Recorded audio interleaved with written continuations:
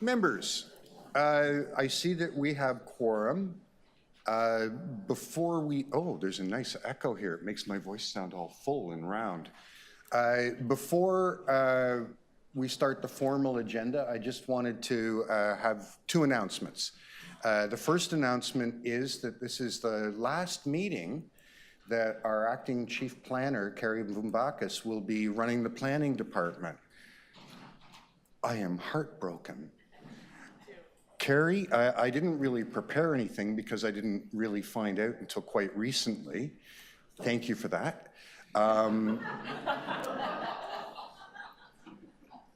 Carrie has been a dedicated public servant at the City of Toronto and before that the City of Scarborough for a number of years that we won't share publicly.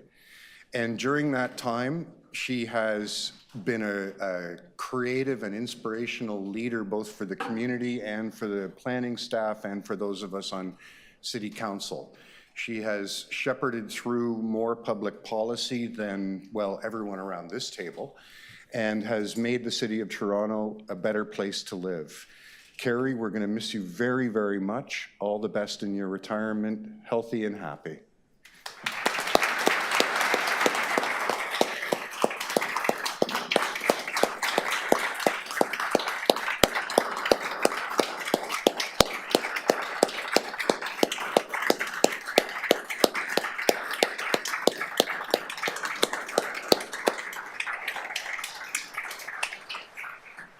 Carrie is also one of the toughest people I know, and seeing her cry is really quite a delight. Another milestone today, we're going to later on be considering a plan that will completely revamp how rental and social housing works in the City of Toronto. And the principal author of that work, it's her birthday. So all of us are going to support that report. And happy birthday, Abby Bond.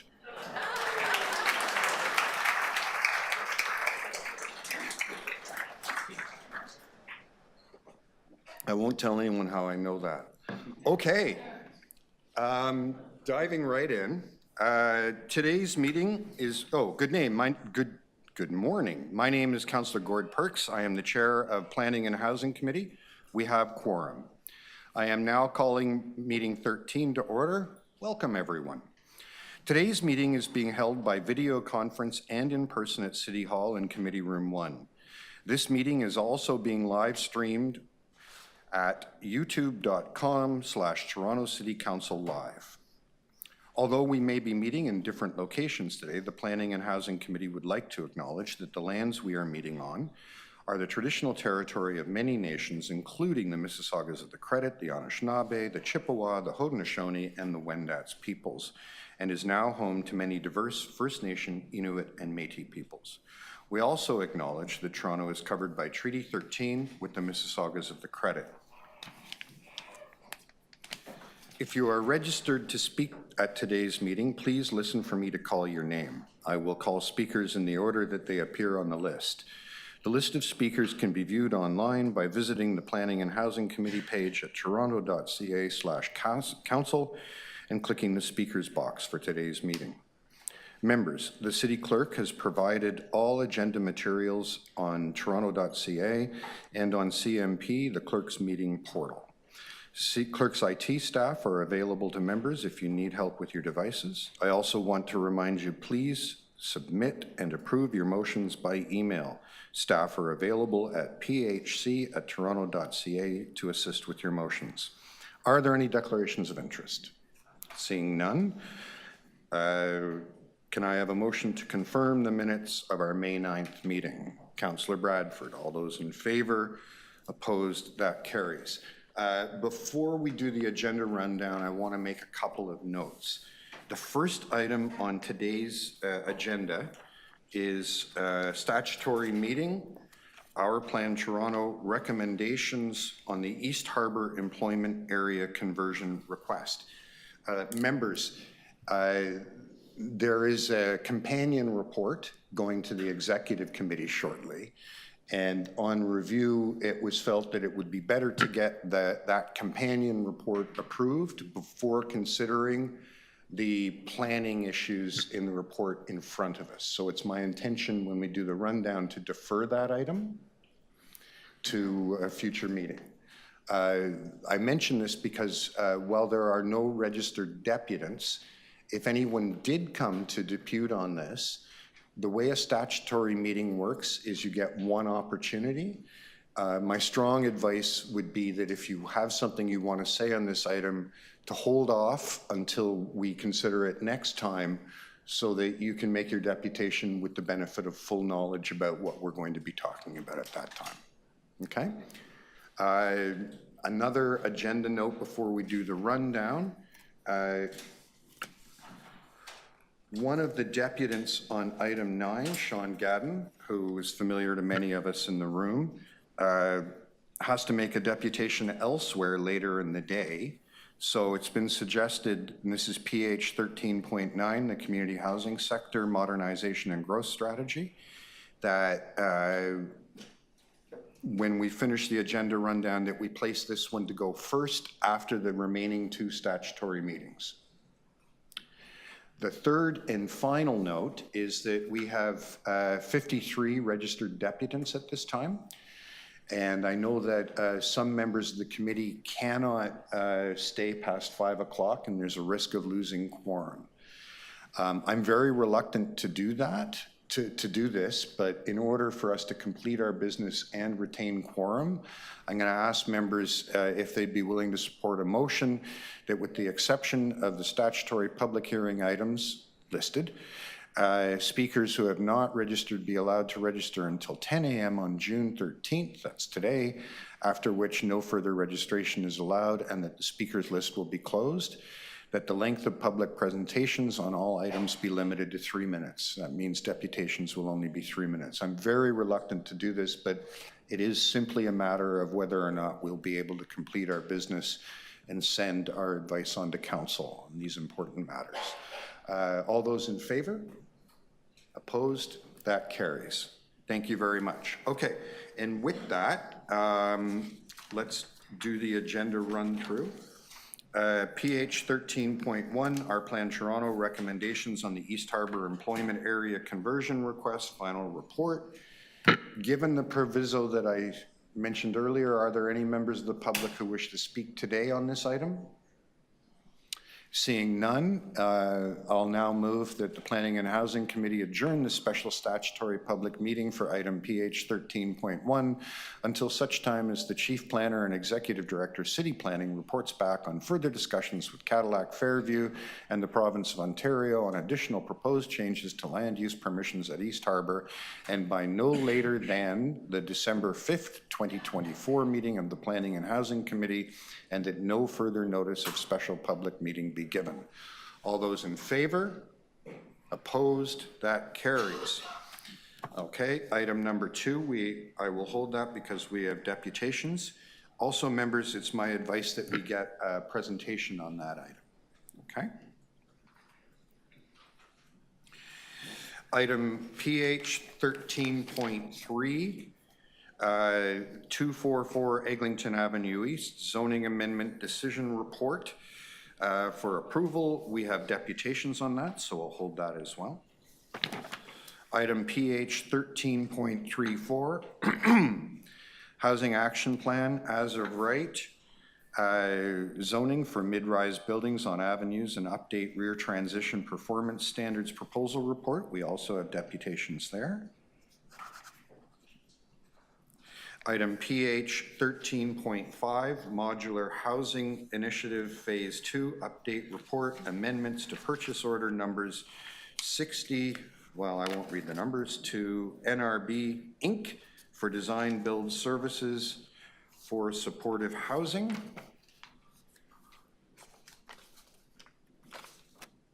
There are no deputations. Does anyone wish to hold that one? Okay, Councillor, there's an in-camera attachment. Will you need to go in camera on that? Or do you want to think about it for a while? Think about it. Okay, so we'll hold that in Councillor Bradford's name. Let me know as soon as you can, okay? So that we can plan our day. Yes? I'll have some in-camera questions. Okay, so I'll make Nancy figure out how that's going to work. Always making Nancy's life easier. Item 13.6, strategic opportunity at 267 and 275 Merton Street. Does anyone wish to hold that? No? Can I have a motion to approve? Okay, I'll move it. I move the staff recommendations. All those in favor, opposed, that carries. Item 13.7, Renovictions Policy Implementation, Review of the Hamilton Renovation License and Tenant Relocation Bylaw and Developing a Toronto Renovictions Bylaw. We have deputations. Item 13.8, Launching the Rental Housing Supply Program and Celebrating Abbey Bond. We have deputations there. Again, if you have in-camera questions, please let me know in advance so we can try to figure out the timing. Item 13.9, Community Housing Sector Modernization and Growth Strategy. We have deputants there. And again, I'm going to, do I need to move formally to reorder the agenda or no? No, we'll just deal with that after the statutory. PH 13.10, Local Appeal Body Chairs 2023 Annual Report. We have deputations. Okay. Working off the wrong sheet here.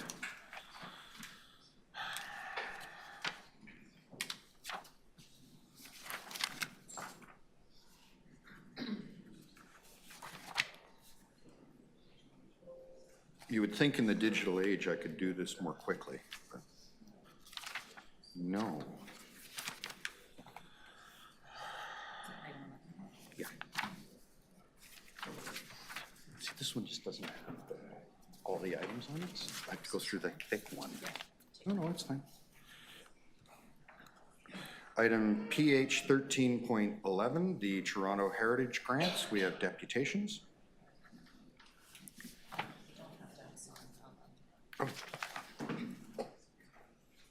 Oh, I'm sorry. No, we don't have deputations there. Does anyone wish to hold the item? Seeing none, I'll move adoption. All those in favor, opposed, that carries. Item PH 13.12, 522 University Avenue, Notice of Intention to Designate a property under Part 4, Section 29 of the Ontario Heritage Act. We don't have any deputations there. Does anyone want to move that? No, I'll move it. All those in favor, opposed, carried. Item 13.13, the Development Pipeline 2023. We have a deputation, so I'll hold that. Item 13.14, Future of Visitor Parking. We do have a deputation on that, so I will hold that as well. There's no late ads? No, that's it? That's it. Okay. So, with that, we go to the top of our agenda, which is the Villiers Island Precinct City-Initiated Official Plan and Zoning Bylaw Amendment Decision Report. I understand staff have a presentation for us. Okay, is Ms. Vumbakis going to go up and give us one last hurrah, or is she sending all the people she's trained so well? I'm sending, Chair, all the wonderful people who are so familiar with this. We're going to do a bang-up job. Okay.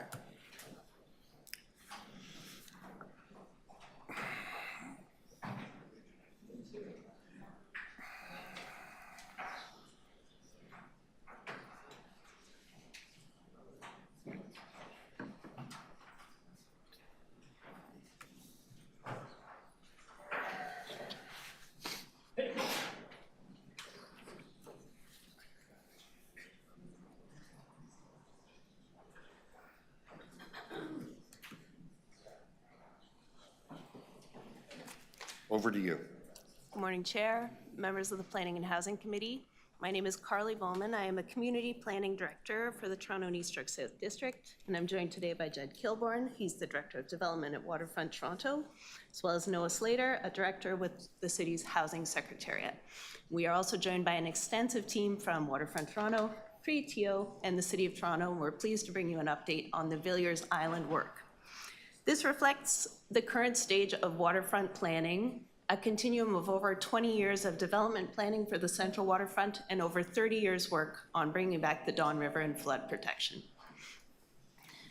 The reason that we're here today is really responding to Council's direction to maximize the housing opportunity on Villiers Island.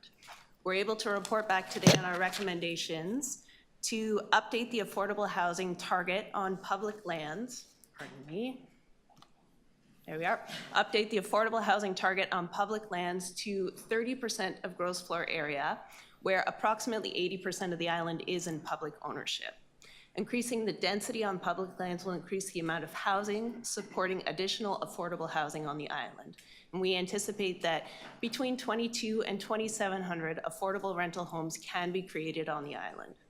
The city's proposed rental housing supply program provides funding and financial incentives for a range of rental homes.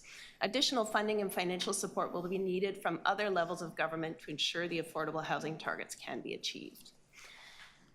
In terms of what we're recommending today, comparing to Council's 2017 endorsed Villiers Island Precinct Plan, at that time we were recommending 5,000 units, 500,000 square meters of gross floor area, and 5 times floor space area, where in 2024, we are recommending a density that will support, we think, approximately 9,000 units, 800,000 square meters of gross floor area, and 7 times floor space area.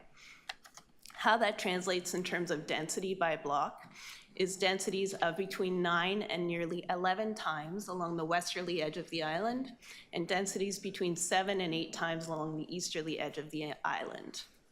For heights, the demonstration plan that supports this exercise contemplates between 35 and 46 stories along the westerly edge of the island, and between 24 and 32 stories along the easterly edge of the island. All of this translates to a net density of 7.7 times, which falls well within the range of what we see in terms of built developments in high growth areas across the city. It represents a high and livable density. Revisiting key statistics on the island, there are 13 publicly owned development blocks on the island that we anticipate will build out over the next 25 years. This is 13 development blocks situated within a regionally important parkland system delivered by the Portland's Flood Protection Program. So where the island is 39.6 hectares, 20.2 hectares of the island are parks and green space area.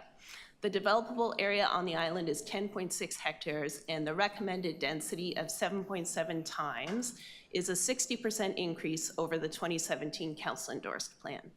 We anticipate this will accommodate up to over 15,000 residents, over 9,000 units, up to 2,700 affordable housing units, and 2,900 employees.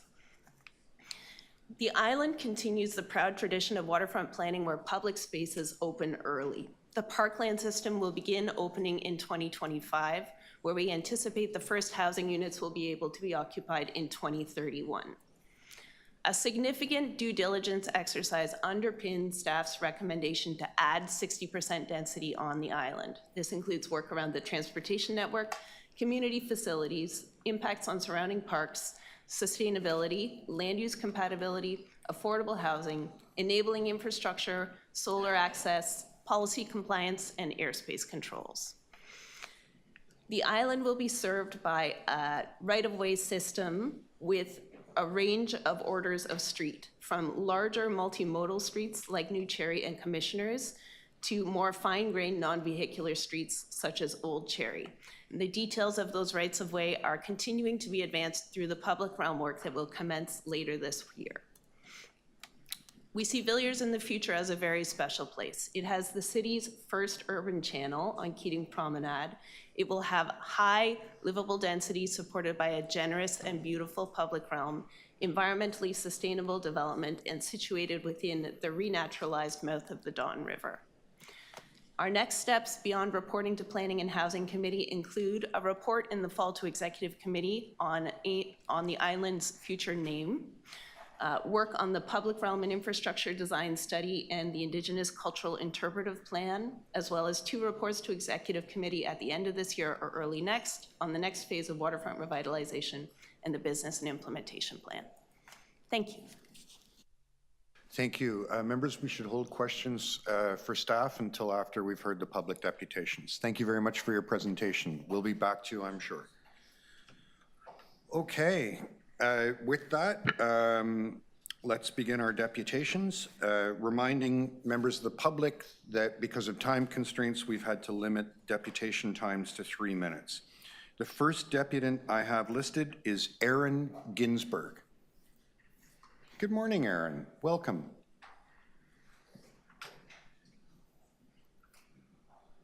Good morning, Chair. Thank you for the opportunity to speak today. I want to begin my remarks by thanking staff for the direction they're moving in this report. I think it's very positive. My name is Aaron Ginsberg. I'm a volunteer with More Neighbors Toronto. I will direct you to our letter. Given limited time, I'll direct you to our letter for the details of our submission and leave it at that in terms of the details. We are generally supportive of the direction. We approve of the increased density, the increased housing, the increased affordable housing. We think that's all very good.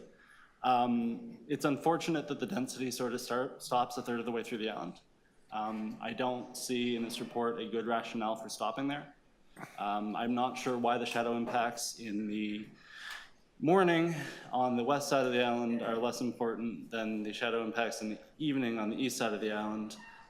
Not really sure why the heights need to be higher closer to the airport than further from the airport. There's no justification in the staff report for doing this, and you're losing significant amounts of housing and significant amounts of affordable housing by doing that. So we would urge you to reconsider the densities on the eastern side of the island and as well on the north side of the island facing the Keating Channel. Also, it's a little distressing to see there's been some commentary in the press about the widths of the rights of way. There's a supplementary report. I'm not sure if I'm allowed to speak to it because it's for information, but there's a comment from staff that they need a parking lane on a pedestrian priority street. I'm not sure why you need a parking lane on a pedestrian priority street. I think there needs to be a rethink. I see there's a report on the public space that's forthcoming in the future, and I hope staff have a really good rethink about maybe we can narrow those rights of way. Maybe we need to send them over to Europe for the summer to see how a narrow right of way can really encourage a very active and lively public space without the need for space for cars. The final comment I'll make, because I see my time is short, is the timing here. It's mentioned in the staff report that Villiers Island will be turned over to the city from Waterfront Toronto around the end of the year. You'll also get the report back on the business and implementation plan at the end of the year. That means your RFP is not going to go out until early next year, probably Q2 next year. You're not going to get responses back till Q3, Q4, and then the proponents are actually going to have to build potentially a zoning amendment, especially on the eastern side of the island, as I mentioned, and a site plan. You're well into 2027 before you actually break ground on this island, which makes sense with the staff's comment that the first units won't be occupied until 2031. Those 2 years between when Waterfront Toronto is turning over the land and when shovels will actually be in the ground is entirely attributable to people in this room. Premier Ford didn't do that. The members of the Federal Liberal Caucus didn't do that. Developers didn't drag their feet. Aaron, I'm going to have to ask you to finish up there. Okay. Attributable to people in this room. It's a shame, and I encourage you to move quickly on this item. Thank you for your time. Thank you. Before you go away, Councillor Fletcher has a question for you. Just if we had moved really quickly on this, we wouldn't have increased the density by 80%. Would you agree with that? I think in 2017 there was an opportunity to add more density then. And well, we are adding it now. So had we used the 2017 precinct plan, we would be, we wouldn't have 80% more density or 250% more affordable. I think you'd have to agree with that. I do, and as I said in my initial comments, Thank I support the increased density. You're also aware that Villiers Island will be, that's a working name, that there will be an Indigenous name for this. Absolutely, and I support that effort. Great, thank you. I just want to draw your attention to a couple of things because there seems to be a idea that somehow this is 100 acres, that technically it is 50 that is not parkland. And I know you're aware that the parkland part and the Don Greenway is a part of the Portland's flood protection. It's all built in for the watershed spillover, right? Absolutely, and that part of our concern is there's a lot of comment in the staff report about need for more public space. I don't think you're going to reduce your outdoor amenity requirements in these buildings. So that parkland is wonderful, but I don't think we're really using the fact that all that parkland exists to create more space for homes in the middle. Yeah, just let's go to the numbers, because you know that, and unfortunately, and I hope you'll help with this, that while I moved all these motions that created this report to get to 30% affordable, which increases the density, that anyone who owns any of the, first of all, there's only, I think it's 20-some acres that are developable acres here for housing. And there's 5 acres that are in private hands. There's no requirement for them to meet the affordable housing target. Does that bother you as much as it bothers me? It certainly would be nice to get affordable housing on those lots too, and I hope the city finds a way to make that happen. How can we make that happen? Because I'm not a developer. you're not a developer, so I'll have to ask staff how we can make that happen. But so what that leaves is just basically not a lot of acres. It's 20 acres basically for 9,000 homes. So you're thinking that's not good enough density for 20 acres of land? Is that I live in Davisville Village. The density is a lot higher there. In Davisville Village, the density is a lot higher there than it will be on Villiers Island. So that's my favorite reference, and I love my neighborhood. I think it's a great neighborhood to live in, so I would support a neighborhood like that on Villiers. Thank you very much for coming. I'll check that with staff around the density numbers in your area. Thank you. Thank you. Thanks very much for your deputation. You pointed out that as the site moves towards the east, the height and the density goes down. When you read the report, were you able to ascertain a reason for that?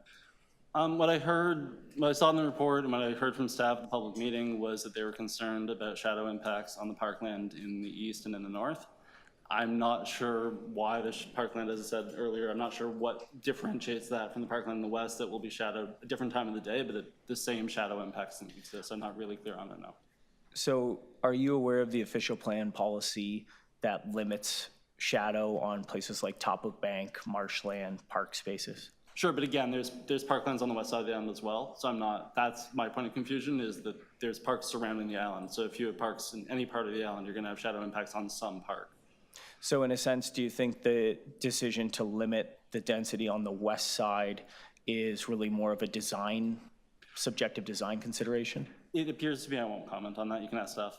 Okay. And then if the direction that was provided was to maximize housing on these public lands, would that design decision be at odds with that direction? I don't see this as maximizing. I don't think our team, More Neighbors, views this as a maximized effort here. And we'd love to see more public housing, more housing and more affordable housing on the island. So that's why we're here today. Thanks for your deputation. Thank you. Thank you. Any other questions? Aaron, thank you very much for your deputation today. Next, we have Neil Betteridge. Good morning, Neil. Morning. Whenever you're ready. Thank you, Chair Perks and members of the Planning and Housing Committee. I'm speaking today on behalf of the Gooderham and Warts Neighborhood Association to express our strong support to move forward swiftly with the planning staff's recommendations for the precinct plan amendments as well as OBA and ZBAs. GWNA is just a few minutes walk up the street on Cherry from Villiers Island. We've had the privilege of working closely with Waterfront Toronto for 2 decades through the conception, planning, design, and redevelopment of the West Don Lands post-industrial site immediately adjacent to our community. And that positive firsthand lived experience has built strong trust in Waterfront Toronto's abilities to advance from a precinct plan with schematic design through detailed design and delivery with high levels of effective public engagement throughout. We're pleased to see the substantial increase in density and particularly the numbers of affordable units envisioned now for Villiers Island.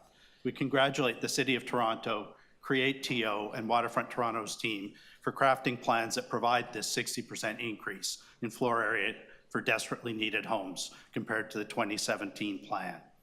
Having witnessed retail and restaurants struggle in less populated new developments, we're optimistic this increased density on Villiers will help lead to fostering a vibrant mixed neighborhood.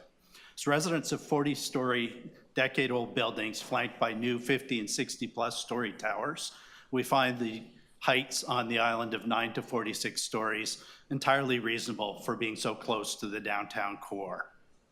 We sense there may even be potential to add more density in future phases of this multi-decade program, and we're quite comfortable there'll be mechanisms to do so as needed.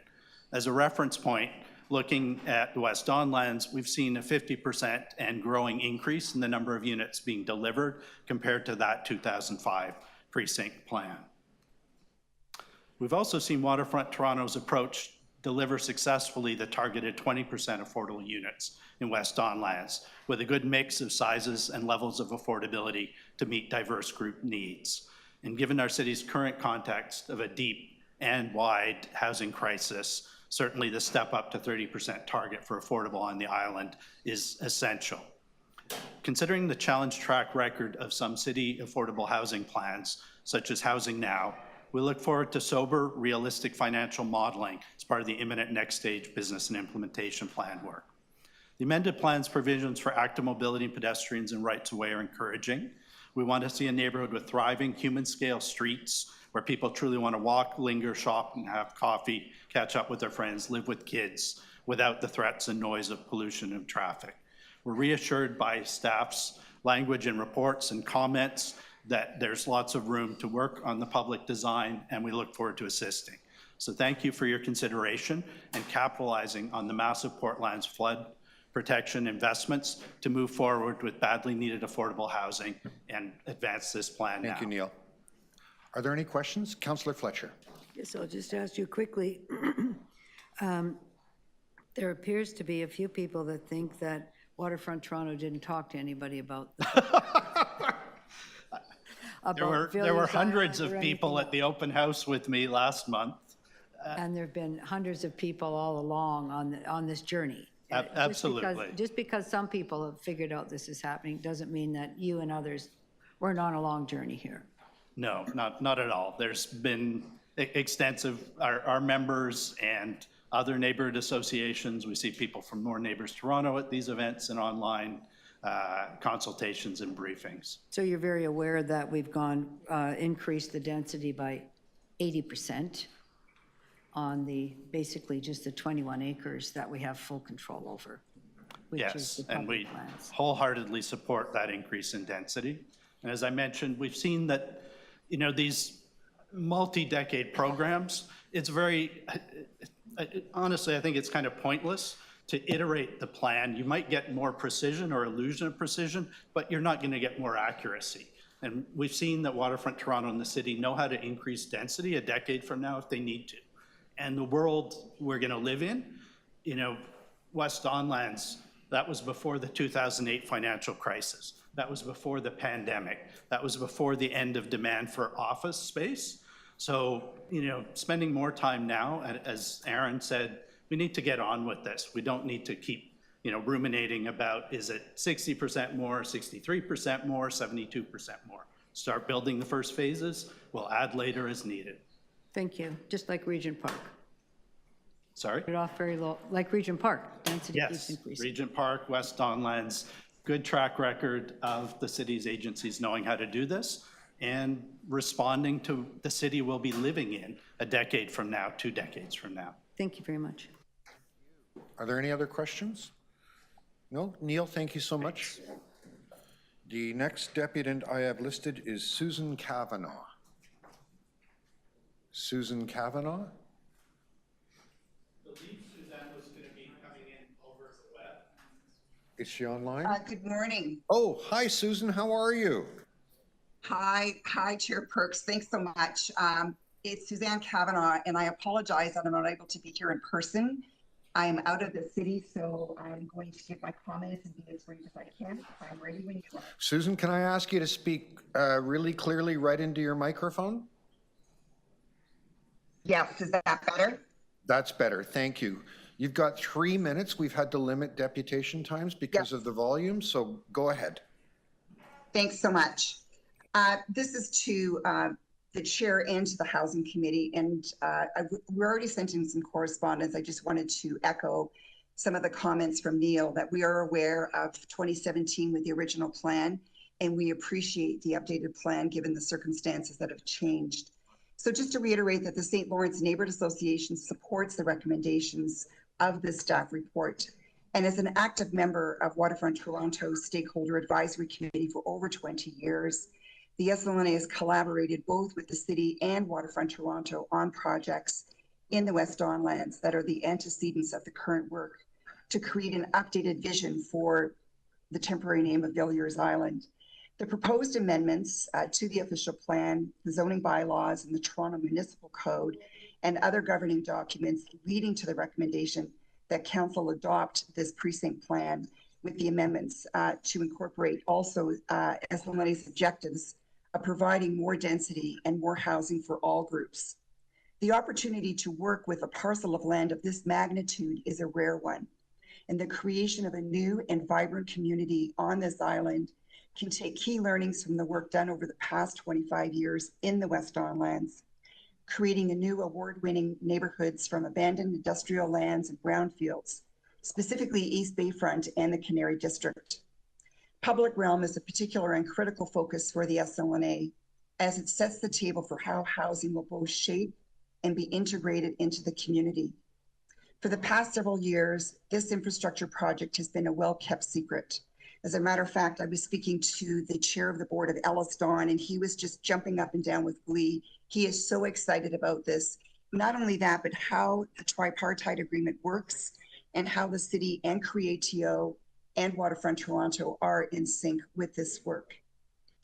The public realm, as I mentioned, is a huge focus for our area, and the idea that mixed-use housing model will benefit from ample green space along the corridors and fully aligned transportation, transit, and pedestrian strategies, providing human-scale living experiences for many thousands of new residents.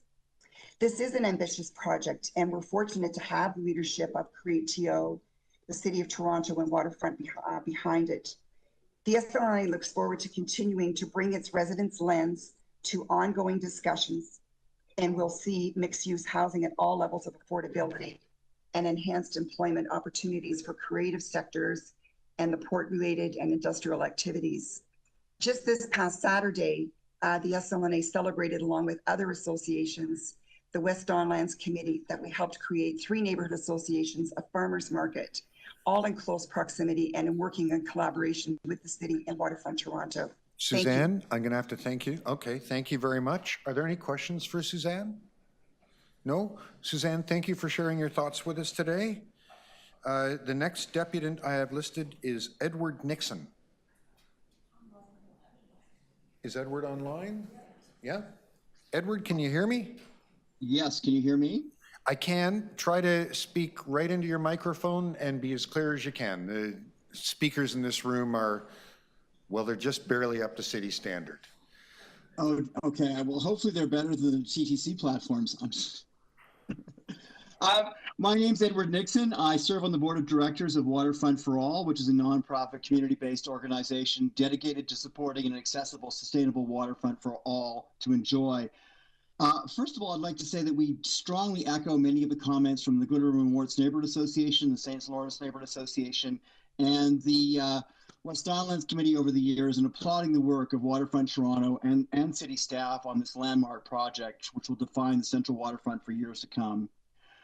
We too also welcome the move to upzone Villiers Island to accommodate more housing, though we have been aware that there have been voices, such as we heard from Eric earlier in the meeting, advocating for consideration of even greater density. And I also concur with Neil from the Goodham and Warts Neighborhood Association. I think there will be opportunities to do that. But to that end, we recently held on the 21st of May our 13th speakers series, which is one of our key activities we've been doing in the last few years. And we heard from Norm Pasquale, one of our founding board members and a former chair of No Jets TO, Eric Lombardi also from More Neighbors Toronto, Mark Richardson, the technical lead for Housing Now TO, and Blair Scorgi, who is a registered planner, urban designer, and lecturer at TMU. And each of these speakers made strong cases for considering a more, even more density than is currently planned, and why, again, we have a housing crisis, and more homes equals more opportunities for even a larger number of affordable housing. So we found that somewhat persuasive, and we would just like the committee to consider that. And, any language we can add into our thinking that will encourage an opportunity for that rather than foreclose one, I think would be something that would be well worth considering. And again, we want to thank city staff and all the work that Waterfront Toronto has done over the years. It has been a very long time coming. I know some of us have I think this marks the 27th year that I have been involved in as a citizen in talking about the development of things such as the West Don lands and the Portlands. And it is, whether it's that we all entirely agree on whether this is a perfect move at the moment or not, it is fabulous to see something happening, that we're very close to being able to, welcome the new parkland and be able to enjoy it, and to see housing built on Villiers Island as soon as is feasible.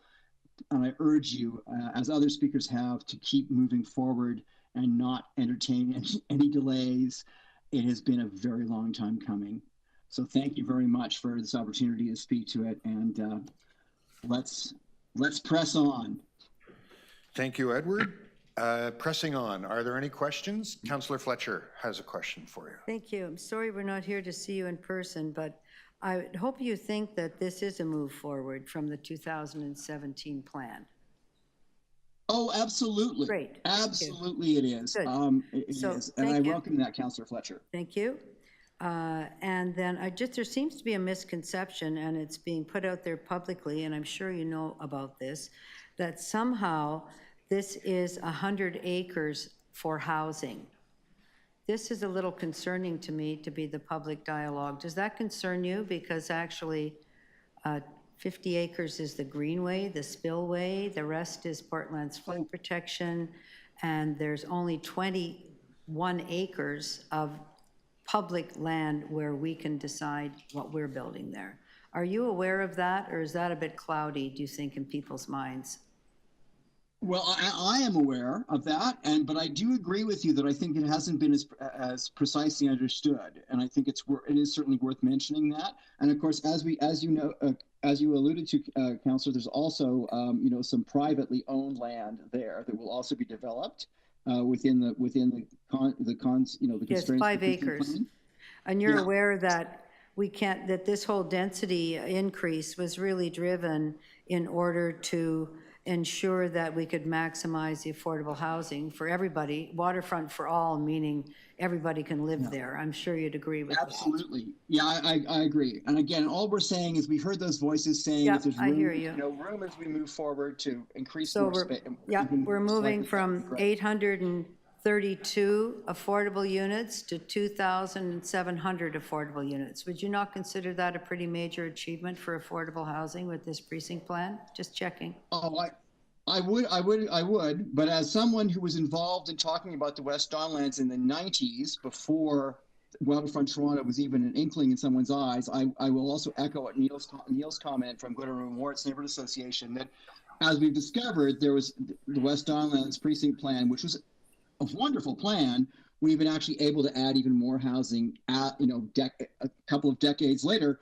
So I'm just saying, let's keep our eyes open for that opportunity in the coming years. But this is a great beginning. But you're considering that this is a great plan. You're not one of the poo-pooers. I hope not.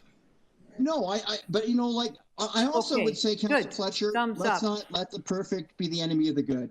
Well, I don't want you to be a poo-pooer. I want you to be a thumbs-upper. Thank you.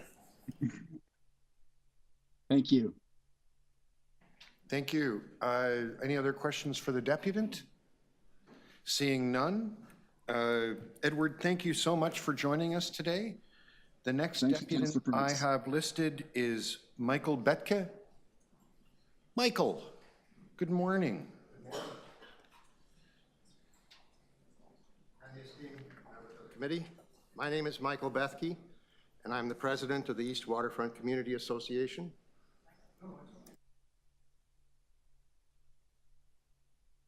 Me now? Okay. Since its inception, EWCA has partnered with Waterfront Toronto throughout the redevelopment of the East Waterfront and Villiers Island. We have witnessed firsthand their dedication to comprehensive planning, innovative design, extensive and meaningful public and Indigenous consultation, which gives us confidence in their ability to successfully implement the Villiers Island development. Today, I speak to you wholeheartedly endorse the Villiers Island Plan for 2024 amendments. Imagine a young family, the Gutnes family, a librarian and a CYW, strolling along the Keating Channel with their children on a sunny afternoon. The Gutnes children are laughing and playing. Later, they head across the Equinox Bridge through Promontory Park and along the promenade to their affordable mid-rise apartment, and all the while admiring art installations that dot the landscape. They'll enjoy dinner on their balcony overlooking a vibrant Center Street. The Gutnes family breathe a happy, contented sigh of relief. The generous sidewalks, cycle trails, transit, and green infrastructure will make an enjoyable area to move around the island. To facilitate the environment, we urge the city to step up the efforts to secure that transit, specifically Waterfront East LRT, which has funding required to build the promise of Villiers Island. This is just a glimpse of the future that the residents of Villiers Island, the proposed amendments to the precinct plan, and make the vision a reality.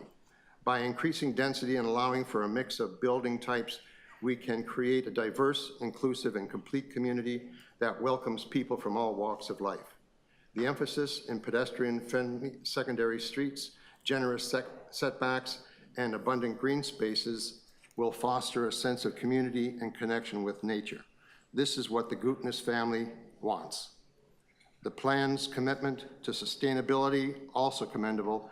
Villiers Island will be a model for climate-positive development, net zero carbon buildings with a focus on a circular economy. I urge you to approve these amendments and help us write the next chapter in Toronto's story, a chapter in which Villiers Island becomes a beacon of innovation, sustainability, and community. You don't have to do it for me. Get it done for Gutnes' sake. Did not see that coming, Michael. Well done. Well, I thought it's all close to Father's Day, so I'd lay a Father's joke in there. Perfect. Any joke. questions for Michael? No, seeing none? I'll Thank just you so. ask, because Oh, Michael's been Councillor around Fletcher. for a while. There seems to be a feeling that there was no public scrutiny, no public, Waterfront Toronto is well known for that, and the city and Waterfront Toronto did both of these plans, and that it's kind of done in a little closet somewhere. Would you agree with that? No, I think the consultations were done in very large rooms with a lot of people, so it's not something that was done in a closet, no.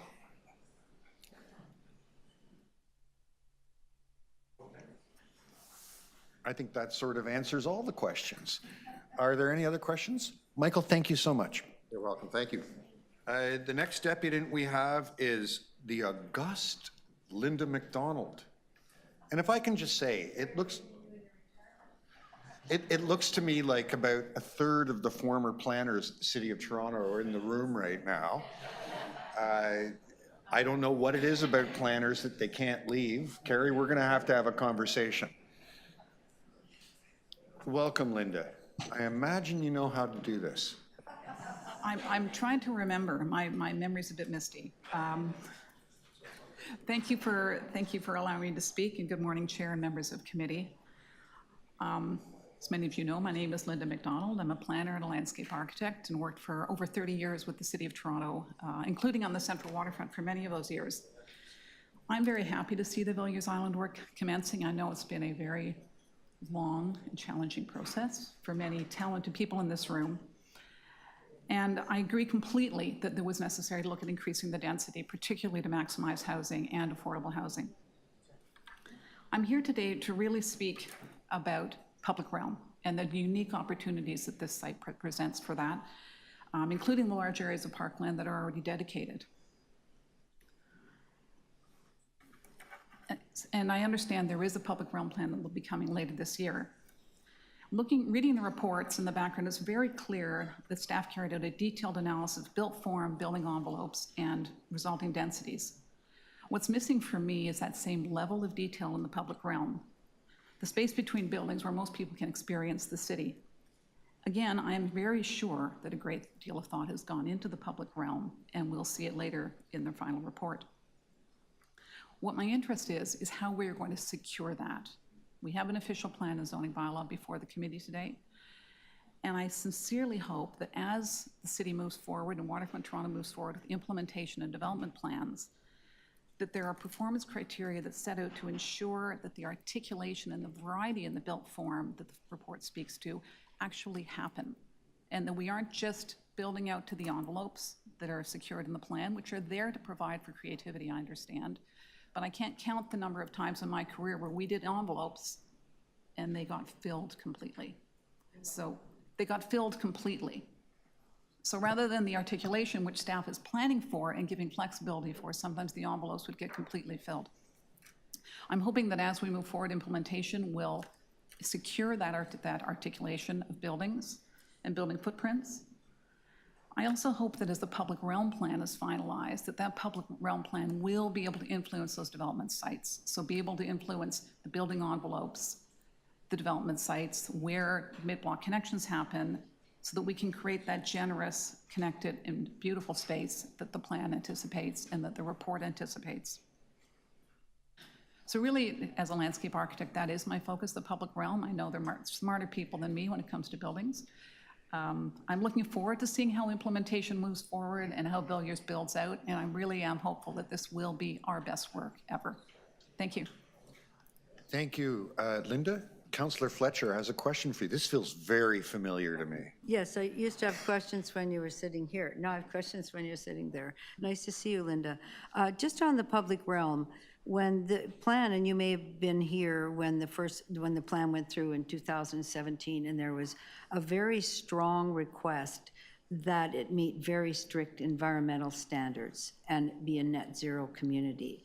It's my understanding that part of the public realm is dedicated to those environmental standards, including French drains and other things that you can't put those on the road. You need to put those beside the road. And there may be deep lake water cooling that needs channels and places to go. I'm sure you're aware of that, but those are also uses for the public realm that we need to be taking into account for the. Absolutely, and I think that's one of the fundamental roles of the public realm. That is really where we can achieve a lot of sustainability and resiliency for the city.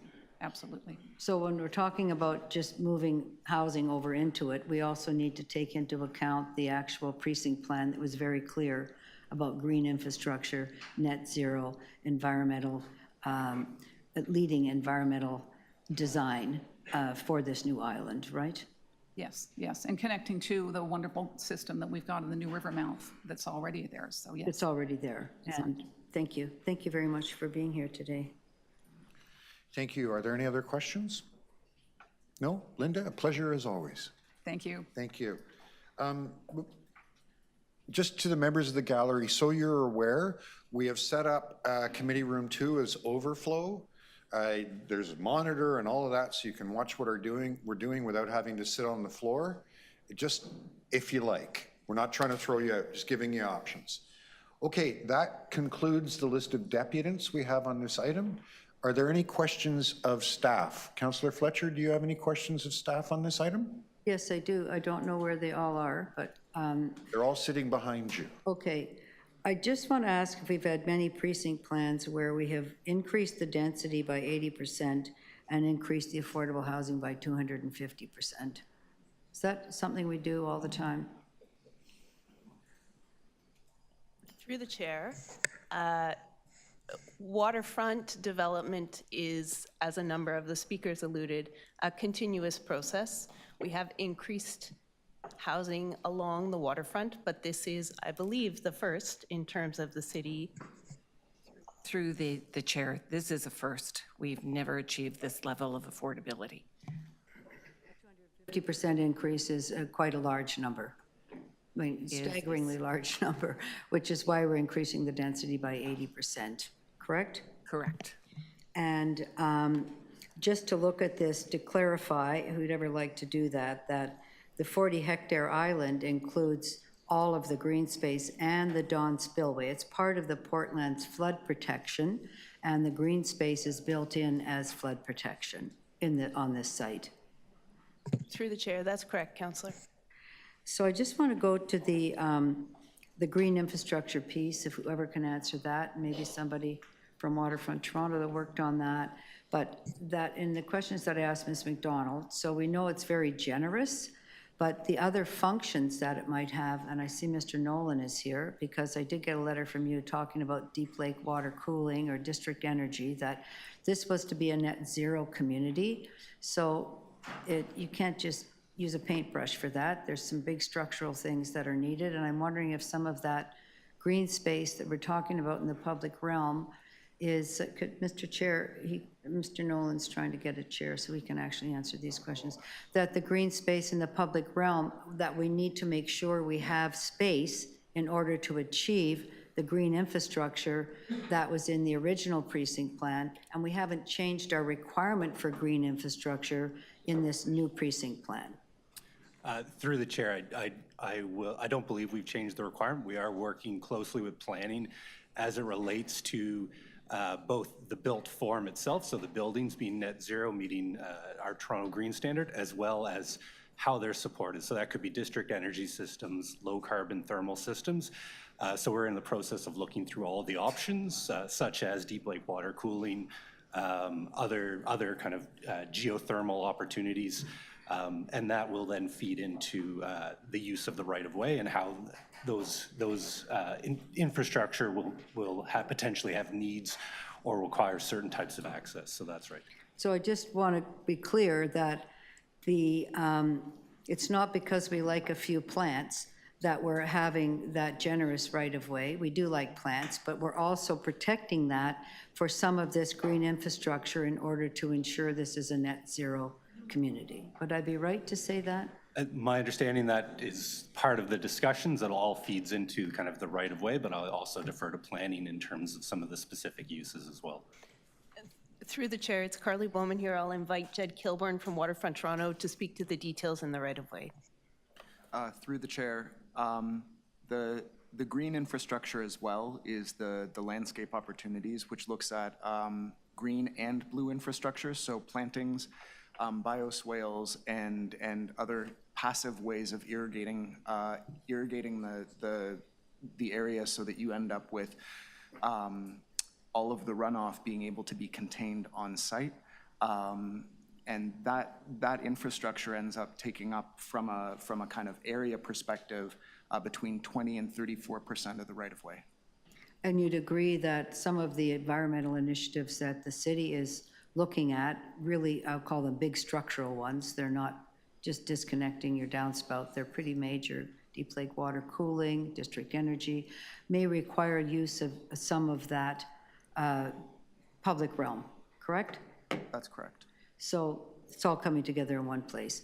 And can you confirm, I guess I'll just have you confirm as well, that 2017, the precinct plan, there was a very strong push from all of those who contribute to all these plans to make sure it was net zero and not to fool around when we're bringing in an environmentally, championing the environment here at this new island. Absolutely. And you support moving to 80%. I guess I just want to ask one more question. We do have a problem with a 5%, no, we have a problem with the private lands and affordable housing. And I said I would ask this question. What levers do we have to require the 5 acres worth of private lands with private developers to, let me ask this question, Councillor, thank you. What levers do we have to ensure that the private developers meet a higher standard than a 2 or a 5% affordable housing? And how are we going to do that? Question to the city and to Waterfront Toronto. Chair, we have somewhat limited tools. Inclusionary zoning, unfortunately, is not applicable to the site, and council has certainly asked the province to broaden the permissions for inclusionary zoning. So we will use the tools that we have, which in large part is limited official plan policies, the community benefits charge, along with other programs and policies that council has to try to encourage and engage our private development partners to provide a higher level of affordability. From Toronto?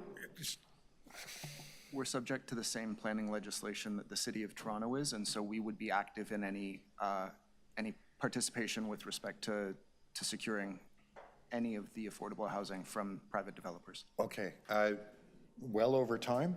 So with that, I'll bring it into committee. Councillor Candeville, you had some questions?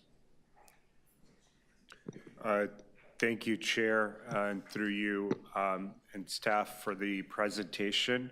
Incredibly beautiful work. I wish I could have seen the same in, say, Golden Mile and Scarborough Junction in my ward as a comparative analysis. But my questions through you, Chair, are in concern to the impact on industry, and particularly our ability for economic growth through shipping. There was a letter shared with us from TIN in regard to the ability and potential impact from having residential abutting the shipping channel. Can staff speak to, is that a legitimate concern that would impact the ability for industry to ship? Thank you for the question. Through the chair, I'll invite Anthony Kittle, who's the project manager for the Central Waterfront, to speak about land use compatibility matters. Go ahead, Anthony. No, and thank you very much for the question.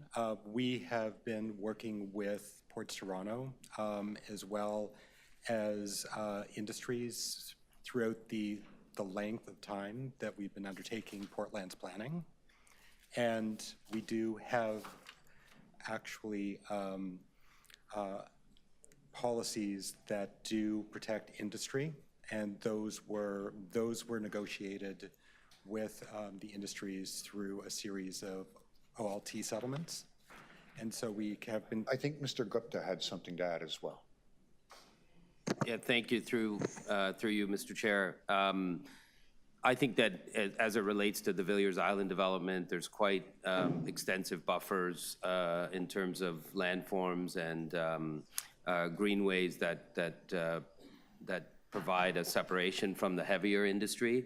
Those heavier industries are located further down the ship channel. We've taken a lot of effort to consolidate those uses, and we think that the overall work that city planning has done to ensure that we have a Portland's planning framework that includes a mix of uses, including employment, including residential, and including recreational uses, is quite well planned and has had extensive consultation.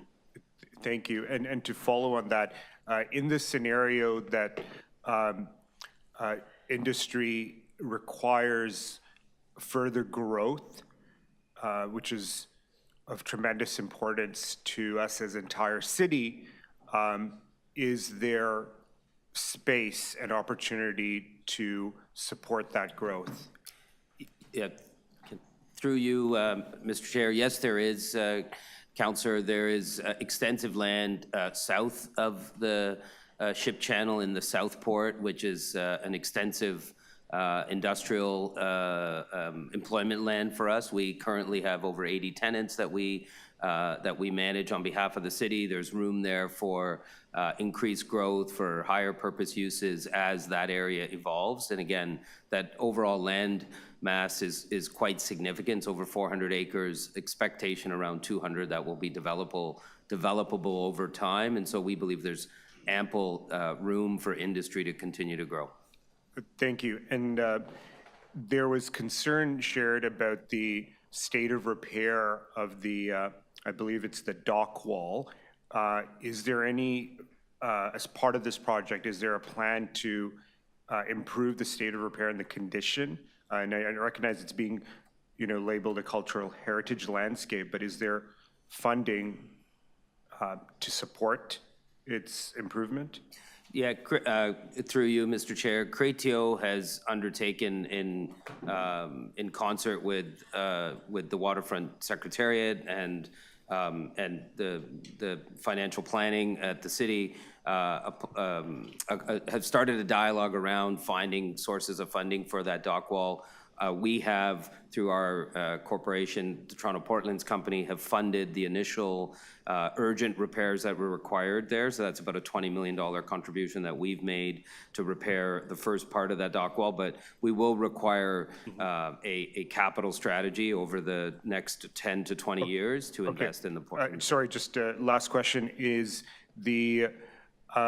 it clear, and can staff confirm that the federal government will only support a funding strategy if there's capacity for growth? Through the chair. For the port. For the port? Yeah. I don't know that we have the answer to that question. I'm sorry. Okay. Okay, that's your time. I'm sorry, guys, I'm going to try to move things along. We've got a lot of business to cover today. Councillor Bradford. Thanks very much. Through you, Mr. Chair. What was the driving consideration for the lower density on the eastern portion of the site? How did planning arrive at those heights?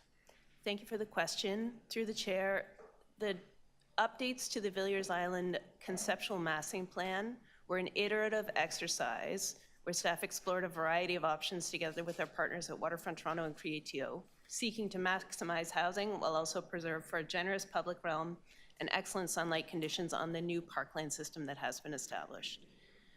So, okay, continue. Variety in the forms of neighborhoods that are emerging on Villiers Island is also, in staff's mind, a positive attribute. It is wholly an extremely high density place with the highest densities in the West.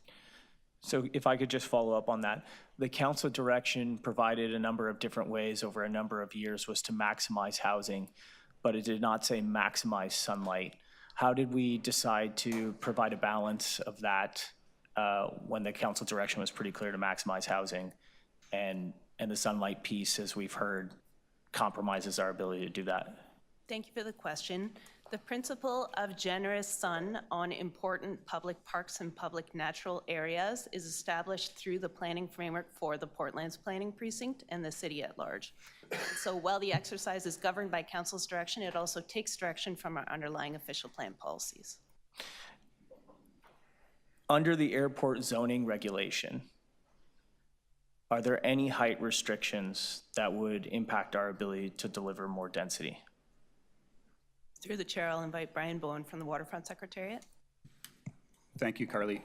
Thank you, Councillor, for the question. So the northern limit of the enforced airport zoning regulation generally aligns with Commissioner Street, the southern boundary of the development blocks at Villiers Island. So the answer is no. Okay. We had conversations about servicing constraints on this site, and this might be a question for Waterfront.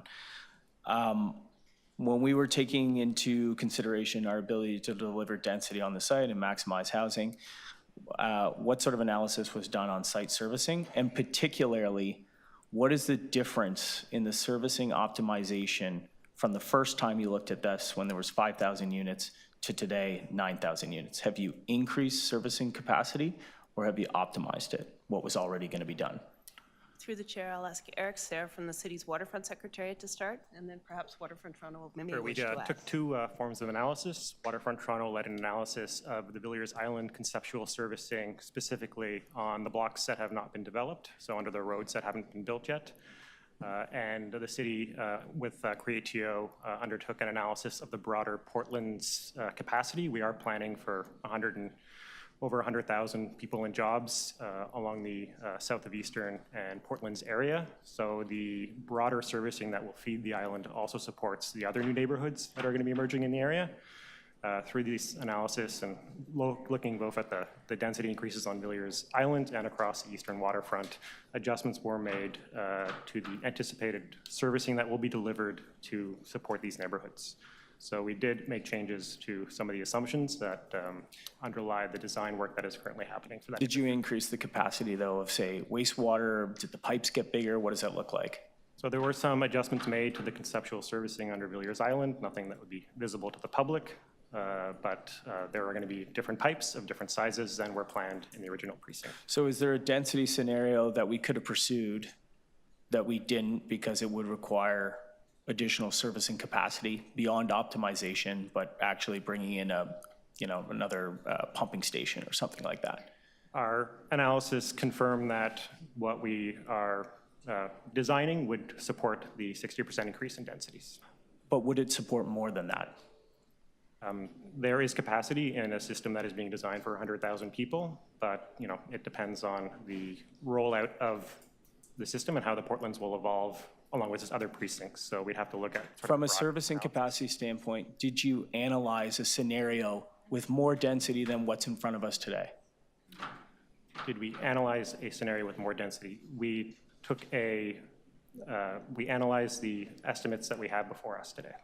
What? No, sorry. So the estimates provided by planning staff? Correct. We worked with servicing, and we also analyzed. So did you look at a scenario above what is in front of us today for additional density to make sure that we had the servicing capacity to do that? So we confirmed that what we're proposing today is supported by the planned capacity. Okay. Thank you. Add to that, servicing is not just providing to Villiers, it's providing to a broader area. And as a result, we have to look at capacity both for Villiers and an area such as McCleary. Okay, are there any other questions for staff? No? To speak, Councillor Fletcher? Yes, thank you, Mr. Chair. I just want to, I know not everybody's been here since we had the first environmental assessment approved. Councillor Thompson, Speaker Nunziata, we've been here for that. We've been here in 2008, 2011. There was the attempt to change everything that was rebuffed by tens of thousands of Torontonians that said, leave that. It's the Portland's flood protection and the built form there. The green space, I think there's a misunderstanding that somehow this green space is just there to be pretty green space. It's really functioning as flood protection for the whole of the east of Toronto, my ward all the way down into Councillor Bradford's ward. And then on top of that, we had the precinct plan from 2017, which was done through Waterfront Toronto mostly with the city's help. And we have the Portlands Planning Framework, which actually sets out what's going to happen where. This is a 1,000-acre site, and then there's another 1,000 acres on the Leslie Spit. It's a very, very big place. So this is staged development according to our Portlands Planning Framework, which then cites all of the heavy industry. It's not been rezoned. There's I-2, D4 areas that remain at the east end of the port. And this is the developing area in Villiers Island. So I think there's room for everybody. The plan was made for everybody, existing uses and future uses. I'm a little disconcerted that there's this public narrative now that nobody knew about this plan, that nobody's talked about this plan. I'm very grateful to the deputants who came today to say, well, we've been involved in talking about this for a lot of years at very large meetings, and we know how big those meetings are that Waterfront Toronto has held along East Bayfront, along Quayside, along the Portlands, that this is part of a larger development structure that's used by Waterfront Toronto and the city to make decisions.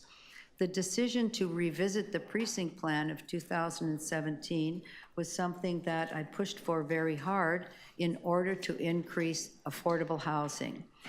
The city's position of 20% affordable housing is great, but on our Housing Now sites, and much of this land, 20-some acres of this land is city-owned land, we have a 30% requirement.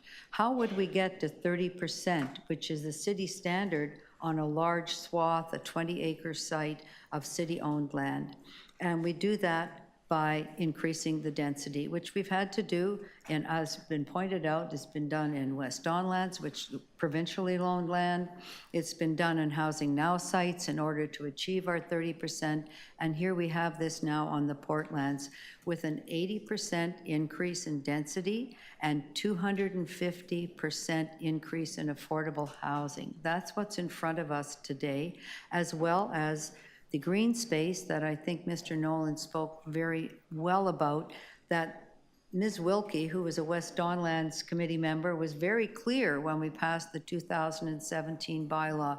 Don't shirk your duty around the environment here on the Portlands. Do not shirk your duty on this island. It must be net zero. You have to get there. And some of this, if not all of this green space, is part of that. To have deep lake water cooling, to have geothermal, to have district heating, to make this a net zero community, that is going to be an exciting thing to do, but also a difficult thing to do. So let's balance out some of the city's needs and goals. We've added the affordable housing. We've already had our requirement for the environment, which is being implemented or designed now. And let's come back up to really what an exciting moment that we have here. We have a brand new island, which will be new shortly in the fall when the river runs a circle around the island. We've never had anything like this. There's been a lot of public consultation. There is not 100 acres of development land. Let's be clear. Let's educate people about what this is. It's really 20 acres that the city has that we're increasing the development. We'd like to get private owners, not just to increase their density, but to increase the affordable housing quotient. I'm very concerned that they're not interested in that they're going to leave that to us, and I don't think that's right. Let's understand that this is part of a Portland's flood protection, that all the Don Greenway, all of the Promontory Park, the river with its buffer, that is part of the flood protection. The new river is actually part of the flood protection. Thank you very much, Councillor Fletcher. Oh, thank you very much. I'll just finish by saying this is an exciting moment in our history. Let's not poo-poo it. Let's set off the firecrackers because it's a pretty exciting time. Thank you. That's an exciting mix of metaphors at the end there. For you. Thank you. Thank you. Take it into committee. Does anyone have anything that they want to say? No? Oh, Councillor Candeval? Okay. Everyone be aware that the Speaker for Council is encouraging us to move faster.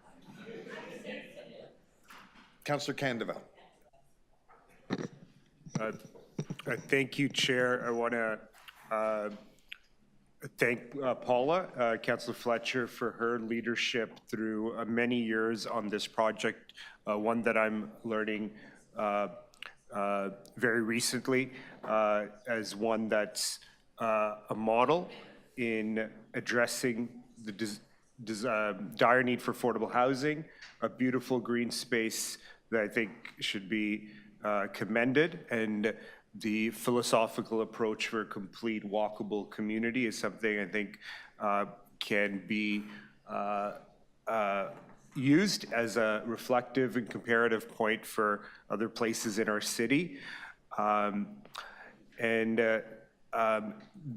think my desire is to see a consistent application of these principles with all major developments, and that's something which should be taken away from this. I do want to, add to this discussion that the significance and importance our economic partners, industry, manufacturers play makes this not just a local project, but a citywide project with implications for our economic growth as a city and as a country. Ironically, as a real estate project, our economy shouldn't be so dependent on that industry, that we enable our manufacturers, our industry to grow. I have some confidence. I'm happy with what staff has shared to allay the fears of industry that growth can continue. And I'm looking forward to that constructive collaborative partnership between our industry representatives and staff to ensure growth can occur in a way that is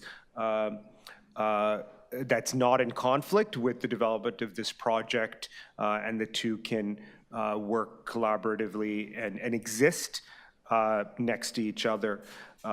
So with that, I'll close and share my appreciation and recognize this implications and impact it has on industry in our city. Thank you. Thank you. Councillor. The recommendations. I think Councillor Nunziata is trying to tell us something. Councillor Bradford. You can move them right after I speak. Okay, very good. They're done. They're in front of us. Very good. All right, here we go. Let's get on with it. Let's get on with saying some thanks and gratitude to staff for their hard work on this. Carly Bowman and her team, Waterfront Secretariat, Eric Sayre, Brian Bowen, David Stonehouse, of course, and Waterfront Toronto. This has been a significant body of work, as we've heard, over a number of years. And the plan, to the local councillor credit, Councillor Fletcher, has evolved and it's been iterative. I think that was the word that Carly used off the top during questions. It is going to be transformative for the entire city, and the island is an opportunity to create a new destination for Torontonians and some much needed housing that the city is going to rely on for future growth.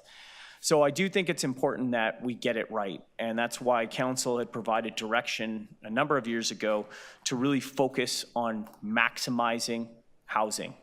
Now, when I say maximizing housing, I don't necessarily mean balancing, I mean maximizing housing. And those discussions actually started when we were looking at 5,000 units versus 9,000 units. It was a servicing capacity challenge. Those were the conversations that were taking place around the table. What is the servicing capacity going to be? What would we need to do to increase the density on the site? And while we're all throwing around numbers today, like, wow, it's 80% more density, 80% more units, 70% more density. Well, we're throwing those numbers around. If I have $1 and I have 100% increase, I have $2. And that's kind of the point here, is we started with something that was so underwhelming and so low that even where we are today, it's not where we ought to be. That's my view.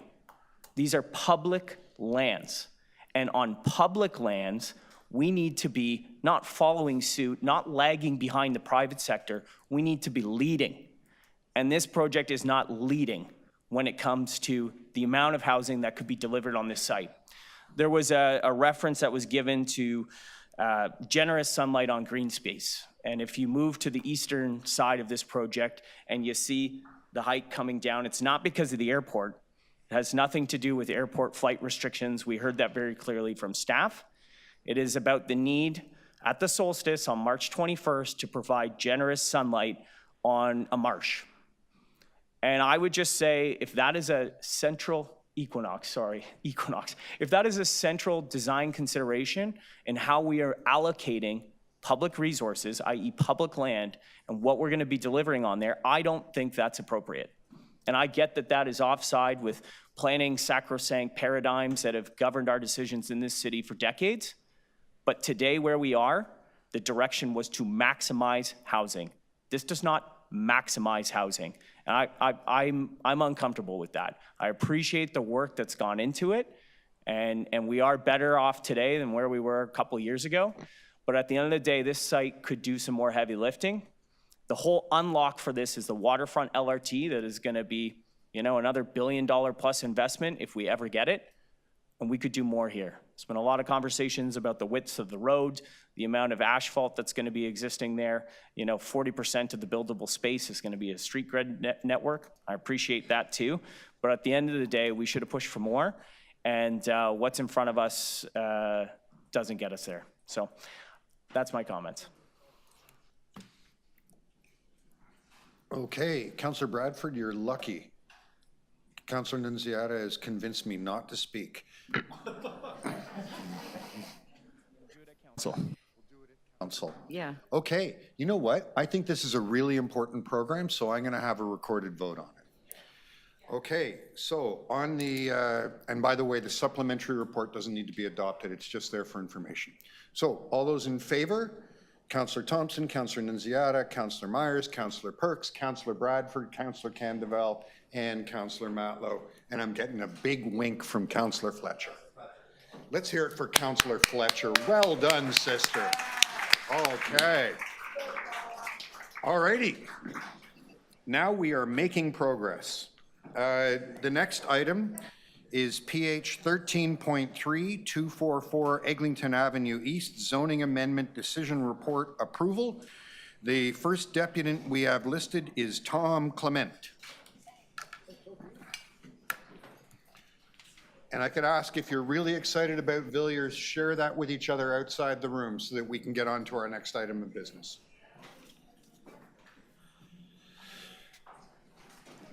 Okay. Tom, it's so nice to see you. Welcome. We've had to limit deputations to 3 minutes. I know that you've probably got 30 minutes worth of knowledge to impart, but I'm going to ask you to stay to the 3. And I really do need quiet in the room. Go ahead, Tom. Okay. I'm the Executive Director of the Cooperative Housing Federation of Toronto, an organization that has 185 co-ops in our membership. And we represent 50,000 people, about 40,000 people in the City of Toronto. I just want to, I'm going to really make an effort to be brief. We are 100% in support of the zoning amendment. We see this as a great opportunity to build both, well, over 600 co-op homes and also some condominiums. It will be it's been promoted as the largest co-op in the last 25 or 30 years, and it's very important. We all know about the housing situation in the City of Toronto. We recently were working on a small project where we were creating basically 13 new units. We had 6,000 people apply. So we know that there's a great need for housing. This initiative will create over 600 co-op apartments. I basically work on attending co-op meetings, and everywhere I've gone in the city, everybody is talking about this. And we had a public meeting that was led by Councillor Thompson, who was very clear in the public meeting about the importance of this new co-op. And so we are 100% in support of it. And I'll stop right there to a minute and 48 seconds. Beautiful. Thanks very much for the deputation. Any questions for Tom? Councillor Thompson. Thank you. Through you, Mr. Chair. Tom, do you think that we're maximizing the site sufficiently? I think this is a very good use. If we could find a way to build more co-op units, absolutely, I'd be 100% in favor of this. This will be the largest co-op in many years, but the Cooperative Housing Federation has been involved in creating 60 new co-ops in addition to the rest of our members. And in fact, we have created a larger co-op in the past, 774 units. So if there's a way to build more co-op units, we're, again, very supportive of this. Thank you. That's my question, Mr. Chair. Councillor Thompson. Any other questions? Not seeing any. Thank you for your deputation, Tom. We'll move on to Howard Cohen. Is Howard here?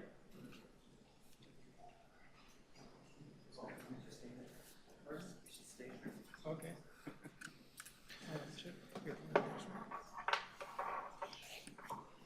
Morning, Howard. Thank you very much for joining us. Nice to see you. Thanks for having us. You'll have 3 minutes to address the committee. It's a pleasure to be here, Mr. Chairman, working along with Tom. As you know, he mentioned that this is the largest co-op housing project probably in Canada in the last several years. I want to mention at the first instance that this is land that's being provided by CreateTL. So we worked very closely as a public-private partnership over the last 3 years with Creatio and CHFT to bring us to today, which is a really innovative public-private partnership, 612 co-op units and potentially 300 condominium units.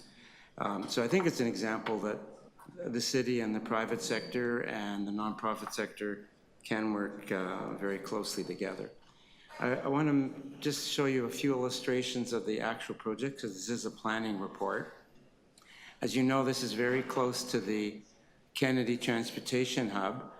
We're on the north side of Eglinton, immediately north of the Transportation Hub. What's really fantastic about the site is it's probably the most accessible location in Toronto next to Union Station. There's a GO line stop, there's a subway stop, the Eglinton Crosstown will stop there if it ever opens, and then there's going to be an extension to Scarborough Town Centre. So to be able to provide 612 co-op units in such an accessible location is really an exciting opportunity. What this slide is demonstrating is that there's also an opportunity with this site to link the areas and the neighborhoods on the north side of Eglinton with the transportation hub, and we've designed the project so that people can walk through the site and get to the transportation, which is, of course, accessibility is really important, especially when you're concerned about the environment. Just a few images. There are 3 towers. 2 of them are co-ops. They sit on a large podium that will contain parking and retail, and then provide, we hope, a very green face to the hydro corridor, which as a result of this project, we hope will be turned into a park. So this is seeing the project from the south side of Eglinton. Eglinton is raised at this point because it's an overpass over the GO line. And that's normally an albatross. We see it as an opportunity because you can walk underneath it from this site to the transportation hub. You don't even have to cross the street.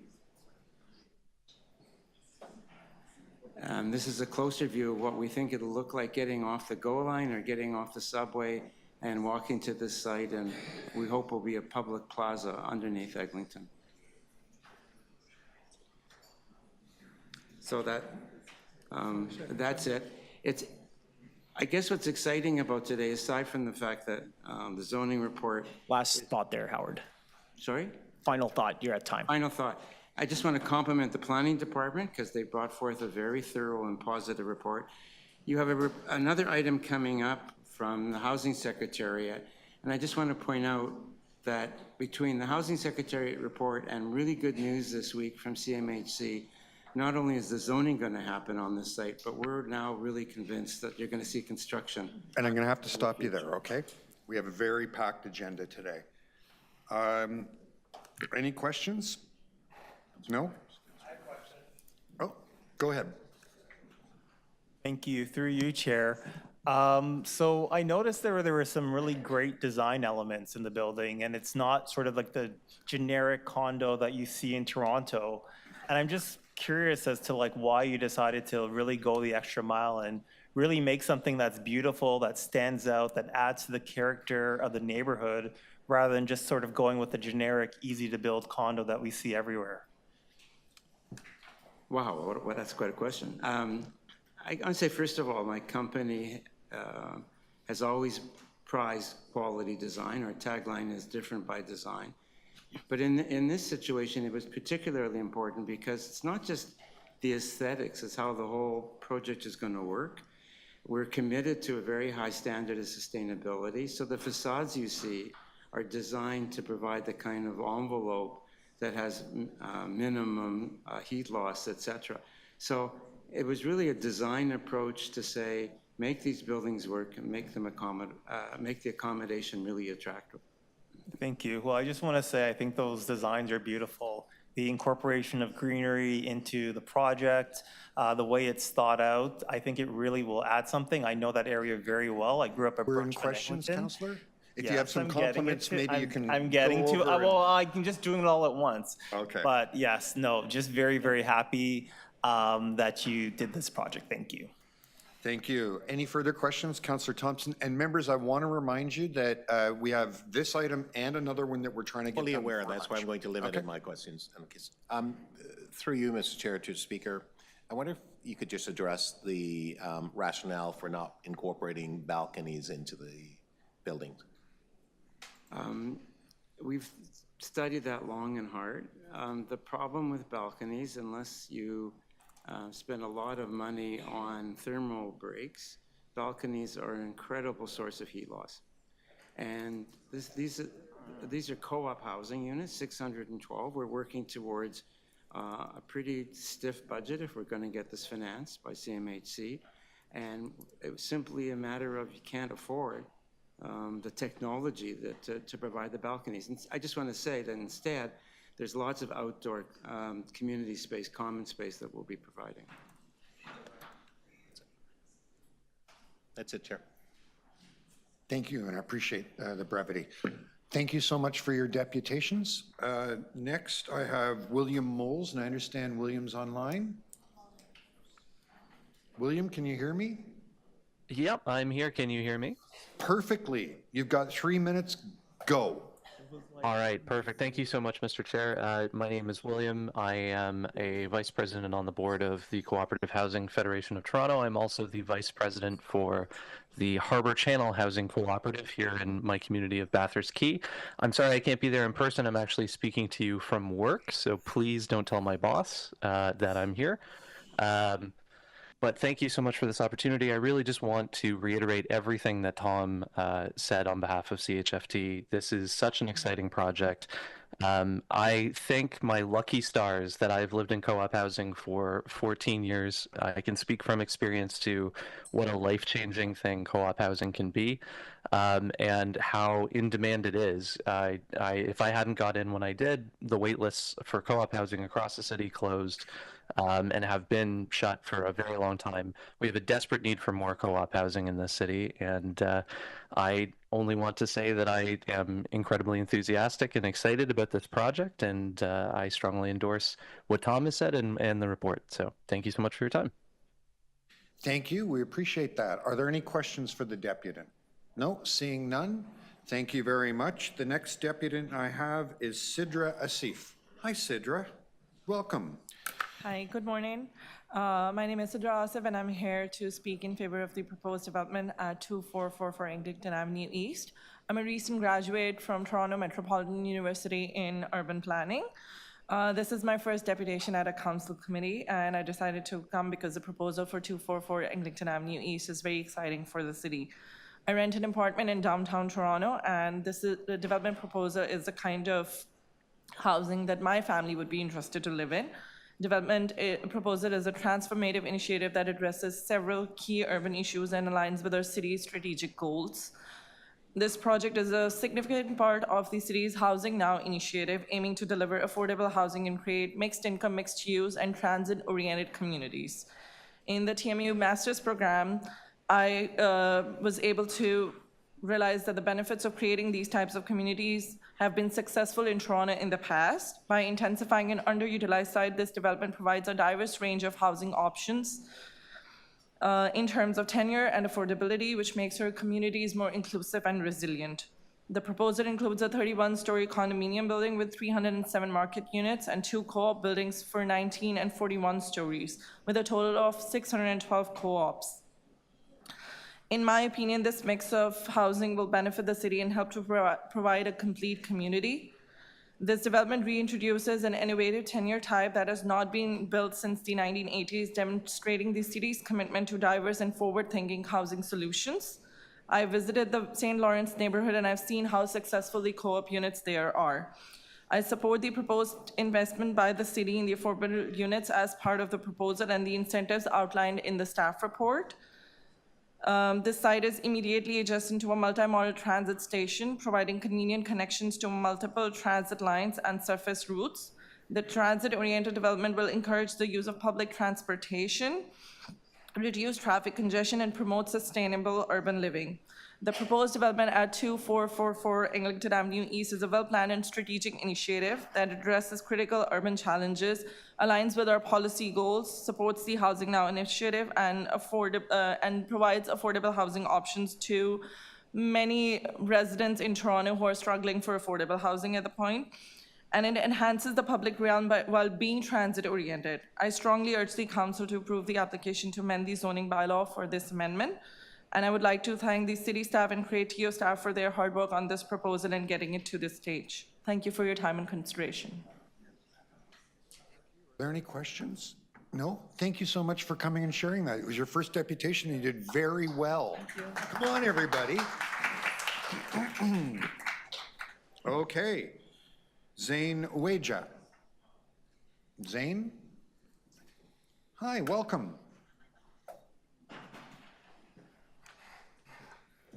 Hello, thank you. You've got 3 minutes. Wonderful. Good morning, committee members. My name is Zane Nawaja, and I'm a recent planning graduate from Toronto Metropolitan University. And I live in Kensington, Chinatown, a dense, walkable, and mixed-use community on the edge of Toronto's downtown. First of all, I'd like to thank staff and Creatio for their hard work and dedication moving this project forward. And I would like to express my support for the amending of the City of Toronto zoning bylaw 569-2013 to accommodate the proposed development at 2444 Eglinton Avenue East. This development represents the kind of growth that the City of Toronto badly needs, as it includes a mix of housing tenures, particularly market and affordable co-op units, as well as a mix of land uses with the podium on the bottom, all in a high-density community in a traditionally lower-density part of the city. The development is located in one of the largest transit hubs in the region, Kennedy Station, and it is also in a protected major transit station area. With access to the Stouffville GO line and the TTC's Line 2 and future Line 5 and Line 7 LRTs, it will encourage transit use, resulting in less congestion, reduced greenhouse gas emissions, and supports local transit. The inclusion of co-op housing in this development is quite unique, as others have said. It's the first development in largest co-op development in a long time in the province. And it will help address Toronto's chronic housing shortage by offering residents an alternative to standard market housing choices, which is important because if we want to help solve the housing crisis, we must offer residents choice in tenures. Of course, the development also aligns with policies in the provincial policy statement, including the mix of housing types, the growth plan, which states directing growth to protect some major transit station areas like Kennedy Station, and the official plan, as it involves development along avenues, and the site is a designated mixed-use area with a wide range of housing tenures. And finally, the Housing TO Action Plan to create safe, affordable, and suitable housing for the needs of Torontonians. Essentially, in conclusion, the proposed development represents the type of development Toronto and Scarborough needs.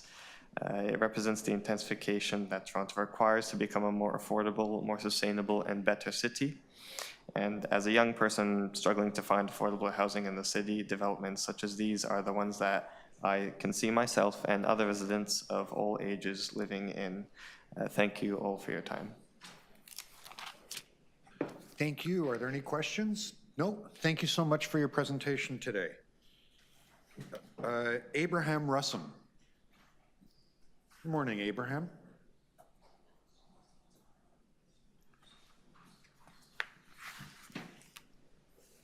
Over to you.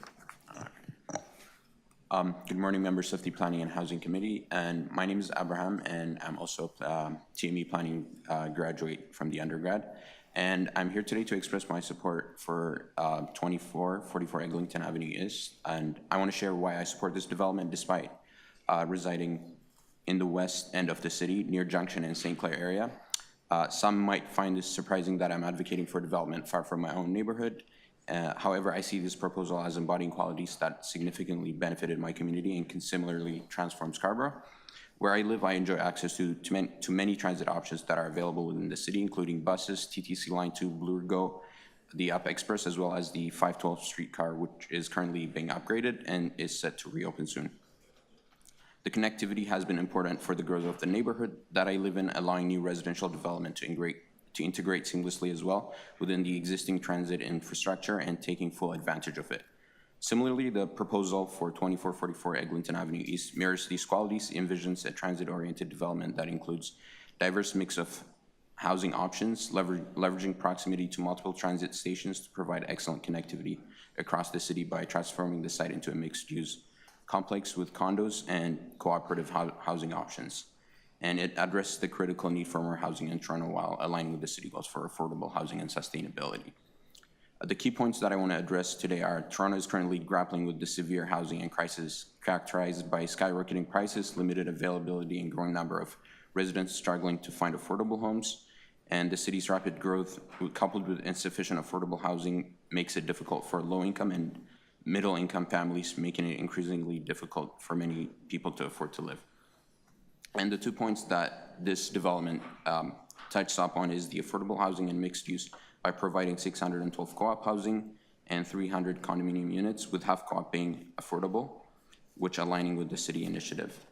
And another one is being a transit-oriented development located adjacent to Kennedy Line 2 subway station, the new Eglinton Crosstown, Stouffville GO, and the future Eglinton East LRT, which promotes transit-oriented living and essential for reducing traffic congestion and greenhouse gas that the City of Toronto has already in place.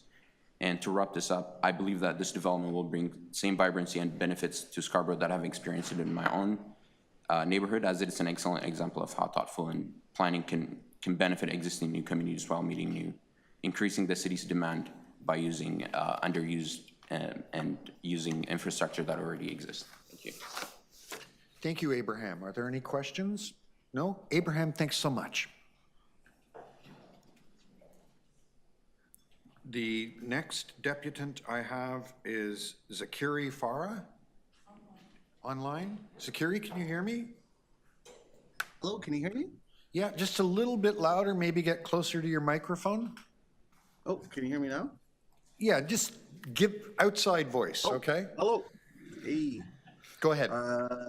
Okay. Hi, my name is Zachary. I am here representing More Neighbors Toronto. We are here to express our strong support for the zoning bylaw amendment for the Housing Now site at 2444 Eglinton Avenue East. This project is a crucial step towards Toronto housing crisis by creating one of the largest affordable housing developments in Ontario over the last couple of decades with over 600 co-op homes. I also encourage all councillors to read my colleagues Delta's written submission for a fuller understanding of our position. Personally, I really wanted to speak to this item because I actually grew up in a community of co-ops built by none other than Tom Clement and the Cooperative Housing Federation of Toronto. Tom actually asked a great story of how he built the co-ops here in New Toronto. It used to be a car factory and it was transformed into a vibrant community. Tom and his team managed to secure the necessary funding for this project through what I remember was like a last-minute phone call in his telling, and it was a very tight timeline. While I don't know all the details, this story illustrates the dedication, the effort, and urgency required to bring essential housing projects for life. And to him and his team, I'm forever grateful. So supporting this amendment means more than approving a project. It's about enabling more Torontonians to experience the stability and the community that Co-op Housing provides. Thank you so much for your time. Thank you, Zachary. That was like, I wish everyone was that quick. Okay. Are there any questions for Zachary? No? Thank you so much for sharing those thoughts with us today. Thank you. The next deputant I have, everyone's old favorite, Mark Richardson. Excellent. Mark, you got 3 minutes. Councillor Perks is my hype man. Good. All right, let me just plug in.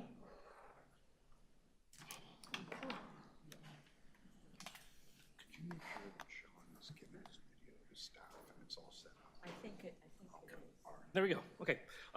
Councilors, members of the Planning and Housing Committee, for over 4 years since this Housing Now affordable housing site at Kennedy Subway Station was first announced in May of 2020, our Housing Now Civic Tech volunteers have attended all of the many public meetings and online consultations about this site, and we wanted to ensure that it followed the best practices, provided best value, and the city building objectives of including a priority focus on the delivery of new, permanent, affordable rental housing apartments on these city-owned lands.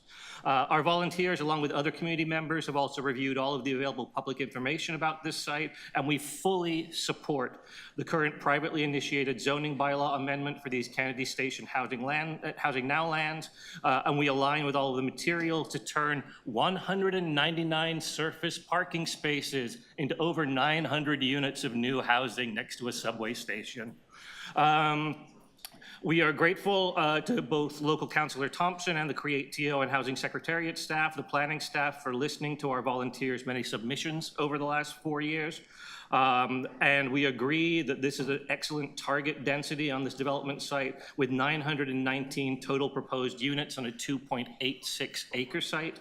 That is at an average of 321 units per acre. This design takes us above the 300 units per acre threshold that we have talked about for a number of years as being the minimum viable threshold for all sites within the city's Housing Now program model.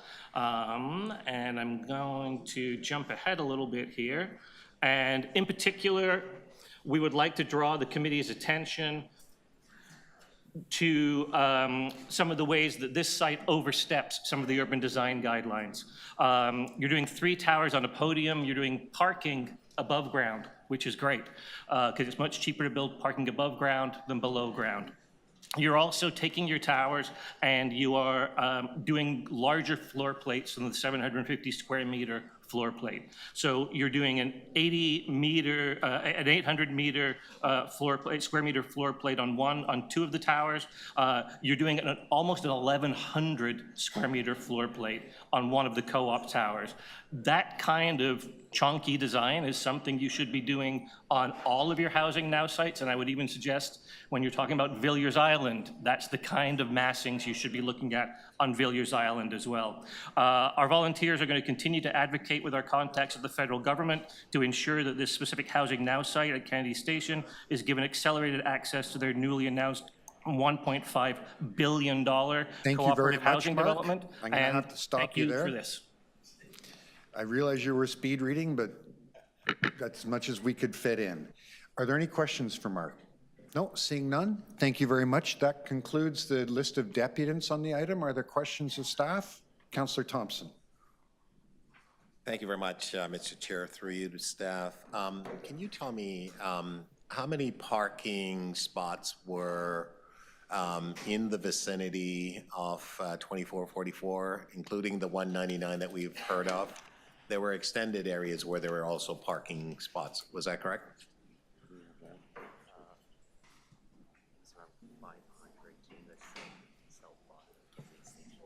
There's through you, Mr. Chair, so there's the 200 spots, Councillor Thompson, on the site, and there's a total of about 500 in the vicinity. Right, so about 700 altogether. Correct. Right. I'm wondering whether or not there's been any thought given to looking at additional parking beyond the 321 that would be part of the development itself, because this is a regional area drawing people to drive to Kennedy and Eglinton. You have some cases where it takes anywhere from 5 to 10 minutes to walk out of a subdivision. It's in my ward and other areas because of the large landscape in Scarborough. So I'm just wondering whether or not consideration could be given to maybe look at additional parking opportunities. Yeah, through you, Mr. Chair, absolutely. We are taking that into consideration. We're also working closely with our development partners to fully understand how many of the spots that are available. There's actually a total of 429, but how many will be available will be taken up by the condo and will be taken up by the rental, and then, of course, we'll make the rest available for commuter parking and available for the community.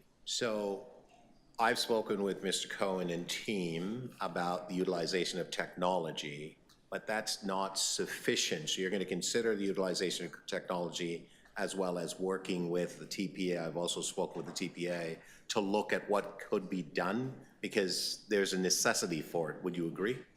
That is correct. Through you, Mr. Chair, that is correct. We're going to utilize technology. We're working with our colleagues in Parking Authority. And yeah, we understand in terms of discussions we've had with your office and others in the community that there is a concern about parking. Thank you. Those are my questions, Mr. Chair. Thank you. Any other questions of staff? Councillor Candeval. Thank you, Chair. And to follow up and build on Councillor Thompson's questions, I just want to get clarity. There was mention of 500 on the south side of parking spots, but can staff confirm those are now being removed due to the Scarborough bus bay, express bus bay? Yeah, that is, sorry, could you repeat the question? The 500 that was referenced has been taken up, thereby not accessible by the express bus bay. That is correct. So currently in the north parking lot, how many, if you could just confirm for clarity, how many spots are there currently? That is the 199. And to clarify, you mentioned the new proposal is 321, but the breakdown between for the development and for public commuter use is unknown at this point? That is correct. There's approximately 120 spots for the condominium, and then the remainder of about 310 to 320 for both for the co-op, and we are just determining through work with the developer how many they believe will be necessary for the rental building versus will be available for commuters. So there's rental building, there's the co-op, and then there's commuter? That is correct. The co-op is essentially has two buildings. One is at market and one is affordable. And so we'll be determining how much parking is necessary for the rental, for the co-op, which is the rental. And then the remain will be available for commuter. Can we have that clarity as this tracks to council? Well, it's through you, Mr. Chair, we can certainly work towards that. I think the expectation, as we've discussed with our development partner, is that those answers will become clearer as we move down the development pipeline. So we may not have quite that clarity for council. What I can assure you is that we are and have direction through our discussions with Councillor Thompson and others in the community to continue to look at other parking opportunities in the vicinity, and we'll continue to do so. Thank you. And as you do that, if your staff can connect, it's on the north side of Eglinton, but if your staff can connect with our office as well, that would be appreciated. Yep, we will do so. Thank you. Any other questions of staff? Seeing none. Just one question. Councillor Myers. Thank you. Through you, Chair. Just wanted to confirm, is there any plans to widen the sidewalks in the area? Because the sidewalks are quite narrow, and with the increased density, I'm assuming the pedestrians are going to need a lot more space. Through the chair, Councillor, thank you for your question. So an appropriate setback has been secured to give room to that effect, and where city planning is undertaking a larger public realm study of the area to improve the connectivity, especially with all the transit projects under construction. We want to make sure that there's enough room for all those pedestrians to navigate through those areas. And then when that construction is complete, the public realm that's put back is far more generous and comfortable than what currently exists. Thank you. And are you able to confirm if that public realm study is happening in conjunction with TTC? Because Kennedy Station, I understand, is also undergoing some review by the TTC. Is that work all being done together? Through the chair, it's in the very early stages in scoping, but that is part of the conversation. I believe we have been in touch with TTC, but I can confirm that offline. Okay, great. Thank you. Thank you. Any other questions? Seeing none. Councillor Thompson. Thank you very much, Mr. Chair. I have a motion as it relates to the parking questions that I was asking staff. Just wondering. So, I mean, I think folks can read it. And it is that we're losing about 700 spots altogether in terms of the area. It is not my intention to replace it with 700 spots, but it is my intention to ask that we look at what can be done, because there are a lot of people in Scarborough who will drive to this area. They drive there now, they go to Warden and so on. There is currently no parking there, actually. 199, the 199 that was mentioned is not available on the north side. There's 0 on the south side, and it creates a huge issue. Let me thank so many people for this 4 years worth of work. I certainly want to thank Create TO, Mr. Gupta, and Mr. Chan, Jason, and of course the planning staff and so on. But let me just say this, Mr. Chair, as I move this with great pleasure and delight. It wasn't a happy interaction at the outset. It was very severely negative. We actually had people who tried to sabotage this particular development opportunity. We went so far as to put together an advisory committee so as to work with the community to address the concerns, whether or not it was a concern about the balconies on this new development and the imposition it would place on some of the properties to the east and so on. We actually had people who actually sold advertising opportunity on flyers to say that thieves and others were coming into our community, low-cost housing and so on. Literally had to stand firm against that. I fought an election with the people putting ads into people's mailboxes, real estate agents coming, knocking at doors, saying you better sell now because all these people are going to move into the community and you better get out of town, quite frankly. Some of the very people who I thought were rational and reasonable, who I put on the advisory committee, I literally was aghast by their nature and the efforts to sabotage this whole process. I also want to thank former Mayor John Tory because he was very involved with respect to this particular process. There was such confusion in the community. And I want to thank, obviously, the applicants and obviously the people who have spoken here today. It was very, very, very divisive in the tendency of some people who wanted to sabotage this effort in my community. In fact, the last meeting that we had, there were a number of those people on the call. That's why I had to, at the outset, state, this is going to happen, I'm going to support it, and if you don't like it, too bad, so sad, because quite frankly, people need a place to live in a very elegant, quality type of development, as you see here, that's been proposed for this area. This is an amazing area. We are working on the public realm. There is a study that's actually being done. We're going to have wider sidewalks. We're going to address the interaction and interface with cycling and all the things that are needed in conjunction with the TTC. It was probably one of the worst opportunity that I've actually seen where we're trying to provide places for people to live. This, I want other councillors to realize occurs. And you have to stay strong, because if you don't, what's going to happen, you're going to listen to a lot of the NIMBYism and presume that somehow people are not going to vote for you again. But if you're only in this business to be reelected and for votes to be in your favor, I would suggest to you, let's focus on doing our jobs. I see Sean Gadden, who's here. He is one of the guys that I met in the 80s, actually, who was very much into housing. He taught me a lot about what we needed to do. And Sean, thank you. I don't know if he's in the, oh, you're over there. Thank you very much for that. And he's very actively involved with this particular development, and Bruce Davis and others and so on. And I want to thank them because it's really important for what we're doing here today. We're going to build communities that are going to integrate with other elements of the community that had been there, and we're going to expand and make the community better. Those who are willing to create this division, whether or not you're a politician or an individual, I don't want your interest in my community because I'm not going to stand for it. I'm going to stand firm and work hard with those who want to create opportunities. Cooperative housing in my ward is welcome. We have the best quality that's being provided by Civic Development and others and so on.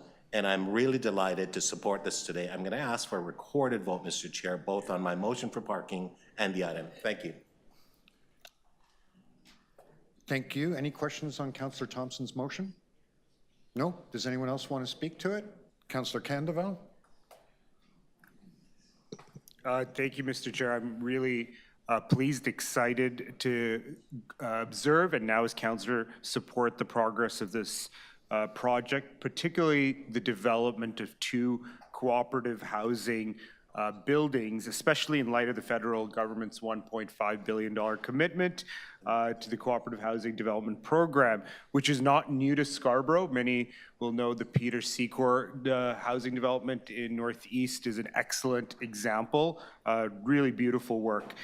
So this model, in comparison to other models, I think is incredibly aspirational, and I hope the start of a conversation in other parts of our ward.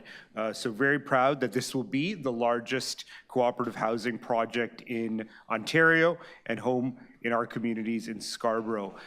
In addition to Councillor Thompson, and want to commend his work supporting this, is our local concerns about commuter access to parking.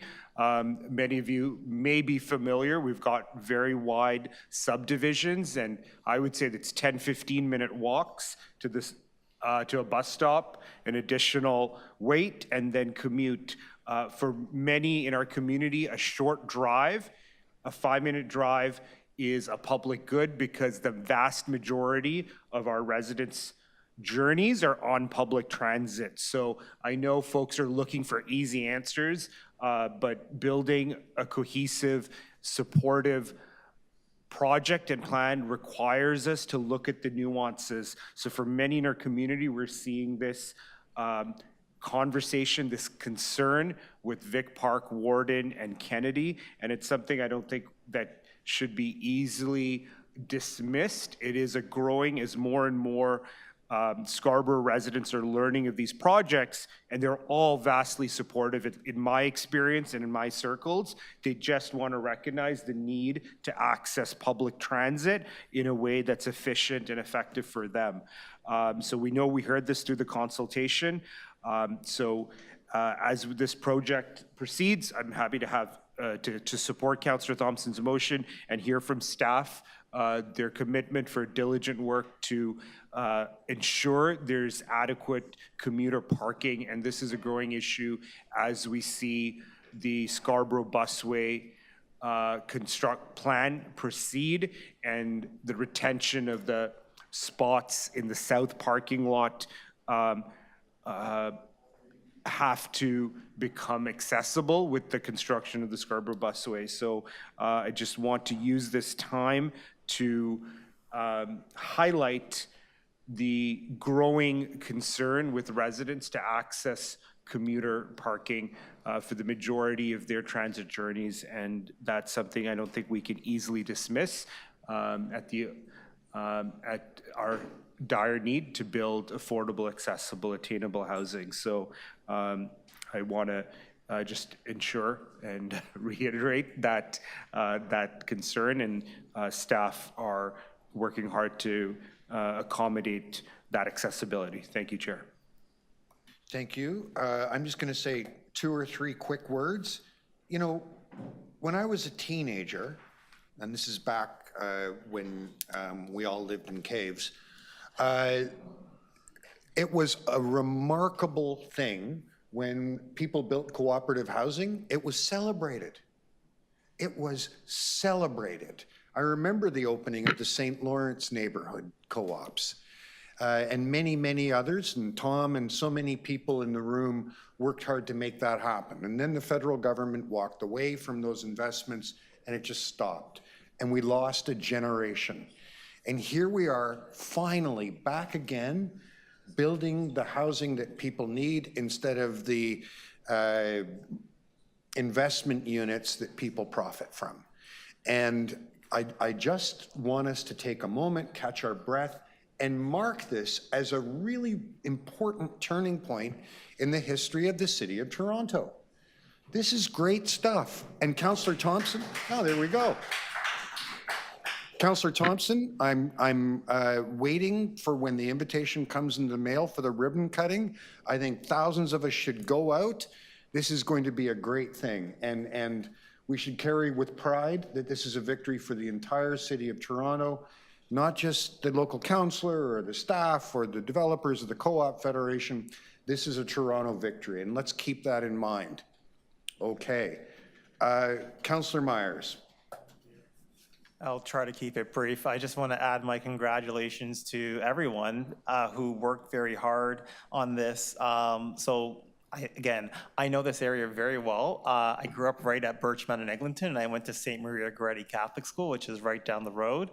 And actually, before I was a counselor, I was a volunteer with Housing Now, who actually participated in some of the public presentations on this very development, and I can, affirm what Councillor Thompson said. There was a lot of opposition to this, some of it very misguided, to put it charitably. So I will just want to really congratulate everyone who got this through the finish line. I think this will make such a significant impact on the community. And again, I just want to really recognize the developer for really going that extra mile with the design work on this. I think it's outstanding, and I think it's really going to be one of those pieces that you look back on, you're like, wow, this is part of my, legacy in Toronto. I think you're one of those, proud city builders in the city of Toronto who's really contributed a lot to the legacy and, making sure this is a place for the next generation. So thank you very much for this. Thank you, Councillor Myers. Anyone else? Okay, Councillor Thompson, you've asked for a recorded vote on the main item? On both? Okay. On Councillor Thompson's motion? All those in favor? Councillor Matlow, Councillor Candeville, Councillor Bradford, Councillor Perks, Councillor Myers, Councillor Nunziata, Councillor Thompson, that's unanimous. On the item as amended, Councillor Matlow, Councillor Candeville, Councillor Bradford, Councillor Perks, Councillor Myers, Councillor Nunziata, Councillor Thompson. Again, unanimous. Well done all. Good work. Okay. Moving right along, members, as you recall, we were going to jump to item number 9, so that some deputants would have an opportunity to speak to us. I'm going to ask everybody who's celebrating the great victory, please do so outside the room so that we can continue our work. We're under tremendous time pressure today. Councillor Myers, that means you. The first deputant we have on this item is a very familiar face, Sean Gadden. Sean, you've got 3 minutes. On your mark, get set, go.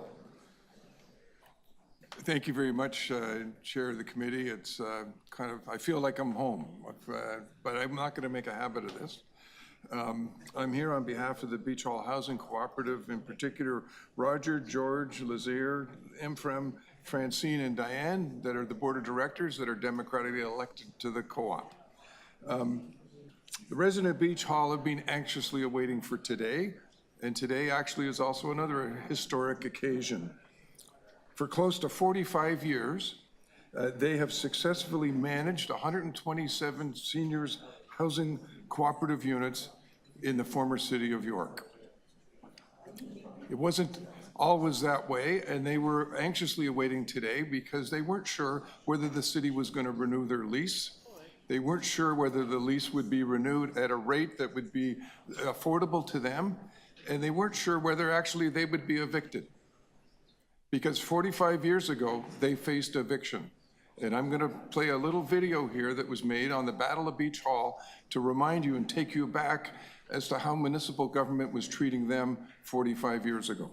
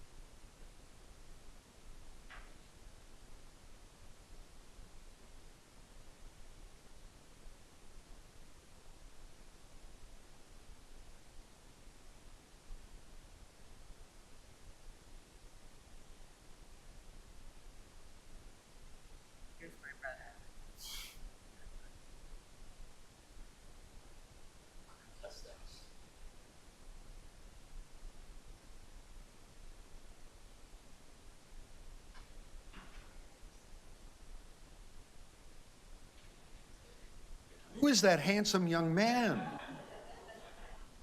Sean, I'll give you 5 seconds just to conclude. And the 5 seconds are, the board has requested that this committee swiftly approve the recommendations in the modernization report, and they have sent me with their first year lease payment of $2 that will ensure that the rents in the housing units are affordable for seniors long-term. So thank you very much on behalf of the Board of Directors, and I'm pleased to present you with their $2 lease payment.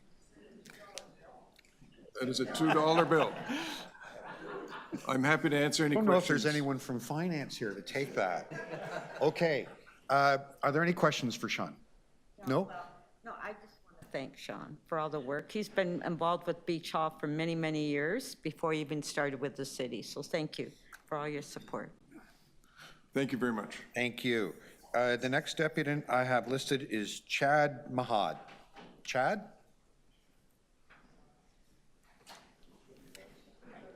Now I gotta get a receipt and everything. $2. Okay, Chad's not here. Melissa Goldstein. While we're waiting for Melissa, I once gave David Shiner a little bit of money when he was budget chair in a very similar moment, and it actually got deducted from my property taxes like 3 years later. So, Sean, we've got some paperwork to catch up on, okay? Melissa, are you there? Hey, Melissa, you're muted. Oh, there you go. Okay, great. So thanks for having me today. While I'm all in favor of the strategy to support and grow the community housing sector, I was disturbed to see that staff are recommending a change to the MURA program to allow not-for-profit housing providers to purchase condo units to be operated as affordable rental housing. MURA is simply is not simply an acquisition program to grow our non-market housing stock. It is the city's only affordable housing preservation program designed to both preserve the city's at-risk affordable rental housing in the private market and prevent the displacement of tenants from their homes. The number of existing affordable housing units at risk of being lost is huge. Between 2016 and 2021, Toronto lost an average of 14,618 affordable private market units each year, units with rents below $1,000 a month. Yet even with this large increase in MURA funding, the program will only be able to acquire 500 units a year. That's just over 3% of the affordable units the city loses each year. MURA funding is already wholly inadequate for the overwhelming task of preserving at-risk private market affordable housing and preventing tenant displacement. It should not be used for other purposes like buying new condo units. It's also not a good use of public funds to do so. Existing affordable units are considerably less expensive than a new condo, even a new condo that is for sale at a serious discount, and that there's no added benefit of the savings incurred through preventing displacement and homelessness. My recommendation is to expand the size of property that is eligible for MURA, but restrict the program to the purchase of existing private market affordable rental housing. I also wanted to raise the issue of making sure we really are using all the tools available to us. The staff report notes that provincial changes have limited the impact of Section 37 density bonusing and inclusionary zoning programs for creating new affordable rental housing. And while this is unfortunate, Toronto has another tool that is not yet explored. Using the city's authority under CODA 453.1 to pre-zone land to allow higher densities for properties that include a social housing program, which CODA defines as social or nonprofit owned housing. We are currently increasing the allowable density across the city as of right for housing without any requirements that the housing be affordable, and without considering the possibility that Toronto may be able to encourage the development of nonprofit housing, specifically using this authority under CODA by implementing as of right zoning that allows increased density with increased non-market housing. For example, in an area where the city is now permitting 6 plexes, the city might also be able to allow an 8-plex if the property was 50% social or nonprofit owned housing, and allow a 10-plex if the property was 100% social or nonprofit owned housing. While some may believe the city does not actually have the authority to do such a thing under CODA, I think that if the city of Toronto truly wants to use every tool in its toolbox, staff should investigate the full potential of this tool. At least then we'd know.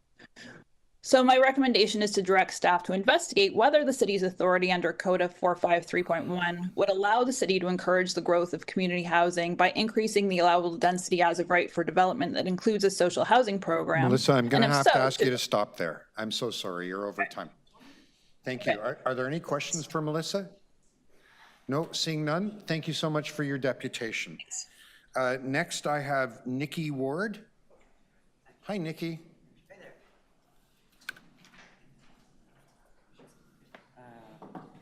So forgive me, which item are we speaking to here? 13, the Mura? This is the Community Housing Sector Modernization and Growth Strategy. Thank you very much.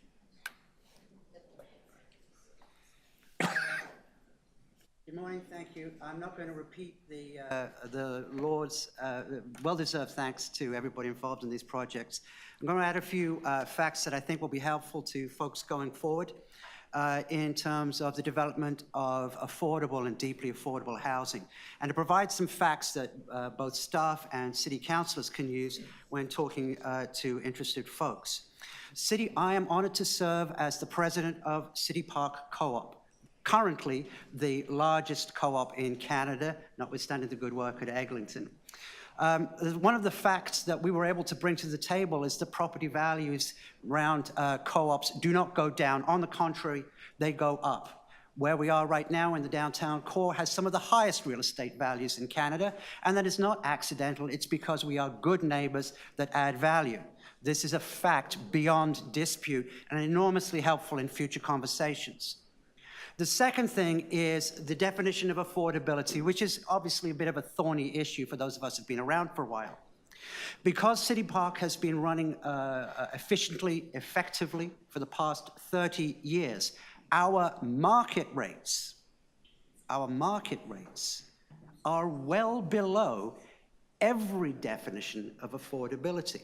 And as the report astutely points out, there are two housing crises facing us today. One of which is for low income, but also there is a lack of rental units for middle income earners. So we have an interesting situation where it is a win-win when working with co-ops. It is 100% affordable by every definition of affordability, but in fact is a 50-50 mix in our case of market and subsidized housing. It's a unique situation in the housing market where you can have your cake and eat it. We can provide market rates that are well below those in the for-profit market. We can provide sustainable subsidized housing, and we can do it in a way that is sustainable. We do, like the City of Toronto itself, we do not operate on a deficit. We have no debt. And this is a system of doing things that can be reproduced elsewhere. I welcome the opportunity to work with the Housing Secretariat and any councillor who might be interested to show what we do at City Park and how that can be reproduced elsewhere. Sustainable, affordable, and deeply affordable. Again, amazing work here. I'm not sure I'm going to depute on the Mura thing afterwards, but there are two parts here, capital and operational. My colleague, Tom Clement, speaks about the capital. I see it. I got 3 seconds. And I'm going to be talking about the operational side of things. Thank you. Are there any questions for the deputant? No? Thank you so much. Okay, members, that concludes the deputations on this item. I'd like to propose that we take this moment to go in camera on the, I think it's item 7, the one where Councillor Bradford had questions. It's just a matter of if we go in camera in the afternoon, we have to get everyone who's logged in to log out and then log back in again. We will come back to this after I know, lunch. but what I was going to recommend, I don't know how many councillors want to speak on this, but I'm only going to speak for 3 minutes. And I appreciate that. We're so compressed for time. We will get you your opportunity right after lunch. This is the only window where we can go in camera without having to boot everyone who's online off the system and then invite them back in. Okay? So with that, I have a motion.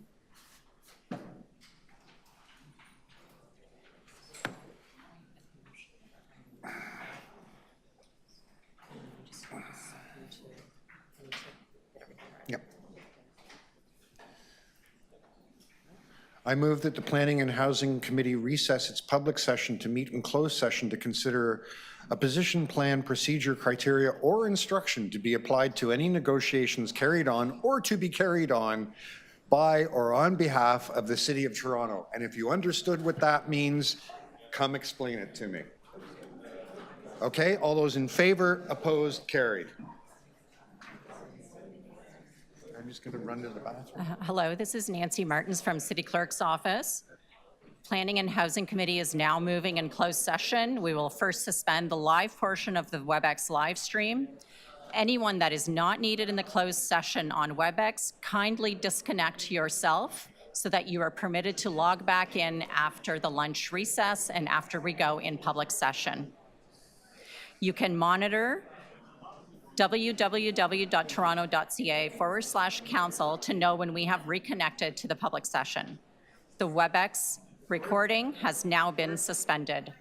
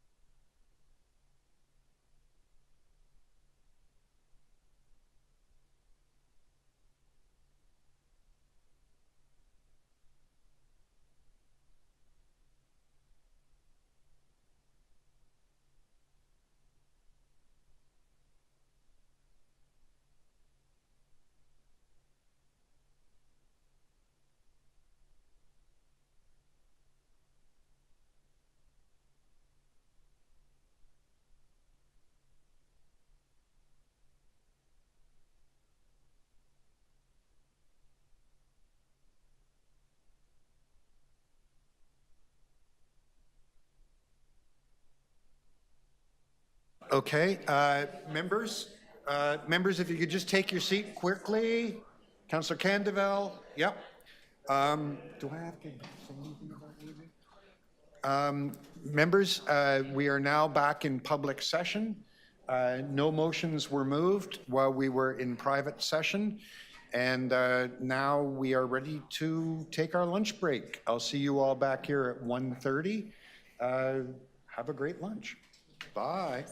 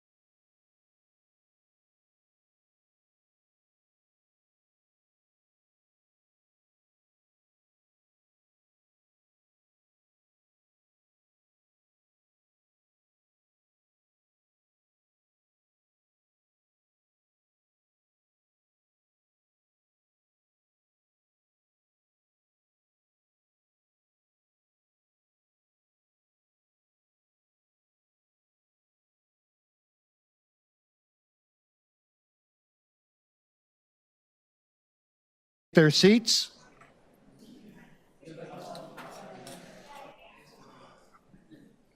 Okay. So we're just going to go back to wherever we should have been. Do you want to go to item 5 or somewhere else? No, we'll just go back to the regular agenda. Okay, but you're not going to finish item 5? Because we started item 9 too. Which one?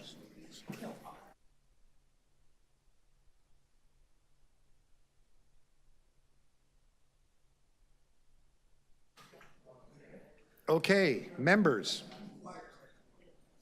if I could have your attention. Over the lunch break, the city solicitor and the clerk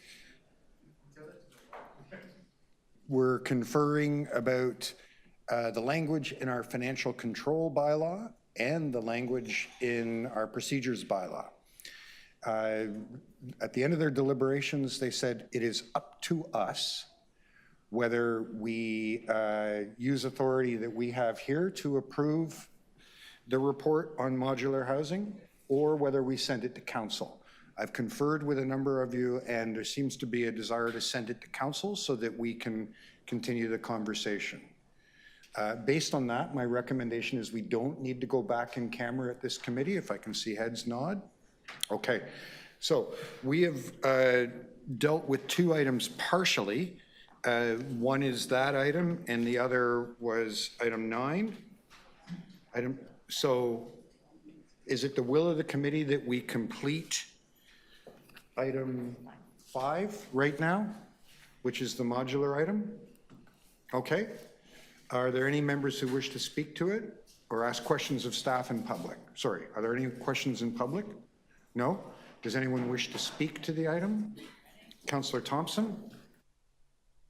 Thank you very much, Mr. Chair. I believe the clerk has a motion to forward this item to council, so we may deal with this there. There's a significant sums of funds that are being utilized and that are required based on initial budgets and assumptions and so on. And there's significant amount of dollars.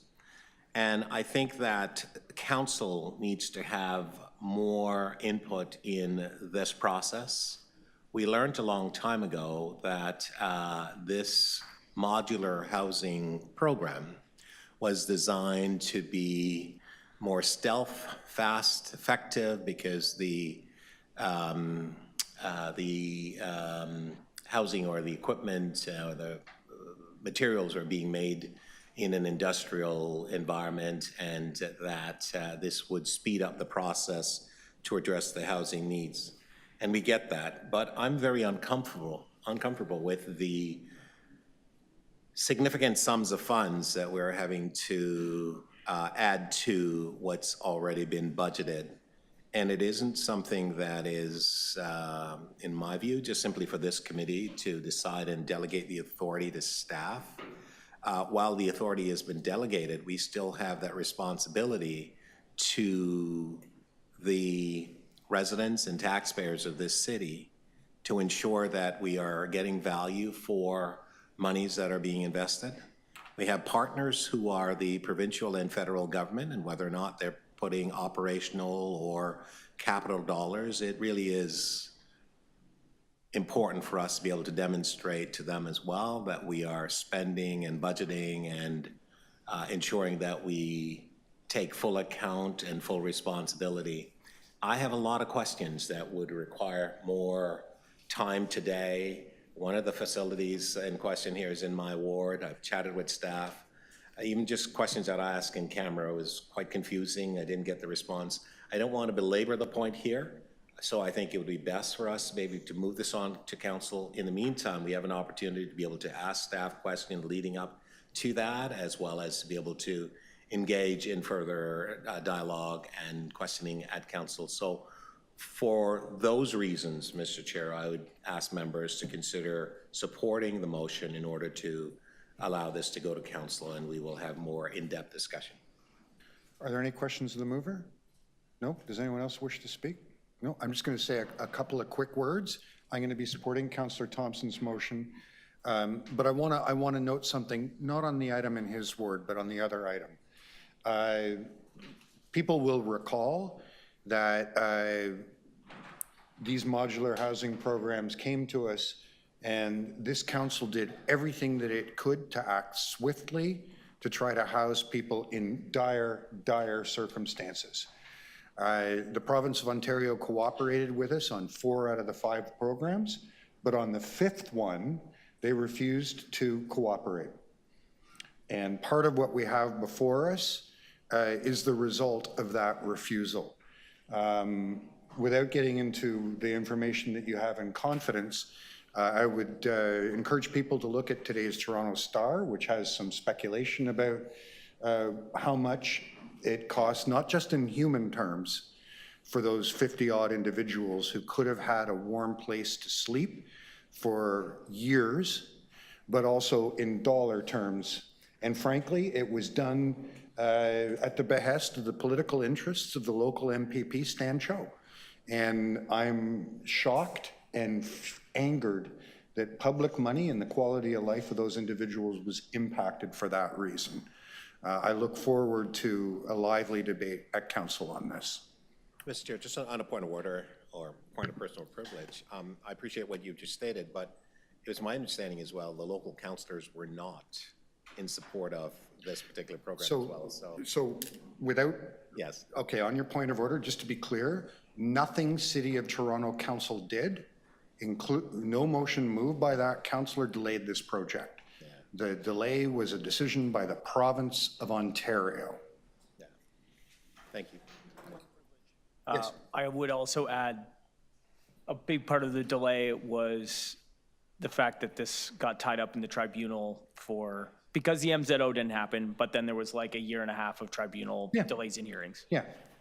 Yeah, some individuals in the community exercised the rights that they had, and that cost time and money, but those rights on this case were because of a decision of the province of Ontario not to move quickly as they did on the other 4 sites. Okay, with that, we have a motion in front of us by Councillor Thompson. All those in favor, opposed, that carries. Councillor Nunziata, can we deal with your item now?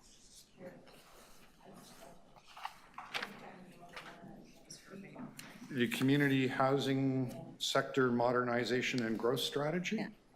Okay, thank you very much. And I want to thank staff for bringing this report forward.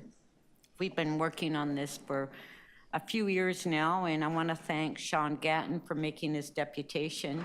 Sean was around in the days when we had the Battle of Beach Hall, and that was mentioned from the video that what happened in the former city of York is that the council of the day wanted to demolish the seniors' residence Beach Hall and sell it to a private developer. And as you've seen on the video, my brother was the alderman at the time. This was in the 70s. And he fought against it. And he leaked information to the media. And they, fortunately, with the support of all the seniors, and that standing in front of the bulldozers and stopping the demolition, we were able to stop the demolition of Beach Hall. And as you know, Beach Hall was, co-op was founded in 1979, and then when the former city of York decided they wanted to sell the land, and it was very stressful for the seniors. Now, just to point out, Beach Hall was the first co-op building in the city and in the country for seniors, and as a co-op. So that was, you know, and some of the seniors there that are living there were there when we had the Battle of Beach Hall. And so the seniors since then has been working with the city, and they've gone through a lot of challenges as well, because in that area is the rock cliff where we had the severe flooding. And a couple years ago, 2-3 years ago, they were completely flooded, the units at Beach Hall. And unfortunately, they couldn't get insurance because of the flooding. And so they were going through difficult times at that time. And we did have meetings with city staff and the Housing Secretariat.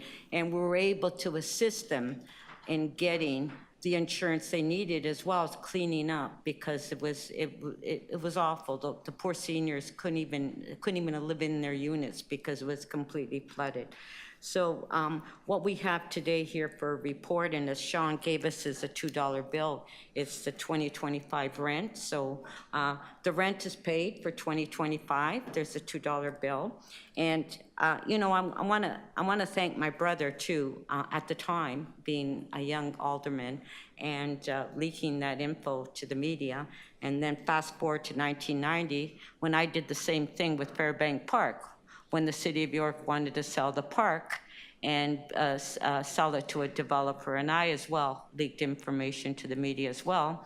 And we were able to save the park. So I guess it's a little, you know, hereditary there. You know, we're fighters, right? And, you know, it worked out for the best for the community. And you received a letter from the president of Beach Hall thanking planning and housing, and as well is they now, at least now they can, the board, we can, you know, relax and not worry, because these poor seniors have been worrying, and they've been very stressful in the past 2 years, not having a lease. The lease was up for renewal, and they weren't sure where they were going to go. And this is a city. This is city land. This is a city building.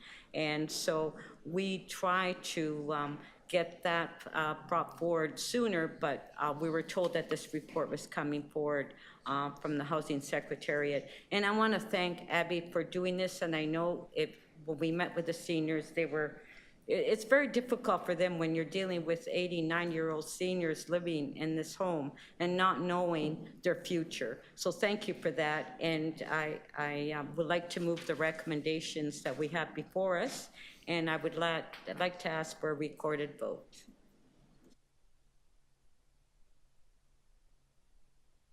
Sometimes you have to leak information to get the community. I'm going to remember that. I don't know.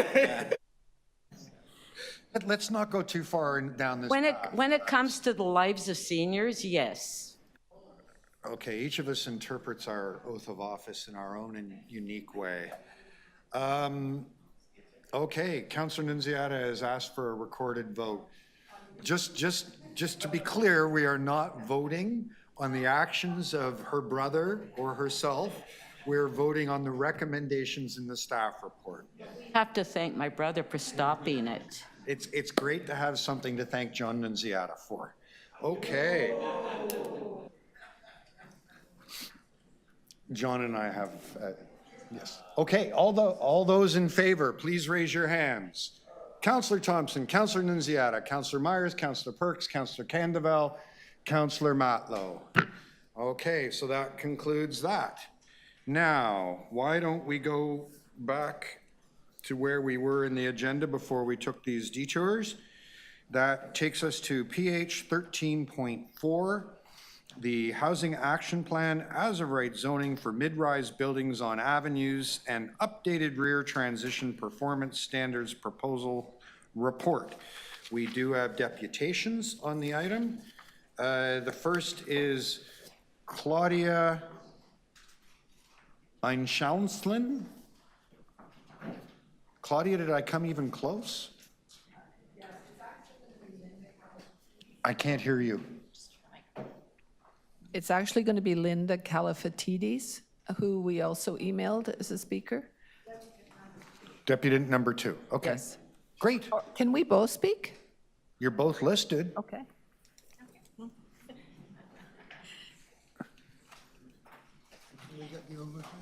If you have something to show us, just put it on the screen face up, and we'll get the staff to project it.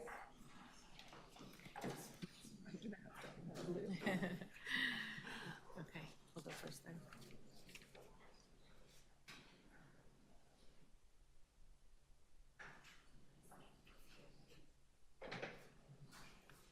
Just a quick question. Can I speak in two places? or can I only speak here?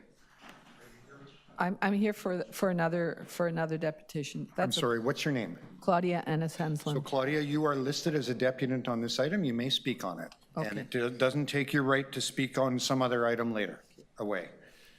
Okay? I know it's all very intimidating. So you're listed first if you would like to speak first. All right. My name is Claudia Ennis-Henslin. I'm a resident of Craven Road, and we recently formed a residents association due to some activities on our very narrow one-way street that gave rise to us appearing at the Committee of Adjustment and later at the T-Lab. And I would like to pass on the floor to my co-resident, Linda Califatidis, who will go, actually, why don't I just continue? So the density that's coming up on avenues, we had some concerns. How do these projects interface with other projects that are going on in the city? There's the Laneway and Garden Suite initiative, and there was, in David Dreger's report, he talked about sewage and water, and he used words like, we don't anticipate any burden on the system, we think there won't be any capital costs, but the number of residential units that are going to be built on these avenues will put a strain on the water and sewage. And we're just concerned, especially on Craven Road, where we have backwash already in our homes from their sewage. We don't have two pipes, that there will be problems if there's a big buildup on Danforth and our little Craven Road gets impacted. What's going to happen to our water and sewage? And the other concern is we're a very unique street. We're narrow, we're one way, we have homes on one side, we're only 15 feet wide, 4.5 meters. There's no other street like us in Toronto. If we have these looming buildings, we need a good transition into our little residential pocket. We need angular planes, we need step downs, and there was a one-liner in the report saying something about how they would take out the angular planes because it wasn't referred to in a draft. That doesn't make sense to me. So that's it for now. Thank you. Are there any questions for Claudia? Seeing none. Thank you, Claudia. Linda, go ahead. Hello, everyone. My name is Linda Califatidis. I am here to represent the Craven Road Residents Association. For those of you who don't know about Craven Road, it is a unique and historic street, the narrowest in the city in front of my house, just 4.5 meters wide. And it's with houses, as Claudia mentioned, only on the east side, predominantly, all facing the east side of through lots that exist on the west side of Craven. Dense with charming, tiny workers' cottages constructed by people who helped build Toronto over 100 years ago. It is often mistaken for a laneway. Last fall, residents of our street got together to oppose a design for a so-called garden suite on a through lot that we face. So large and so inappropriate, the proposal was wholly rejected by the Committee of Adjustment. Their decision, however, was appealed, and Craven Road residents had a long and extremely expensive experience, a huge learning curve, navigating T-Lab. We are aware that currently there are outstanding zoning reviews for the Garden Suite Laneway House initiative. And so we, that is over 130 residents who've signed a petition, residents of Craven from Queen Street all the way to Danforth, we want to know why or how there was a positive staff report. Once again, Craven Road is a street. We are not garden to garden, nor are we garage to garage. How did this happen? Is that your deputation? It is. Thank you very much. Are there any questions of the deputant? Seeing none? Well, no, Thank you both. I do have that question, just about the road. So the road is 4.5 meters wide. The history of Craven Road is, it's a very odd little road. There's nothing really like it anywhere, I don't think, in the city, but it is an official road in the city. It's not a laneway, correct? And I'll ask staff that. And the TLAB Committee of Adjustment agreed that that was an inappropriate, that wasn't, anyway, we'll get into that when we get to the TLAB report. Right. Thank you, yes. Okay. Thank you. Okay. The next deputant I have listed is Norman Allen. You call us up, you get your 3 minutes whether you want it or not. Right. Did you have something you want to say? You don't have to. I do about, Okay. Creighton Street is quite unique with, south of the tracks, there's a fence on one side. So that it was originally to protect the people on Ashbury from the Cravenites, but now it's protecting the people on the south end of the street from these such developments. The street's a tiny bit wider. I think it's 5 meters wide, and we're 4.5. It's quite inappropriate to put up large buildings on this, what's a laneway on one side and a street on the other. And I'm sorry, I'm not very good at speaking ad lib, but I hope the street is unique in Toronto, and it needs protecting.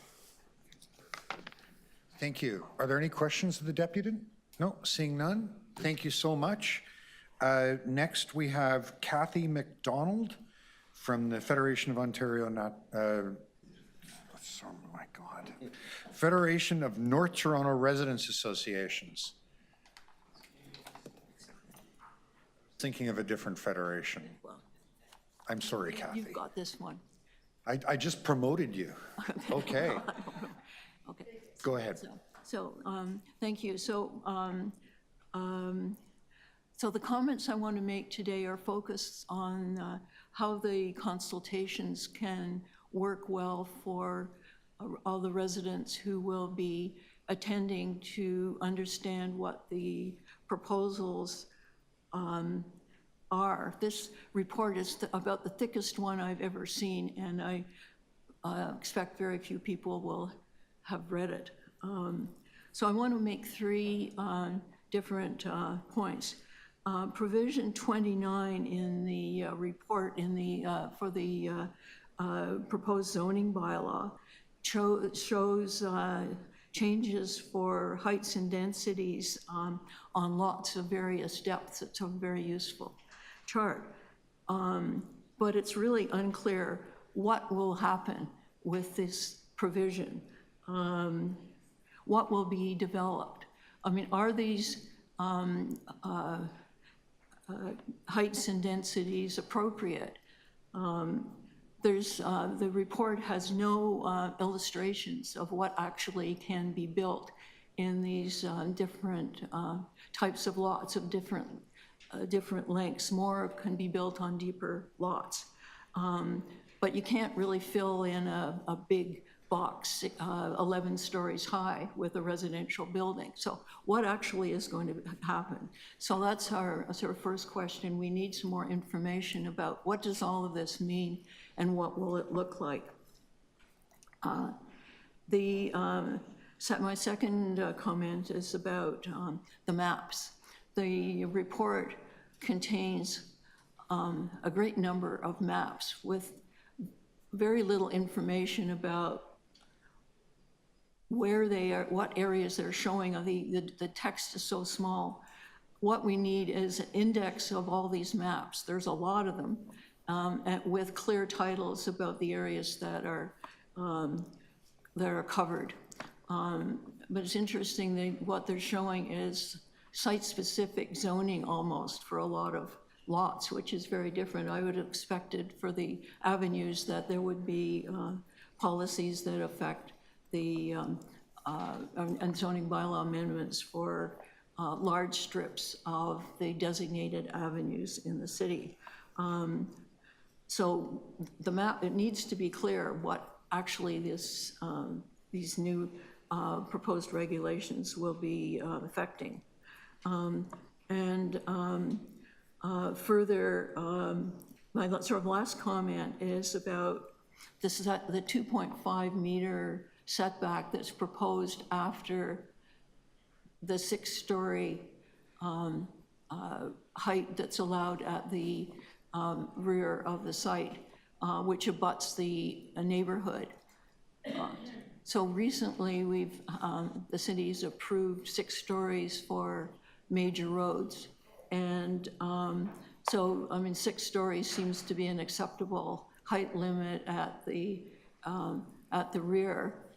But above that, there's only a 2.5 meter setback, which is absolutely minimal, particularly as buildings can go up to about 11 stories in height. Oh, Kathy, my colleagues have reminded me I lost track. You're I'm over going time. to, I've got two No, more, no, no, two no. more No, sentences. we're doing, no, you already got 45 seconds more than everybody else here got. Oh, can I just? No, I'm have one- afraid, in We- the we interest need of being to, fair, Kathy, Yeah. in the interest of being fair, I gave you more time than anyone else has had today, okay? Are there any questions of the deputant? Seeing none, thank you very much. Are there any questions of staff on this item? Councillor Fletcher. I just wanted to be clear that these are mid-rise buildings on avenues, correct? Through the chair, yes, that's correct. And then when we look at, we've had some deputants here, they're actually from my ward, talking about Little Craven Road. It's not an avenue, it is a road, correct? That's correct. The key thing is it's not identified as an avenue in the official plan. Regardless of the road name, it's not identified as an avenue in the official plan. It's not part of the avenue urban structure. Correct, but they do have some issues about the Danforth, but I just want to clarify a couple of things that they've indicated their little street's 4.5 meters wide, but city shows 6.8 meters right-of-way, and the surrounding streets, Parkmount and roads, are 20 meters. Is this a typical street or an atypical street? I can't verify those specific numbers, but I do know Craven Road is quite narrow. It's unusually narrow compared to other city streets, even Not a local typical streets. configuration with No, it's not typical. hoarding fence all along the west side and houses all up the east side, correct? No, it's not typical. That's correct. Not typical at all. Okay, thank you. Thank you. Are there any other questions of staff? Councillor Candeval? Speaking of the Danforth, in my ward, where the Danforth begins or ends, depending on how you look at it, there's an avenue study. Which one do you think it is? Begins. There's an avenue study done in 2008 that, 16 years ago, that intended to revitalize that stretch east of Vic Park. And unfortunately, in the 16 years, only 2 buildings have been constructed. Myself and many feel there's tremendous potential given its proximity to Victoria Park subway station, Danforth Main, and 3 really robust grocery stores just a bit to the south. And to that effect, I wanted to in order to revitalize that, with the help of Jeff Cantos and Christian Ventresca, I want to thank them for supporting the development of a motion that we passed at Scarborough Community Council this week that will enhance the existing avenue study in my ward to enable growth and revitalization. My question is, how can that motion we passed yesterday at SCC earlier better inform or enhance the work that we're looking to pass here with the mid-rise project? Through the chair, the motion that was passed by Scarborough Community Council yesterday directs community planning to closely consider the development applications that are submitted right now that the staff are reviewing, to consider the citywide proposal that aren't being proposed to apply to existing avenue studies like Danforth in your ward, and closely consider those applications to look at some of the citywide changes to potentially update and apply new standards to the avenue study that was adopted, like you said, in 2008. So does the framework provide greater opportunity to actually see mid-rise development in areas that require revitalization? Does that provide enhanced frameworks? Through the chair, on the Danforth, for in your ward, the 2008 study did provide for increased heights and densities, I believe up to 10 stories. And like you said, there's been limited uptake on applications within that study area. The motion that was passed by Community Council looks at importing the rear transition and any other kind of made for Danforth regulations that the Director of Community Council, the Scarborough Council Scarborough Community Planning can apply. Thank you. And lastly, is it planning's assessment, though we're passing citywide, a citywide framework, there is importance to local contexts in regard to what works and what may not work? Through the chair, there's been a 20-year history of planning avenues through local specific studies. The approach we're bringing forward now is to begin an approach where we are taking a citywide policy lens and a set of citywide guidelines that we have a lot of experience with and applying that as zoning to avenues. So more of the zoning permissions under this proposal will happen across the city in an as-of-right fashion. There will still be opportunities through site plan control and when needed through local studies to look at any localized issues that maybe need to be addressed through the planning process. Thank you. Thank you. Councillor Thompson. Thank you very much, Mr. Chair. Through you to staff. I'm looking at this current policy framework for avenue and subject areas. Is that the one? That's the one we're referenced with respect to this report? That's correct, yes. Right. So when you talk about citywide, it strikes me because you've got, the sort of tables here. I mean, is it really citywide? I mean, how many component part of the avenues are you actually really going to see development? I see, where it talked about subject area, avenue study area, secondary plan area, and other mixed use areas.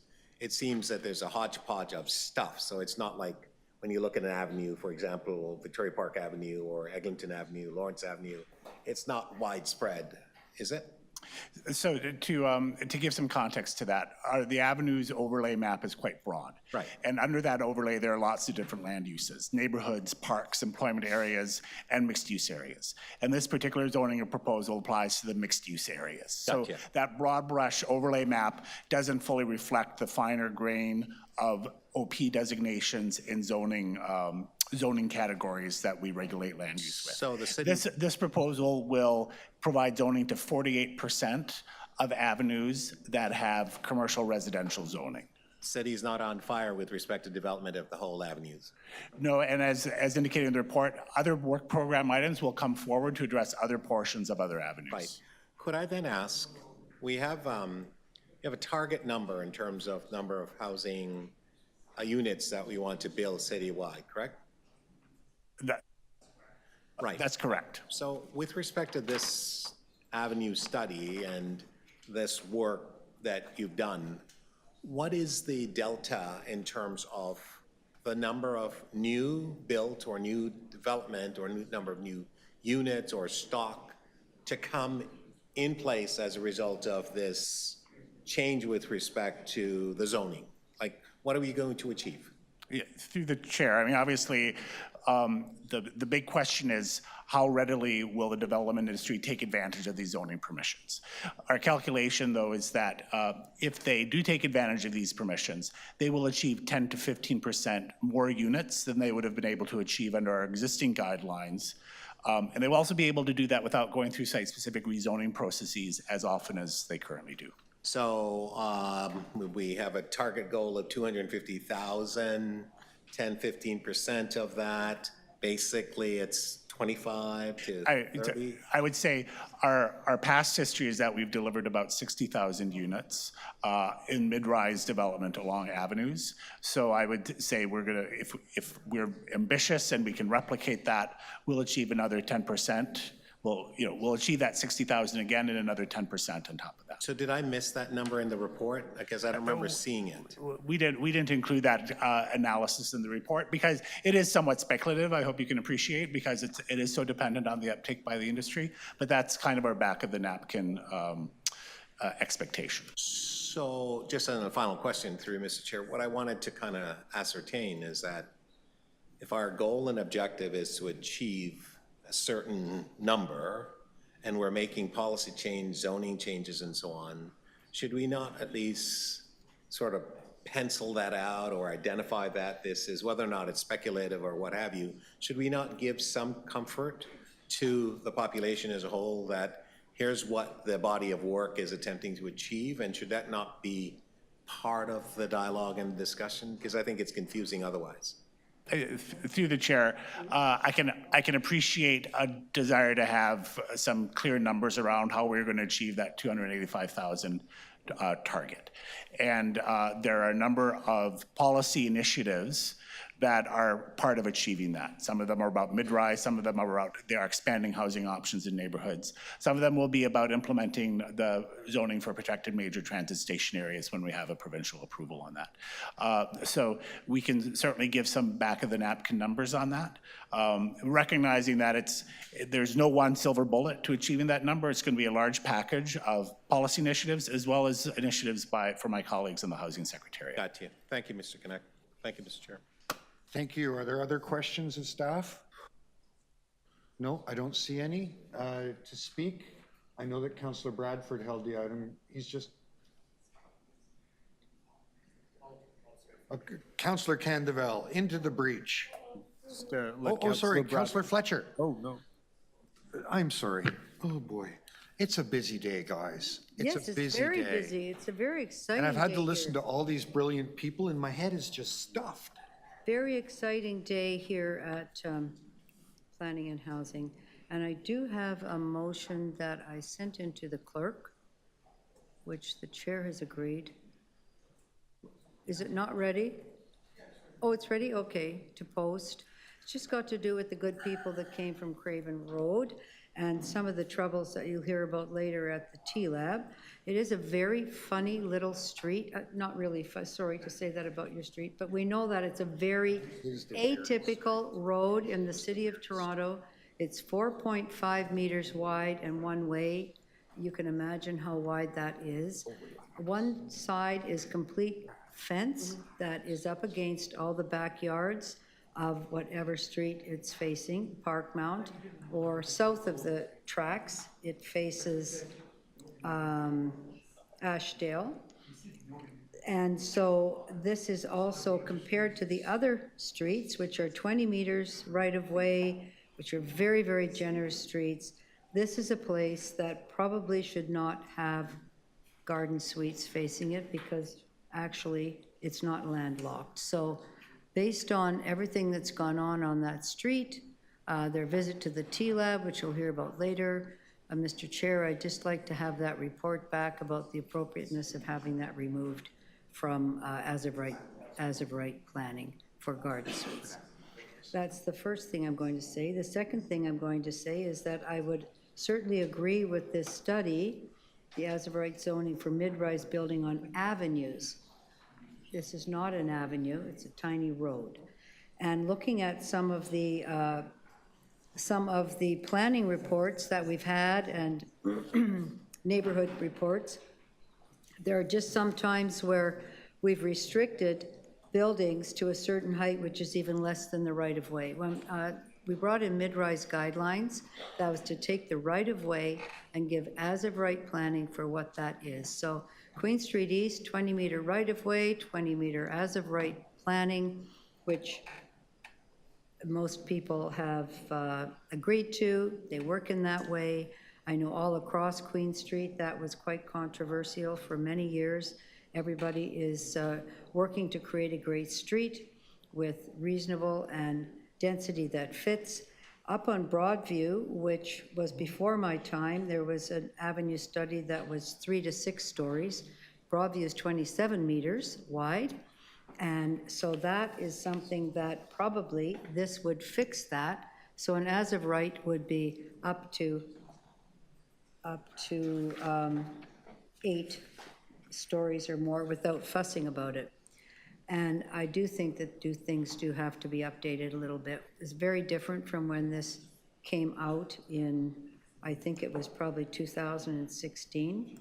So that's my suggestion, that we agree to this, and away we go with having good development, focus on having it as good development on the avenues that exist, and also protecting the tiny little wee street that, by the way, has an art gallery on the fence, not in the north section, but the south section, a very famous art gallery that everybody visits to see all the art that's posted up there. It's quite lovely. Maybe I'll furnish a picture of that for all of you good folks later. Thank you, Mr. Chair. Thank you. We'll bring it into the committee. Councillor Bradford, you held the item. Yeah, thanks, Mr. Chair. I have a few motions here that I worked on with our staff team, and it's really just to help guide the consultations on this work before we see the final report coming back. The first one asks staff to report back on the financial feasibility of these new standards and guidelines. The second one is asking staff to take another look at that step back 2.5 meters that comes in on the 6th floor. And the third one requests staff to report back with options on removing the angular plane requirements from the 26 Avenue studies where it currently remains. So they'll come back to us with information on that a little bit later this year. This has a potential to be very transformative policy. We have often billed ourselves as the mid-rise city. We have big dreams and aspirations of transforming avenues here in Toronto look like Paris or Washington. And yet, if you look at what's been built out in the city over the past decade, despite all of the excitement around mid-rise, very few of those projects have gone forward. And that is because they are not financially viable projects. They're very expensive to build. And so when you make it as hard to build a 6-story building as a 60-story building, people tend to just go ahead and build the 60-story building. Only 200 buildings, including those that are currently under construction, have actually been moving forward. And that's far short of the potential and the original goals of our avenues. And so the Housing Action Plan identified this and said, let's take another look at these mid-rise guidelines. I think it's good that it's a proposal report in front of us, because I know this is the type of change that needs significant socialization and consultation. So we'll have the next few months to work through that. And I would also flag there's a great piece of work coming forward from urban design that will be landing towards the end of the calendar year that will also address some of these pieces. But again, I would just emphasize there is a reason why we haven't seen this type of development that is actually very desirable development that we would like to see. There's a reason, there's a number why this hasn't gone forward. 26 of the avenue studies, 84% of the ones that have been completed today still have that angular plane encoded in them. And again, if we are all committed to delivering different types of housing in different neighborhoods across the city, those are the things that we have to address in the times that we're facing right now with construction costs, labor costs, financing challenges, all of that stuff. So Caroline, Kyle, you guys have done fantastic work on this. I know we've had a lot of back and forth. I'm really looking forward to this coming back to us towards the end of the year so that we can get these things enacted and unlock more housing. Thanks, Mr. Chair. Anyone else to speak, or any questions to the mover? No? Anyone else want to speak? Councillor Candeval? This is on the main motion, not on the Speak to anything to do with this item. I think we've got to reflect carefully on, and I recognize it's a request from Councillor Bradford, but the implications of removing the setbacks, I think, were the setbacks I think introduced under consultation and through a diligent framework and approach, which I think should be respected. These are considerable changes, and I think wholly positive, especially the areas that need revitalization. And to the aforementioned motion that we passed at Scarborough Community Council, it gives us the wider framework in communities that seek this as a tool for revitalization. And part and parcel of yesterday's motion was the inclusion of vibrant commercial retail spaces that create that healthy mix of community, of completeness. So I want to ensure that's part of this conversation. It's not just about supply, but it's also about vibrancy in communities that seek it. In addition to the broad approach of a one-size-fits-all philosophy, which has its merit as we seek to govern housing guidelines, frameworks, and policies for a very diverse city. And by virtue of that diversity, we just have to be cognizant on that one-size-fits-all, that we've got to look at local context, and we got that assurance from staff that despite going to as of right, that there will be local contexts. And for the motions that are looking from Councillor Bradford, I think that would be too much at this point, given the need for us to socialize, to use that term, our communities, and recognizing these setbacks, proposed setbacks exist for a reason. I'll find it a challenge to support that, despite it being a request. Thank you. Thank you. Anyone else wish to speak? Okay, I'm going to speak just quickly. First, I'm going to move the motion that Councillor Fletcher put on her behalf. I know it's a bit of a stretch, but there really isn't anywhere else in our legislative calendar to get this unique problem looked at. So we'll do that. And for those of you who received the memo about Mr. Connect's future with the City of Toronto, congratulations, Kyle. This is how you start. Okay.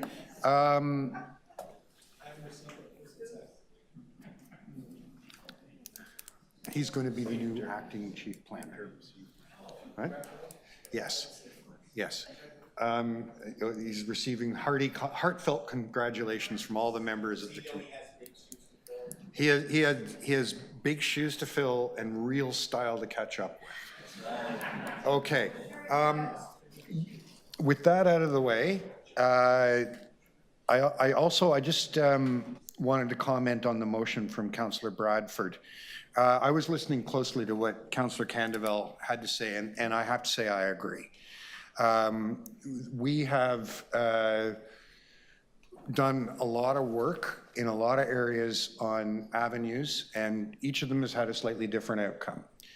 And that process has been exhaustive and thorough, and we realized that we need to just get ahead of it and set some citywide standards. So staff have begun consultations.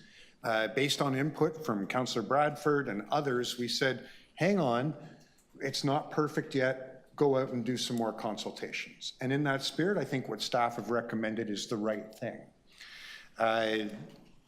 To Councillor Bradford's motion saying, let's do a financial feasibility study on this, I'll tell you the truth. The financial feasibility of these is going to depend on the market. And as a good friend of mine once said, anyone who claims to know what future of the real estate market and isn't filthy rich is not telling you the truth. It's the market goes up, the market goes down. These exercises on feasibility, you do one now, it'll tell you one thing. You do it in 6 months, it'll tell you something completely different. As to the claim that mid-rise buildings are not being built, I would like the last 15 years of my life back, because most of what I have been doing on weekday evenings for the last 15 years is going to community meetings for development applications on mid-rise buildings in the area I represent. Like honestly, like, I don't know how if we weren't building them, what have I been doing for the last 15 years? And I would also like back all those hours I've spent at Toronto East York Community Council, where we have been approving these every month for the last 2 decades. So, you know, I appreciate Councillor Bradford has a view, and he and others who share that view are free to go to the community consultations and advocate for it. But I don't think this committee should be recommending that that stuff be foregrounded. I think we've got a really solid piece of work from staff. Let's go out and talk to all the different stakeholders, and when they report back, we'll be in a position to make a judgment then. Does anyone else want to speak on the item? No? Okay. We'll take Councillor Bradford's motion first. All those in favor? All those opposed? That does not carry. The motion I'm moving on behalf of Councillor Fletcher. All those in favor? Opposed? That carries. Sorry, And can I have a recorded vote on that, please? On my item. Okay, we'll go back and do that again. So, on Councillor Bradford's motion, all those in favor? Councillor Bradford. All those opposed? Councillor Thompson, Councillor Nunziata, Councillor Myers, Councillor Perks, Councillor Candevel, Councillor Matlow. And I see the look in Councillor Fletcher's eye. Okay. They're in good company. Here you go. I only had one thank you for the editorializing. It always makes the meetings go smoothly. On the item, all those in favor? Opposed? That carries. Next, I have lost track. Number 7. Number 7. Lucky 7. Just a small little item.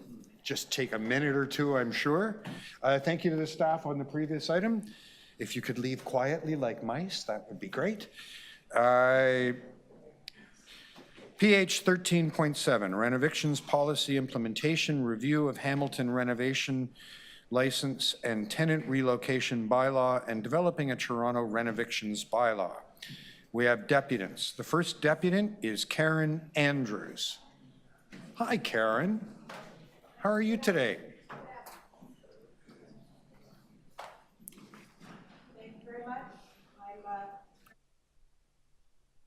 Center for Tenants in Ontario. I, for many years, taught law and poverty at Osgoode, and I would look at this section with the law students.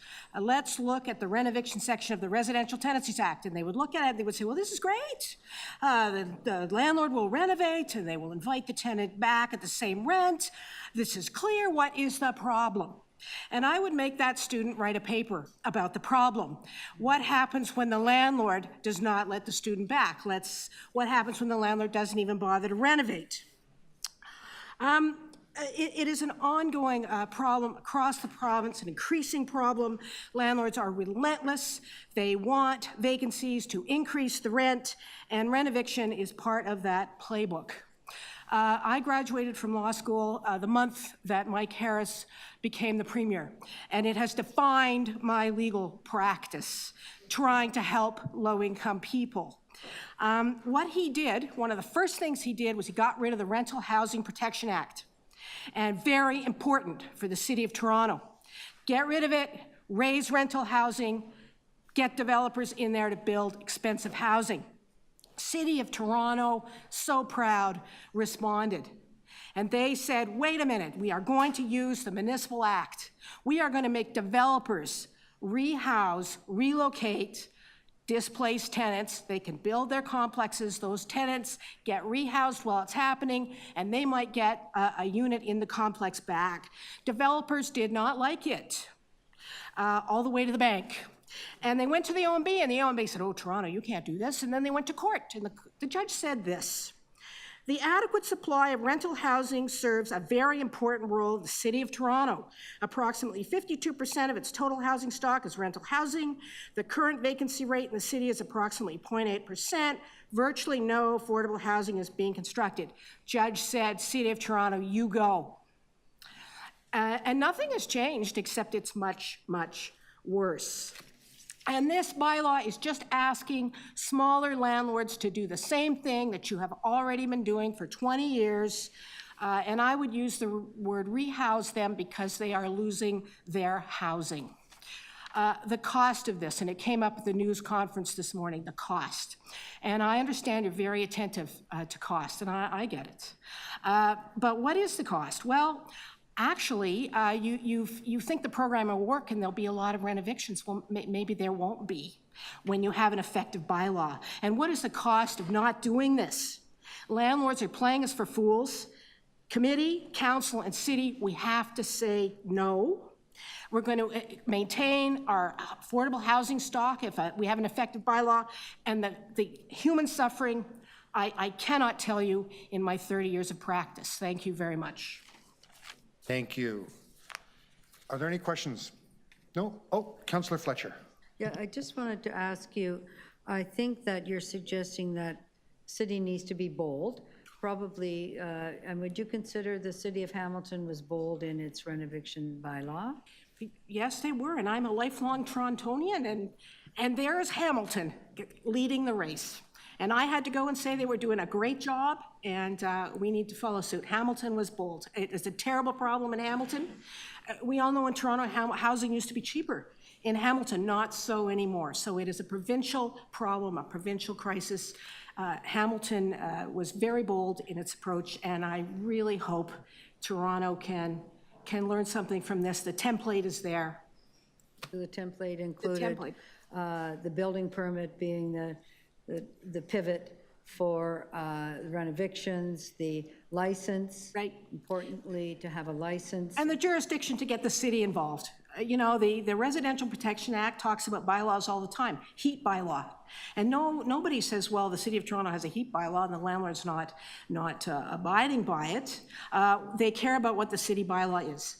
And this process, they would care about what the city bylaw is, a permit, a process, oversight. We care, and most importantly, the rehousing plan will weed out all the specious claims that we have been seeing over the past 20 years. Thank you. Thank you. Any further questions for Karen? No? Karen, as always, thank you very much. The next deputant I have listed is Marcia Stone. Hello again. How are you today? Oh, I'm just lovely. Well, that's good Depends on news. what y'all say here today, how good my day is going to end. Thank you for having me here. My name is Marcia Stone. I am the chair of the Western Acorn chapter. Acorn, 20 years in this city. We're celebrating our 20th year. And a lot of our members have been fighting for this all along.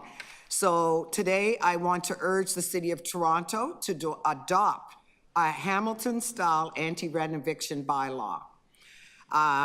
We know that we're in a housing crisis. The Wellesley Institute lets us know that we lose 26,000 affordable housing units every year due to neglected repairs, renovictions, demevictions, and more.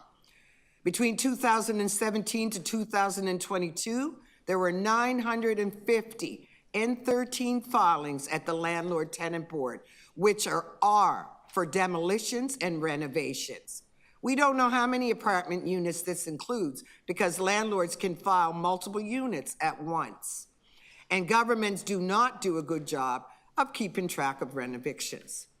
Acorn recently won a new bylaw in Hamilton to help address this problem. The bylaw would see that landlords who need to displace a tenant to renovate a unit have to apply to the city for a license. They're on the hook for moving costs, assisting with finding temporary housing, and topping up any differences in rent. And that tenants get offered the right of first refusal to come back to their unit at the same rent. Toronto has been studying and consulting on this issue since 2019. How much longer do tenants in this city have to wait? How many people have been renovicted since 2019? How many more will be renovicted before the city finally does something? You're not having to reinvent the wheel. Check with Hamilton and find out what they did to be able to put that in place. We need the City of Toronto to do what tenants are asking for and create a real anti-renovictions bylaw with teeth and timelines for implementation. We can't be waiting another 5 years. Now's the time for action. I would like to ask you to please support this motion. I know that there is going to be a motion coming forward, so please. And while you are thinking about this motion, remember one thing. People are not looking for a handout from the government. They're looking for the dignity and respect with which they deserve. And we often know that we have tenants that come to us and tell us that the people that are in charge, the people that they have to deal with in the buildings that they live in, treat them with disrespect and disregard. And we're not having it anymore. And with that, I yield my time. Thank you. Any questions? No? Thank you so much. The next deputant I have listed is Earl LeBlanc. Earl. Is Earl online? Earl, can you hear me? Yes, I can, yeah. Hi, welcome, Earl. We can hear you loud and clear. You've got 3 minutes to address the committee. Go ahead. Okay, great. First of all, thank you for having us and whatnot. And there's been some key speakers I'd like to comment on. First of all, Marcia, you know, the numbers are staggering. And I'll tell you in a minute what my story is, but the numbers are, and the pain created by this is just enormous. And what gets me angry is that builders and anyone with their eyes open, every street corner, not every, but many areas of this city are being demolished, and large multi-billion-dollar, million-dollar residences put up with not a peep of who's been displaced, what businesses have been rudely displaced, and so on. And after hearing this today, it's just mind-boggling. And maybe, as Councillor Nunziata pointed out, maybe, you know, we should get the pitchforks out and stand in front of bulldozers. It seems to me to be the avenue to take right now. Anyway, I've been a member, speaking of 2019, with Acorn, and I was renovicted that year just before winter time, and given 6 weeks to move. We were offered a fairly substantial amount, but you know, after moving cost, after the last month's rent was deducted from it, it became a paltry sum. And I'm a senior, and I hurt my back trying to pack up. And then $1,000, I think it was $1,000 moving cost, and so on. And then to top it all off, had to move to a place with more, the rent was considerably more, meaning about 40% more. And from what I understand, I'm one of the lucky ones because I have some resources. It's really put a strain on finances.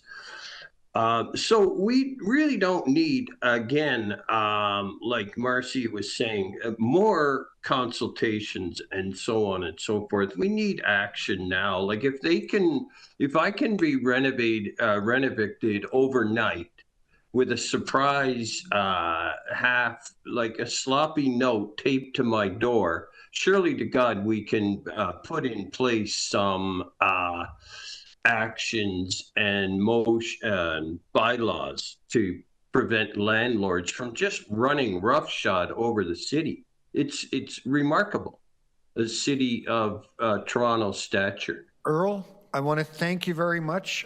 We're limited to 3-minute deputations today because of the volume. Yes. Are there any questions for Earl? No, thank you so much for coming and sharing that with us. Thank you. The next deputant I have is Patricia Edwards.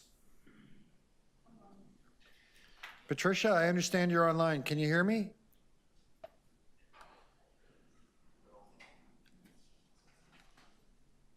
Patricia?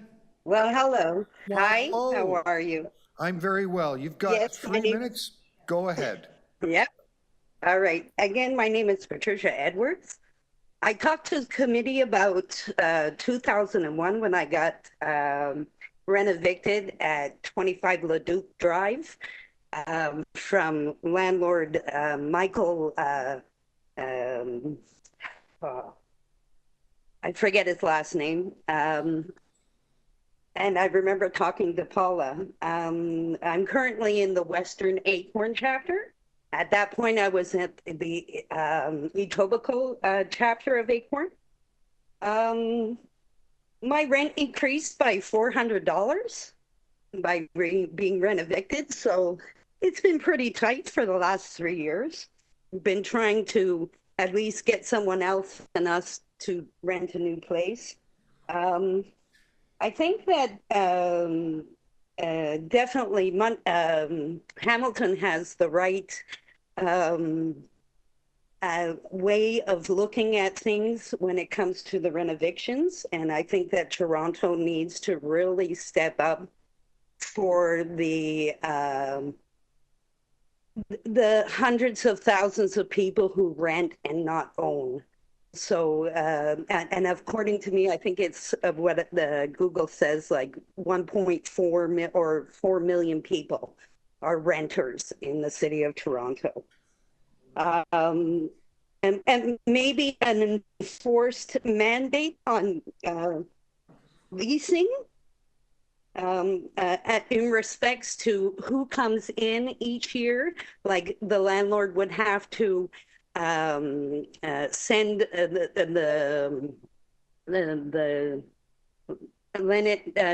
tenant and landlord board the new lease of the new tenant, so that at least it can be put into a file so you know who's moving in, you know who's moving out, and on what dates, so that people and renters can be tracked. I mean, look at Brampton with 25 people living in a house, more than 12 cars on a street. I'm sure that's happening here. I know up the road at 1442 Lawrence Avenue West, there were, and probably still today, 3 families living in a 3-bedroom apartment. So it just really has to be diligent on the government to set standards and bylaws, because I was told your government doesn't put anything in place, so we're not going to have any ethics. So you really have to look into the ethical background of these landlords and make them accountable for what they're doing. Patricia, I'm going to have to thank you there. Your 3 minutes are up. Are there any questions for Patricia? Seeing none. Patricia, thank you so much for joining us today. No problem. Next I have, thank you, Carly Wilson. Hi, Carly. Good to go? Awesome. My name is Carly Wilson. I'm a staff housing lawyer at Don Valley Community Legal Services. I'm here today to ask this committee to implement a bylaw to curb bad faith renovictions using the recently passed bylaw in Hamilton as a guide. Most importantly, I'm here today to ask that you take this action quickly. I sat before this very committee almost exactly 2 years ago on July 5th, 2022, in support of a renoviction bylaw. At that time, it was a big swing. It was a tricky legal question about whether a city in Ontario could even pass such a law. Legal experts were consulted, and we said yes, that the city has the power to do this and should exercise it, and that to do so would protect tenants. City Council approved the renoviction policy, and we're told to report back in the first quarter of 2023 with a new bylaw. Looking at the latest report, I have déjà vu. We have done this before. I'm here to urge the committee today to not delay any longer, and I'd like to explain why. 2 years ago, I told this committee about a building I was working with that was facing a blitz of renoviction notices. I told you that as councilors, you had the power to pass a bylaw that would protect these tenants from being renovicted in bad faith and ensure they would be able to exercise their right to return to their units. Those tenants have since been evicted. They were evicted in an order issued on August 17th, 2023, over a year after I spoke to this committee. There was a triple renoviction. These tenants had been in their units for over a decade or more, and they were ordered to leave their homes by the end of November. They were told they would be out for 3 months. for the landlord to complete their work. It's month 7, and we are now embroiled in a fight to try and get them back in. These tenants have been displaced from their homes for over 7 months, and this committee had the power to keep that from happening. I worked with 2 other tenants earlier this week to prepare for a Renoviction hearing that, if a bylaw like Hamilton's was in place, would never have even made it to the Landlord and Tenant Board. A different building in Councillor Bradford's ward, Ward 19, has 8 different units facing Renovictions, all for cosmetic changes, all paying below market rent, with hearings scheduled throughout the summer. I want to be clear, these are not stats coming from our clinic. These are my personal numbers. I am one lawyer at one clinic telling you that in the time it has taken the city to consider this bylaw, I have seen 3 families lose their homes and can see another 10 go by the end of the summer. I don't know if anyone on this committee has had the task of telling someone that they've just lost their home, but I can assure you that once is more than enough. So with that, we are asking the committee today to move quickly. Do not reinvent the wheel when drafting this bylaw, and instead use the framework that Hamilton has piloted. Focus consultations on how the Hamilton bylaw would work in Toronto, not on drafting something new. Further, do not settle for anything less than impactful. This bylaw requires a licensing system, not a registration system. For it to have the teeth and checks and balances, it needs to be an effective tenant protection tool. A registration system is just another box to tick. A licensing system would give the city the power to control and monitor Renoviction activity and to take action against those landlords trying to exploit a legislative loophole. As councillors, you have the power to make this change. You've already consulted the legal experts, and we have told you that yes, you do. It is vested in you under the City of Toronto Act to pass this kind of bylaw. Please use that power. Thank you.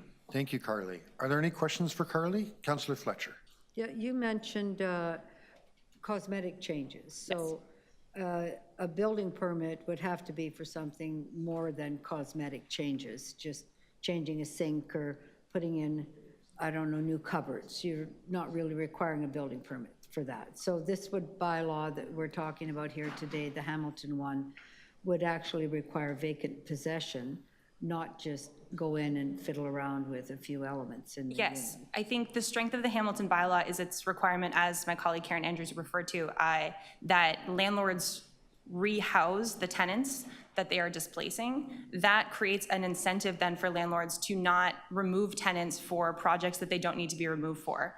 Individuals who own homes live inside their homes during construction all the time. They live in their homes during renovations all the time. If you ask my 3 tenants who were evicted whether or not they would have preferred to have stayed in their house during the renovations, they absolutely would have said yes. And so a bylaw like Hamilton's would discourage landlords from evicting tenants when they could very easily stay by requiring an expert report saying that they need vacant possession and by requiring them to rehouse them. That is an important part of the Hamilton bylaw, is to verify that vacant possession means an empty apartment is required prior to granting the eviction. That's one of many important parts of the Hamilton bylaw, but yes, I would say so.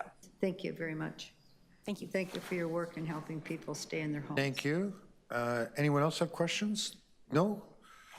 Carly, thank you so much. Next, we have Miguel with us. I don't see him. Miguel, are you online?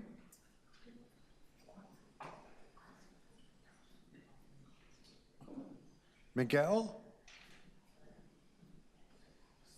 Miguel, if you're connected, I cannot hear you. Oh, hi, can you hear me? There you go. Welcome, Miguel. You've got 3 minutes. You can start as soon as you're ready. Excellent. Good afternoon, everybody. Today, I'm speaking as a member of the Regent Park Neighborhood Association. I'm here to lend my support and seal of approval for whatever change is needed to address this unfair process of renovictions and demolitions. For the last 4 years, I have witnessed the pain, the suffering of residents of Toronto and city encampments. In 2021, we were objects of violence at Trinity Bellwoods Park, as well as Lamport Stadium. We don't want that to repeat again. Here we have a great opportunity to emulate or follow on the direction of the city of Hamilton that is championing something that City Hall should have done before. But of course, we were under different management under Mayor John Tory. And now, with Mayor Olivia Chow at the helm of City Hall, she will be the best person to put forward a motion or request to the province of Ontario to once and for all request Doug Ford that we need rent control in the city of Toronto because this city has become super expensive for anybody to live on. Groceries are expensive, housing is unreachable, salaries are low, and people living on ODSP, Ontario Works, or any other pension plans has not been those rates have not been risen to meet the demand of new housing charges. I saw a poster in Regent Park that says an advertisement for a unit, a two-bedroom unit for $2,600, including hydro. Who can afford that in Regent Park on ODSP, Ontario Works, or pension plan? Nobody will afford that. Only someone who works for a corporation or municipal government could afford those prices. But for us, the poor that live in Regent Park, that's not achievable. So again, we keep reminding the city of Toronto and our councillor, Chris Moyes, to fight for more RDI units in Regent Park because our community wants to stay put here. Thank you so much, everybody, for the opportunity to listen to me. Have a wonderful afternoon. Thank you for your deputation and your well wishes. Are there any questions for Miguel? No, seeing none. Miguel, you have a good afternoon too. Next, I have Akasha Ara. Akasha? Hi, I'm here. Can you hear me? Yes, I can, Akasha. Welcome. You've got 3 minutes. Go ahead. Thank you. I'm here as a representative of the Wind Green Tenants Association and as a renter myself to support the anti-renovictions policy and to speak about how important it is to protect the most vulnerable demographics of renters in Toronto, and how renovictions are actually being used to displace renters while reducing the existing stock of affordable housing in the city. Wind Green Court is a small cul-de-sac home to 11 low-rise buildings near Don Mills and Lawrence. In 2021, our buildings were purchased by a real estate investment trust, which effectively became our landlord. This trust was formed on an app where literally anyone can sign up for this app and pitch in as little as $1 to become an investor. And the main goal of this landlord was a large-scale renovation strategy as a means to deliver profit back to the investors on this app. To be more clear, regular people can invest as little as $1 in a crowd-funded renovation plan that eradicates the current stock of affordable housing in the city. And the most vulnerable renters are the ones to suffer. Renovictions are effectively exploiting renters. There was nothing wrong with the apartments that we were in. They were not derelict. The tenants are all respectable, hardworking people who pay their rent on time. And many of them are pensioners, actually. These apartments were affordable housing. I say were because in the 3 years that our landlord has been doing these renovictions, they are no longer affordable. The tenants here were paying rent in the range of $900 to $1,500. And these same apartments are now listed for $2,300 and $2,800. Now, a policy like this would empower renters and make way for the city to protect the abundant existing stock of affordable housing, all of which is very quickly being diminished through renovictions. I have seen my neighbors who were single mothers displaced into community housing when they were doing just fine here.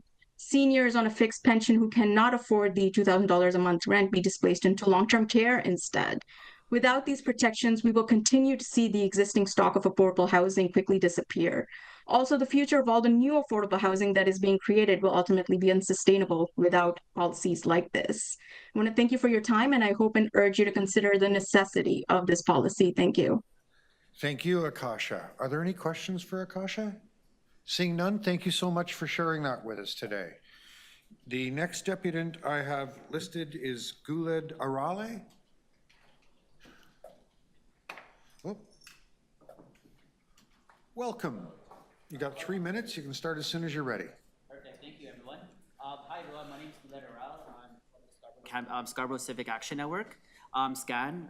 SCAN is a nonpartisan community-driven network that aims to support civic engagement activities across Scarborough to address inequalities and mobilize civic voices in Scarborough. In Scarborough, just like the rest of the city and frankly the rest of the country, the #1 issue that we hear that people are struggling with is housing. Rising rents and just general cost of living have left a lot of tenants having to make a decision every month about how they're going to pay their rent or they're going to put food on their table today. Frankly, folks, the rent is too damn high. And the reason why it's getting so unaffordable is because there's a lot of landlords that are taking advantage of tenants. What this bylaw would do, a renoviction bylaw, is to deter landlords from using major renovations as an excuse for bad faith evictions and better protect tenants living in affordable units. Many tenants and advocates, even some of you heard today and you're probably going to hear later on, said they've been pushed to leave a rental home despite no evidence that renovations were going to be substantial. So we need this renovation bylaw, and we need it really badly, and we need it really fast. And we need to also make sure that this bylaw has teeth. We need to make sure that it's a licensed system, and that the landlord gets an independent verification from an engineer that the unit needs to be vacant for the renovations to happen. We also need to make sure that this bylaw has landlords make arrangements with any tenants that want to return to the unit once the renovation is complete. And also include them with temporary accommodations comparable to their current unit and rental rates or some sort of comparison. And after the renovation is complete, the landlord has to be required to allow the tenant to return to their unit at the same rate that they were paying before the work that was done. There's no need to delay on this. We already have a ready-to-go model in Hamilton that's going to be implemented at the end of the year. Toronto is ground zero for renovations in Ontario, but Ottawa, London, Hamilton, they're already taking the lead on this, so we should be taking the lead and not falling behind. Studies say that for every new unit of affordable housing built, there are about 31 being lost due to rising rents, renovations, or demolition. So if we want to make a dent in the housing crisis, we need to be able to pass this bylaw instead of just keep on just falling behind. Don't let next summer be another hot, bad faith landlord summer. Let's get it passed, let's get it implemented, and let's get going. Thank you. Thank you. Are there any questions? No, seeing none. Thank you so much for your deputation today. Next, I have Kylan Nadju. Kayleen? No. Thank you. Same name, just differently pronounced. There we go. Hi, can you hear me? Welcome. Yes, I can. Okay, perfect. Go ahead. Good afternoon. Okay, thank you. Good afternoon, Chair and members of committee. My name is Kayla Nadeau, and I'm an MSW placement student with the Toronto Alliance to End Homelessness. The Toronto Alliance to End Homelessness is a network of over 100 partners across the city, united in the vision of ending homelessness. We are greatly encouraged by the progress being made to combat homelessness and strongly encourage the city to enact a comprehensive bylaw aimed at addressing illicit renovictions. The negative impact of renovictions on tenants and the community is profound and multifaceted. Homelessness in Toronto is at an all-time high, and illicit renovictions are exacerbating this crisis. In Toronto, when renovicted, finding an affordable apartment that costs no more than 30% of income is extremely rare for anyone on a fixed income or without a living wage, causing economic hardship that puts them at serious risk of homelessness. TAEH strongly recommends that the proposed bylaw be further enhanced and strengthened through proper consultation process. We need to listen and learn from the experiences of people who have lost their housing due to renoviction. This is needed to ensure that the proposed bylaw is written and implemented using an informed and holistic approach to include all perspectives. Currently, landlords are not required to submit proof that repairs are needed, or if they are, a unit is required to be vacated in order to be renovated. This needs to change. Landlords can currently initiate the eviction process using an N13 notice without having to confirm the necessity for repairs. However, requiring evidence of the need for repair would safeguard against illegitimate claims of renovations, ensuring that eviction proceedings are based on genuine renovation needs. TAEH recommends that licensed personnel visit a unit prior to renovations to require unit vacancy to ensure that there is no malpractice. Furthermore, TAH commends the city for emphasizing the importance of a 60-day grace period for tenants moving back into their newly renovated units. This provision ensures both stability and legal fairness for tenants. Without this grace period, tenants will face the risk of homelessness if they are unable to align the end of their temporary lease with the availability of their permanent residence. In addition to this, TAH further commends the city for recognizing the need to reinstate vacancy control legislation at the provincial level to link rents to residential units rather than individual tenancies. And the implementation of rent control for units occupied after November 15th, 2018, and mandates landlords to facilitate temporary accommodation or provide adequate relocation assistance during renovations. This would help to stabilize housing costs, prevent arbitrary rent increases, and further prevent homelessness. As housing insecurity is a very prevalent issue that many community members are facing, targeting illicit renovictions would be a step in the right direction in working to ending homelessness in Toronto.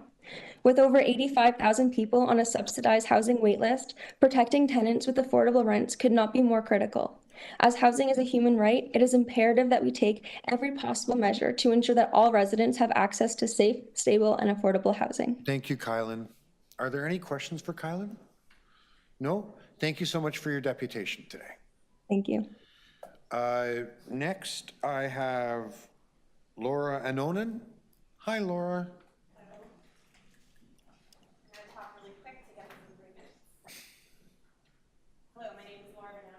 Community development worker at Don Valley Community Legal Services. I'm also the chair of the board of the Federation of Metro Tenants Association and a tenant in Ward 19. I want to share the story of a rooming house that used to be located at 28 and 30 Langley Avenue. There were 24 units at this beautiful rooming house in the Riverdale community. In 2018, a new owner purchased the building and issued N13 eviction notices to all of the tenants. The tenants contacted their local counselor and their local legal clinic for help. They didn't know what to do, they were scared, and they didn't want to leave their homes. Many of them had lived there for years, and they were well known by their neighbors. They had all of their services and resources nearby as well. We held a tenants meeting with our elected officials and a lawyer from the legal clinic. We organized with Acorn and held a big rally in front of the building. Even homeowners in the neighborhood put signs up that said, "Stop the eviction of our neighbors." Unfortunately, the tenants lost their hearing at the landlord and tenant board because this was a legal eviction. The new owner was planning to renovate the units and wanted them vacant. The tenants were renovicted and we lost 24 affordable rental units. Some of the tenants had to move out of the city to find new affordable apartments. Some of them decided to fight for their right to return. When the renovations were completed a year later, the owner gave the tenants 2 weeks' notice to move back in. But this wasn't possible because under the Residential Tenancies Act, a tenant is required to give 60 days notice before they move out of where they're currently living. This is another loophole that landlords use to nefariously keep tenants from moving back. So the building sat empty and then the pandemic hit. Eventually the owner, who could not legally turn this rooming house into a short-term rental or a boutique hotel, came back to the city and asked them if they wanted to buy it for affordable housing. The owner eventually sold it to someone else, and we'll never get those affordable units back. The tenants will never get to return to their homes or their communities. If there's any story that explains the need for this bylaw, it's this story. I'm also worried about my own building and my neighbors. I live in a mid-sized building with 70 units, and a new company purchased the building at the end of 2022. We've already received offers of money to move out. They have stated they want units to be upgraded to the company's standard of quartz countertops, luxury vinyl plank flooring, stainless steel appliances, and open concept layouts. We just want a safe place to call home. I'm hopeful they won't renovict us, but I'm fearful of finding an N13 notice under my door. I've already been no-fault evicted when my previous landlord gave me an N12 notice for personal use, only to renovate the unit and rent it out to a new tenant at a higher rent a few months later. This is what it's like to be a renter. Constant fear of eviction, fear of losing your home, and being displaced from your community. I urge the city to implement the same bylaw as Hamilton as quickly as possible. We need a strong and bold bylaw that will ensure tenants can move back, that uses a licensing system and has checks and balances on landlords. Thank you, Laura. Going to have to stop you there. Are there any questions for Laura? No, seeing none. Thank you so much. The next deputy I have is Melissa Goldstein.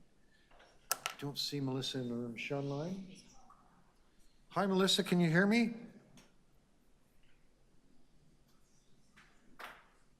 Melissa, are you sure? If you're there, we can't hear you. Yeah, sorry, Oh, there just you go. trying to get my mic going. Welcome. You can start when you're ready. Councillors, I'm frustrated. Okay. Councillors, I'm frustrated. I'm frustrated that after 2 years of stalling, staff are stalling again. Instead of bringing us a bylaw or a report on how the Hamilton bylaw approach could be implemented in Toronto as council directed, staff are proposing to consult on things that don't warrant consultation and to bring us a bylaw months from now.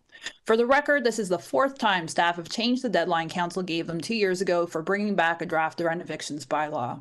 I think it's safe to assume the October 2024 deadline staff are proposing here won't actually be respected, given that none of the other deadlines have been to date. I'm frustrated that staff are considering excluding tenants in multi-tenant houses from the protections of this bylaw. Staff note in their report that bringing multi-tenant homes into compliance with the new legalization framework is likely to require significant renovations to some properties. But what they don't acknowledge is that this means that the framework makes multi-tenant house tenants, who are already the tenants most at risk of homelessness in the city, even more vulnerable to eviction and homelessness.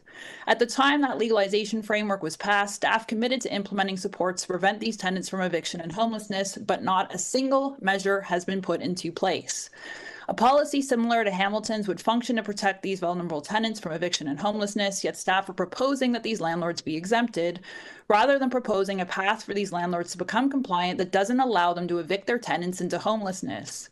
Staff seem to have forgotten that the whole point of multi-tenant house legalization is not bylaw compliance for the sake of bylaw compliance, but to improve the housing situations of multi-tenant house tenants. Exempting them from protection from eviction and homelessness does not improve their housing situations. Lastly, I'm frustrated that the city has not included in the staff report any other options besides Hamilton's bylaw, when there are other, better options that the council should have the opportunity to consider. And because I'm limited to 3 minutes, I can't even tell you about those other options now, but you can read them in my written submission. Sadly, the impact by the tenants and are willing to accept less than what they really deserve, the best protections from no-fault eviction possible, because they know that fighting for better will give staff the opportunity to stall even further.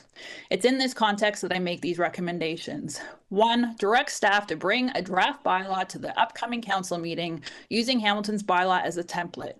2, direct staff to undertake fulsome public consultations on that bylaw and its implementation, and to bring back a final bylaw and implementation budget for council approval no later than October 2024. While staff have proposed to consult on a number of issues, none of them actually warrant public consultation. Meanwhile, there are several things that warrant consultation and consideration. 1, selecting the city division most appropriate to manage the bylaw. Buildings, which has very limited capacity and no experience at all in working with tenants, seems like a questionable choice. The process for approving renovation licenses. Hamilton's process could allow license applications from non-compliant landlords Melissa, to be approved. I have to thank you Toronto there. needs to do... Thank you so much. All right. Are there any questions for Melissa? No, seeing none. Melissa, thank you as always for your contribution today. The next deputation I have listed is Jordy Dent. Jordy, welcome. You've got 3 minutes. Hello, folks. I'm from the Federation of Metro Tenants Associations. We're a tenants' rights group that's been around the City of Toronto for 50 years. And we're here today to speak in favor of this bylaw with a few changes or amendments that we hope are passed. I've got 3 things to say. If you're looking for more in-depth from me, we provided a written submission that you could read through. But I wanted to touch upon 3 elements. The first is history. And I'm going to take this moment just to talk a little bit about FMTA history. For those of you that didn't know, you got to see the first staff person from FMTA today, Depute. That was Sean Gadden, who's now with Beach Hall Co-op. Just to let you know where things end up for me in the future. If I am lucky, I will look as stunning as Sean does today. I looked in the mirror and was like, God, this job is taking its toll. He looks fantastic. The second history I want to talk to you about is the history of Toronto. Toronto's actually gone through this issue before. In early 2000s, we were getting a flood of demolition notices for tenants to move out. And a lot of these were thought to be bogus. What did Toronto do? It used its permitting powers with demolitions to change how demolitions were done.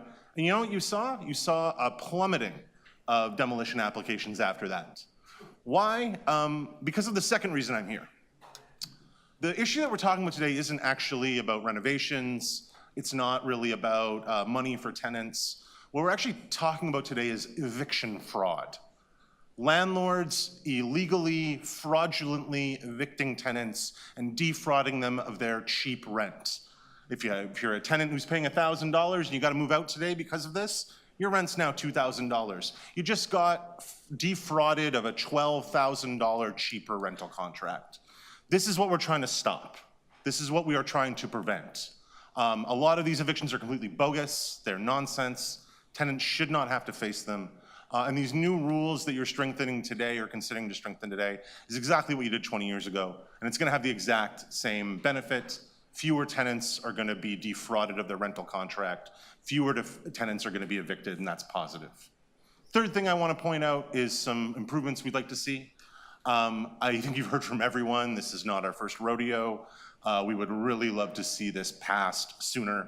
We do not want to see a consultation on components. We already know what we want. We would love to see that bylaw put forward and move forward quickly. Secondly, we'd like to bump up the implementation date. Again, a lot of people are getting fraudulently evicted. We'd like to stop that. Finally, for those of us that have been through the rent safe TO issue, the issue of licensing versus registration, I can confidently tell you I'd really like to see licensing over registration, and think that would be a much better promotion here. Thank you. Thank you, Jordy. Are there any questions? Nope. Thanks so much for your deputation today. Final deputy and I have listed is Bruce Davis. I saw Bruce earlier. Is he here? Is he online? No? Okay, well, that concludes the deputations. Are there any questions of staff? Councillor Fletcher, do you have any questions of staff? Yes, I do. There's a price tag associated with this. Some people have said, wow, that's a lot of money. I just want to have a comparison, if staff can help, please, that the eviction, Renoviction bylaw is really set up to keep people in what I'll call modest rent situations. If we had to replace all of those, what's the cost of replacement for an affordable unit when we build new? About $400,000 for one unit, or $350,000? Through the chair, thank you, Councillor Fletcher.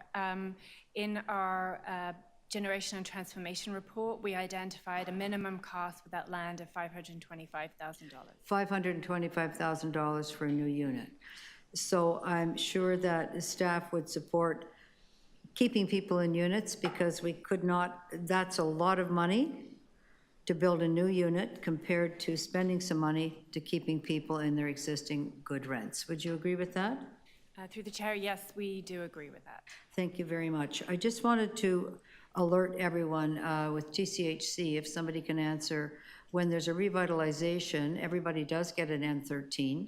However, they get an N13, they do get rehoused, they do get assisted, and they do have the right to move back. Could I just have that confirmed, please?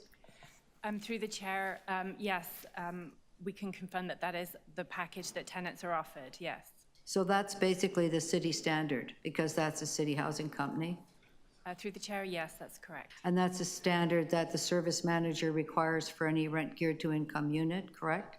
Through the chair, yeah, we do see the fact that community housing sector definitely goes above and beyond the minimum requirements. TCHC is a particularly good example of a community housing provider, but yes, as the service manager, we support all providers to go well above and beyond the minimum requirements. So we've established the city standard for our own housing. Essentially, this bylaw, if we move to adopt the recommendations that Councillor is going to move today, would put the city standard for all rental housing, correct?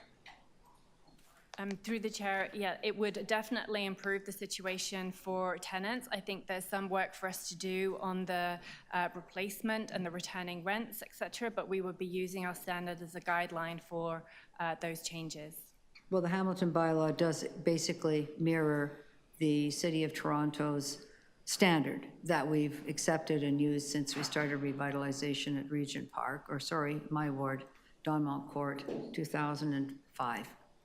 Correct? That is correct. We have also received some feedback that there may be an opportunity to improve on that.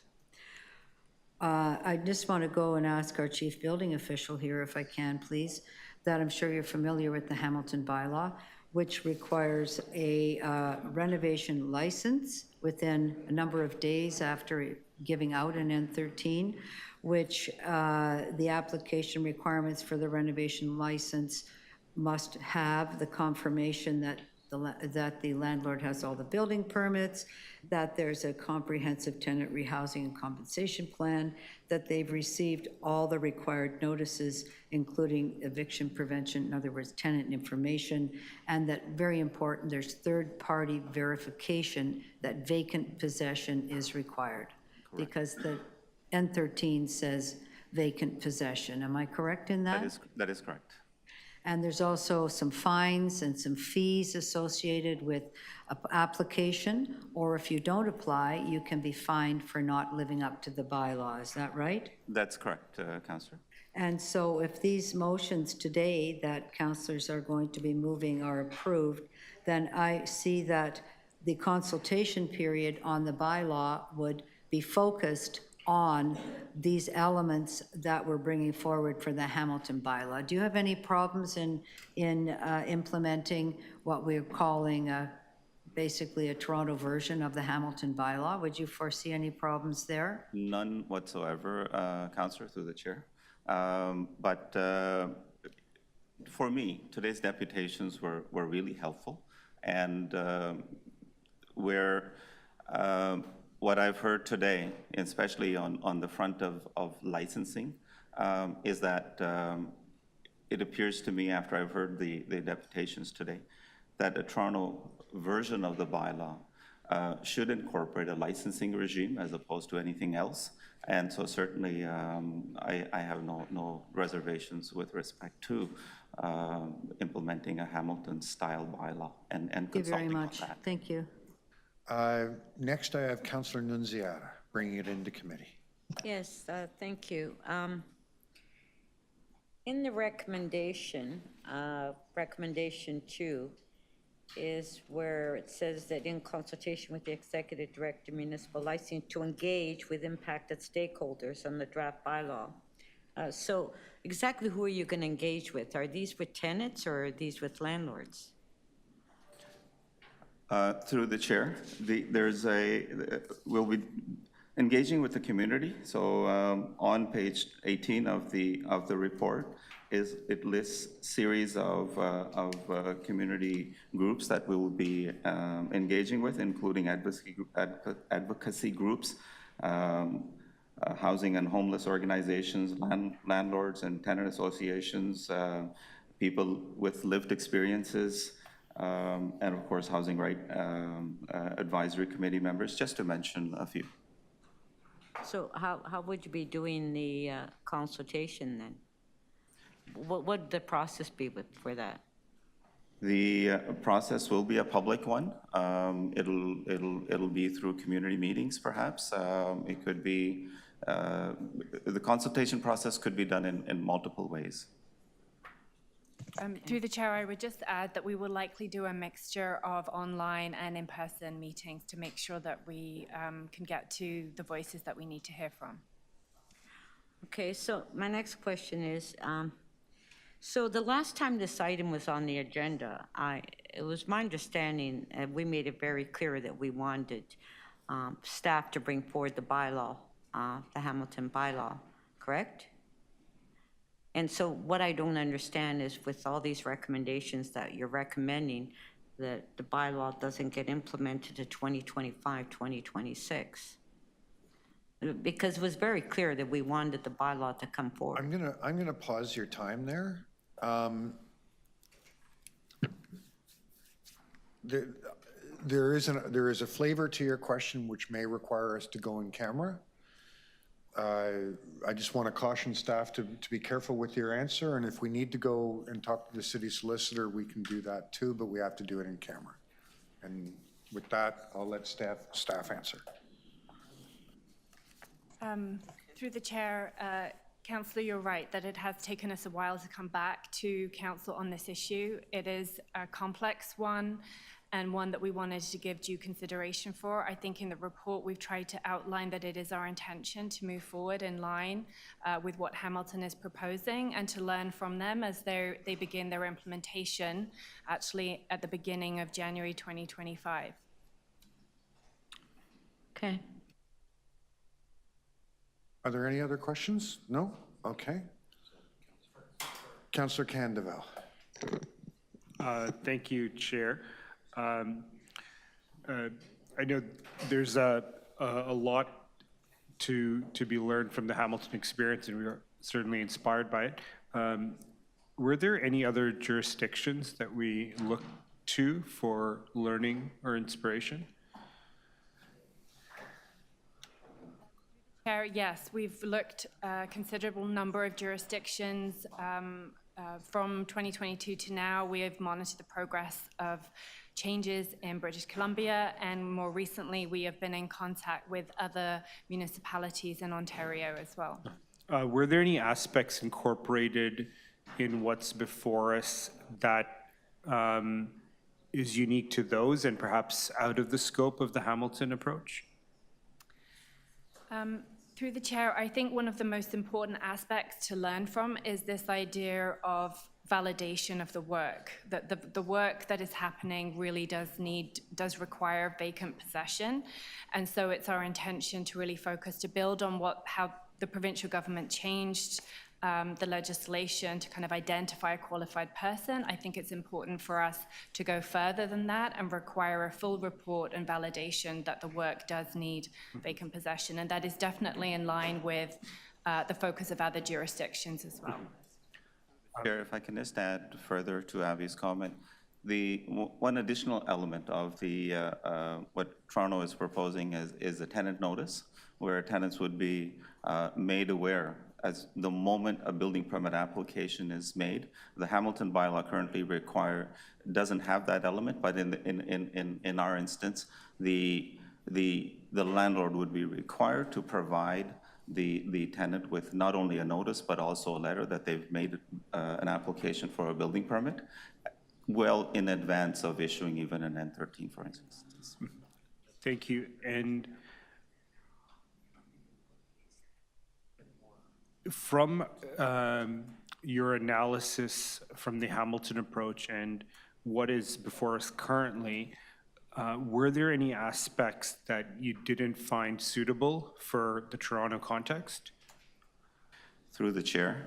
And it may have been the way we communicated our message. Our intent was always to go forward with consultation and implementation towards the Hamilton bylaw. So I do apologize if that messaging didn't come clear, but no, there wasn't any elements that we found that were any of an obstacle.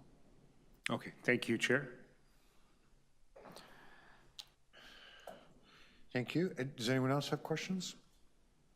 No? To speak, Councillor Fletcher, did you want to speak? Yeah. Oh, yes, thank you. I will. Just saying that I just want to thank all the deputants for coming and for their incredible advocacy on this extremely important bylaw. And starting in 2009, I'd say that we had our subcommittee, the Protection of Affordable Rental Housing, with you, Councillor Perks, and you, Councillor Bradford, that we heard many of these things, and we left it off in 2022 to get a bylaw. It was felt that it was very hard to do. That was the message that we had at that time. But we always knew that the building permit was a very, very significant piece of work. And it's the one part in the N13 that allows the city to comment, because it actually refers to a building permit in an N13 when it's being given by the landlord.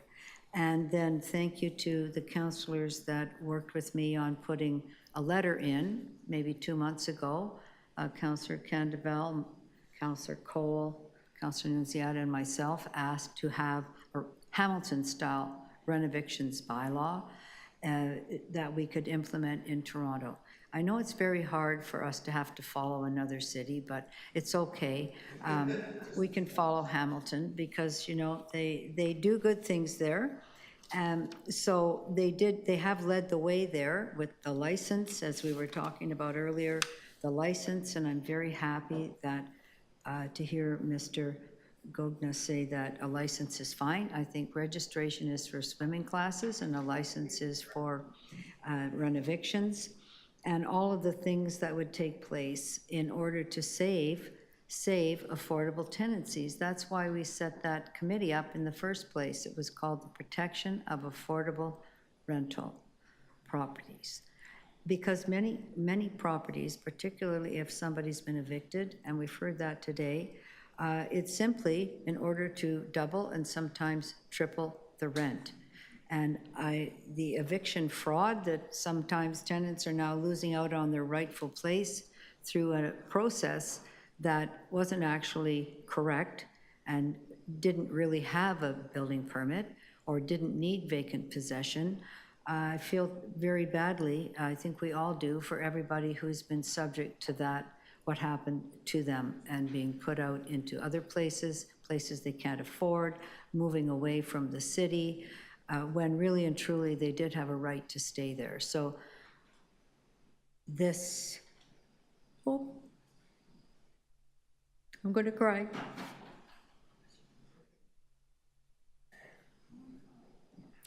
They did have a right to stay there, and they've had to leave their home. So we've taken a long time for us to get to this point, and would like this motion to go through, to be very clear as to what our expectations are of city staff, of what a bylaw would look like, of the consultation, the focus on this bylaw, because really and truly, when we've heard from Ms. Bond, in order to replace one unit, thank you, that someone has been renovicted out of, to place a new unit, $585,000. This is not just a problem for the buildings department or the housing secretariat or any division. It's an overarching issue when you look at it like that. We cannot build new affordable housing as fast as landlords could renovict people from good rent in buildings that have been stable for many years as a rental building, and it's just time to step up and make this a reality. Thank you. Thank you, Councillor Fletcher. Let's take it into committee. Councillor Candeval, you got my attention first. Thank you, Chair. And thank you, Councillor Fletcher, for your leadership in the evolution of this piece, and in particular the work before us now as committee members. And I have a motion that's on the screen that's asking, do I have to read it all, or just can I just speak to the main piece? The gist, which, as spoken to in questions raised by councillors, persuasive deputations, the need for a renovation license or permit requirement for landlords to provide a set time frame of issuing, within a certain set time frame of issuing an N13 eviction notice, as being a crucial element of seeing this approach to be effective and having impact. As Deputant shared, and as we know, we're seeing an unsettling trend within our communities. Certainly in my ward, inherited, and seeing more of these applications where really deplorable tactics being utilized to harass tenants and evict clearly unfairly for inappropriate motivations. So this will signal to our communities that we're doing the work for what our council and what our city needs to do. So this is incredibly crucial as part of this work, and I sense that we have consensus on this and happy to see this move forward. And I understand there's perhaps some additions as well to this work. Thank you. Any questions of the mover? Seeing none, next I had Councillor Matlow. I now have amendment to Councillor Candival's motion on behalf of Councillor Fletcher that has just significant parts of these expectations to ensure that we get the confirmations that we need to make sure that the landlords are abiding by the new rules that we will be implementing. And I want to begin by saying that I'm so grateful. I mean, we all heard the heartfelt speech that Councillor Fletcher gave us, and none of this would be happening without her efforts. She has been driving this, and she's been driving this with her foot hard down on the gas. And I really respect her determination, her passionate determination on this. And I'm very proud to work with Councillor Candival today to support Councillor Fletcher's efforts. This has been, first of all, a complete neglect by the province of Ontario, the fact that we have to even struggle to do this. It shouldn't have to come down to cities. This should be a provincial law. And it is unacceptable that we are still hearing more and more and more from tenants about how not only did Doug Ford remove rent control on all new units in Ontario, leaving tenants vulnerable and life more expensive for them, but still with above the guideline rent increases that should be abolished, that are unethical because tenants are paying for somebody else's equity, that we're seeing more and more dem evictions without the real supports that tenants need. We're seeing fraudulent use of landlord-owned use where some magical sister or brother or somebody is ostensibly moving in, but it doesn't really work out that way. And where renovictions happen, which is another, as Jordy Dent said quite rightly, another fraudulent use of the system, a system that's been set up by the province that's set up for tenants to fail and to enrich landlords.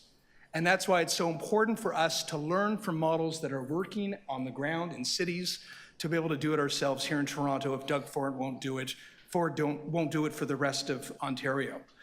Now, Hamilton has taken the lead and we need to follow. We often emulate cities that we respect and even envy around the world. We often talk about Chicago or New York, pre-70s, maybe Montreal, with all due respect to our friends there.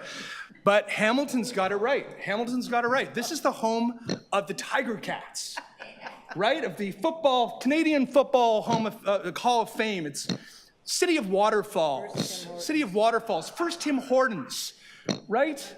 Eugene Levy, Martin Short, Steve Paikin. Hamilton's got it right. Hamilton's got it right. And in this case, I'm going to be walking the Niagara Escarpment with Councillor Fletcher every step of the way to make sure that we get this done in Toronto. Thank you. Thank you.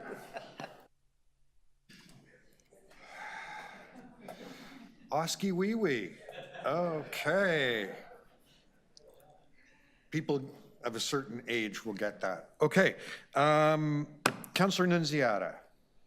Yes, thank you. And I have an amendment, which is on the screen. It's amending the motion by Councillor Candival by adding under recommendation 1. So mine would be C and D. Councillor Matlow is B, is amending Candival's motion, is a structure of fines and fees and applying the bylaw to all rental units in Toronto and identifying any types of housing that require further consideration for a phased approach. So that's my amendment to Councillor Candival. And thank you, Councillor Candival, for bringing that motion forward. Special thanks to Councillor Fletcher. I know you've been working on this for a while, and we, when we heard the deputations, when it was on the agenda, what was it, 2 months ago, 3 months ago? I was hoping that we would have the bylaw here today.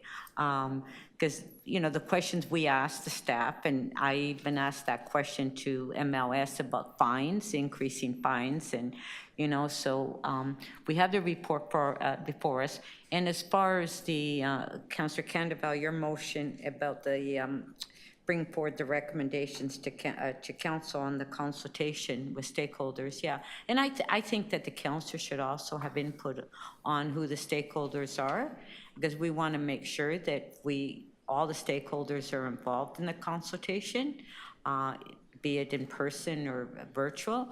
It's very important. And so I personally would like to get a list and who you're consulting with and the time, and we can also advertise that in our local newsletter, because that's very important as well, because I don't want it to come back and then there hasn't been the consultation and there's been people that haven't been consulted, and then we hear deputations, well, we didn't know. So that's very important as well. So that's my amendment, and thank you to staff for bringing, and special thanks to Councillor Fletcher. You're a leader in this issue. Thank you.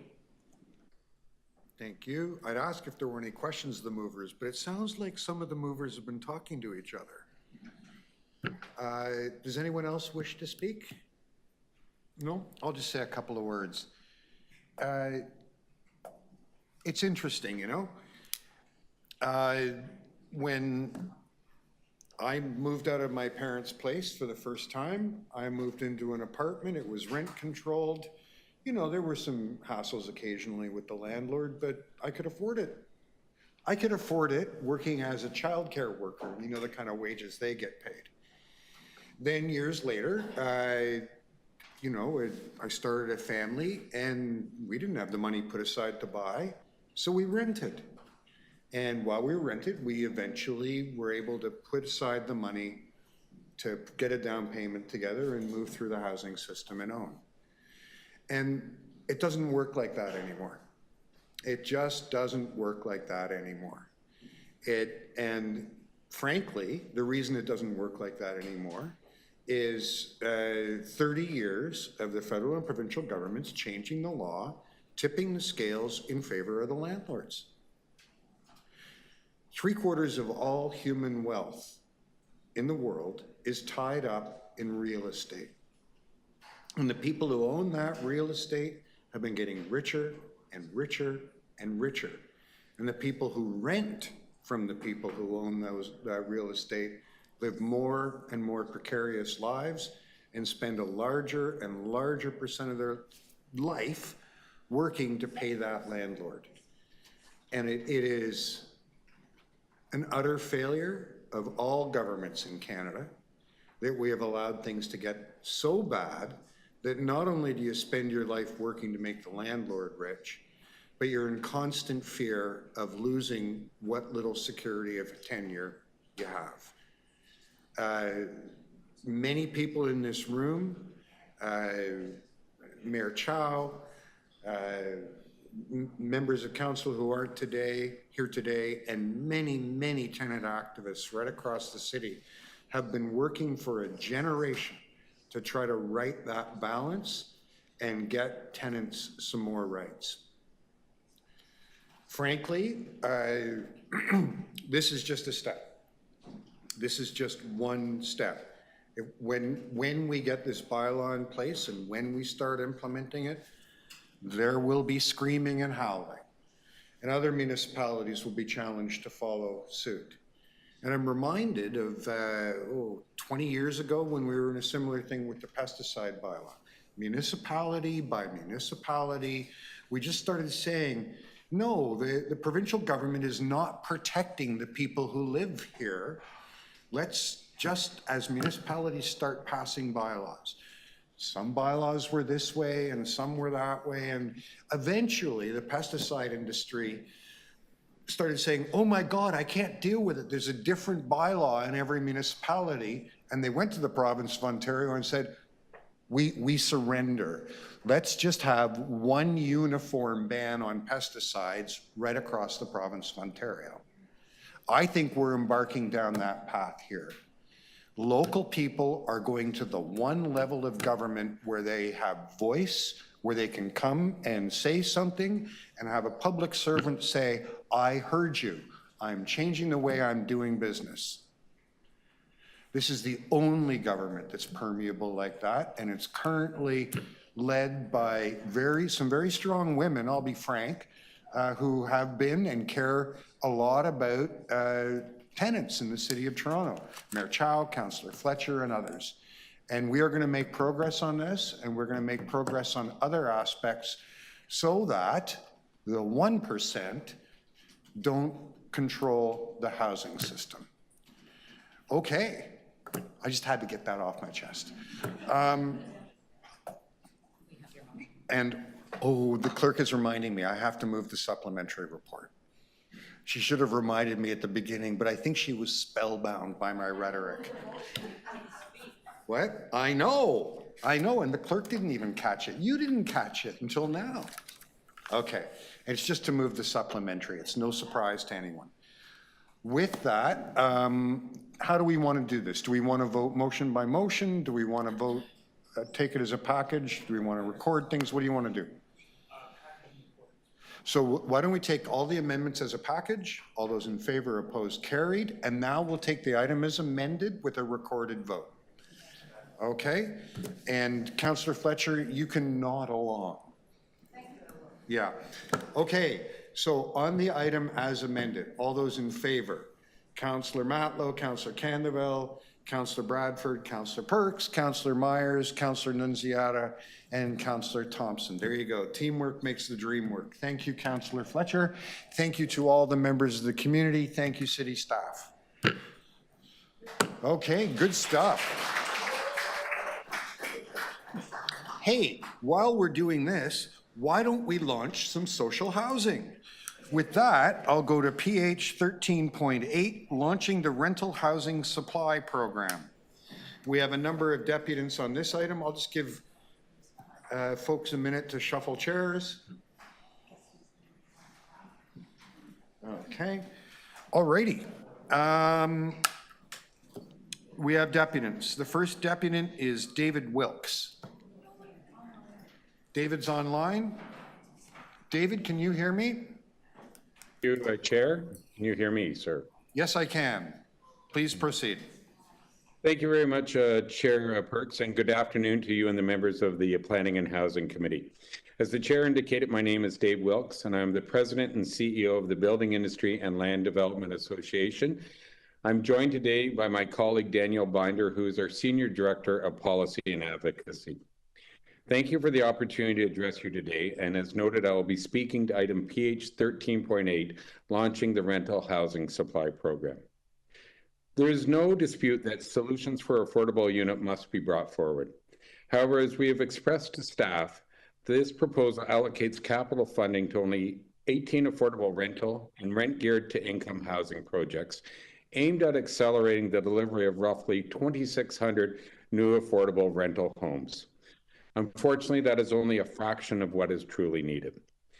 Toronto is facing a rental deficit of 84,000 units by 2030, excuse me. The city's proposed program will not entirely close that gap and will also not meet the goals that the city has established for rental housing. We are at a unique time in the housing market where new home purchases have stalled. New and existing residents of Toronto are turning to the rental market for entry-level or more flexible housing. Rental supply provides that flexibility and the agility for existing and future Toronto experts to find a place to call home. This is why I think we can all agree, and we heard earlier, that rental supply is so critical to the Toronto housing ecosystem. According to a report by Urban Nation that we commissioned, there are currently 93 rental projects on the sidelines. If those projects were unlocked, they would result in between 18,000 and 26,000 market rental units being brought onto the market almost immediately and helping address the deficit that I identified earlier.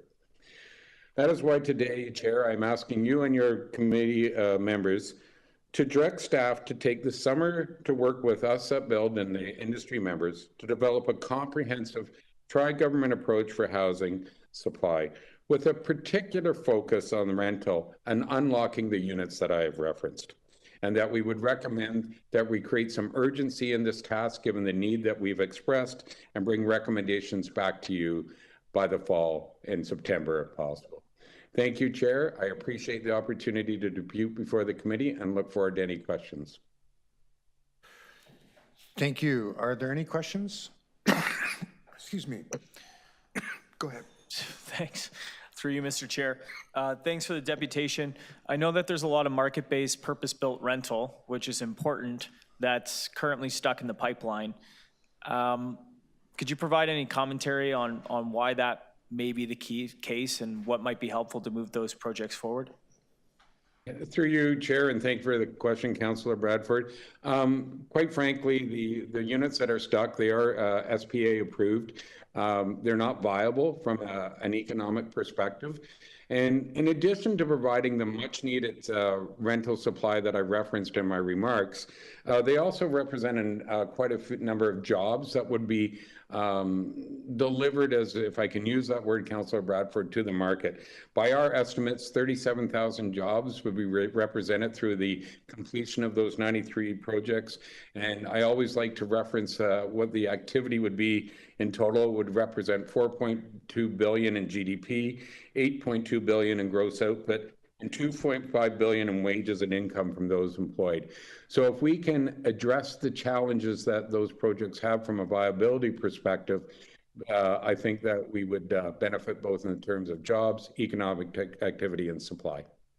There's a lot of market-based purpose-built rental that also includes components of affordability and affordable units. But what happens to those affordable units if the market component of the project isn't viable? Again, through you, Chair, and thank you for the question, Councillor Bradford. Simply put, they don't proceed. I know that you have our friends at Wood Green deputing later in under this agenda item. And the linkage between those affordable units and the market one is a very symbiotic one. They are dependent on each other to be delivered, and that's why you heard in my comments that we support the need to bring those affordable units to the market, but also we support market. You need to bring that holistic approach.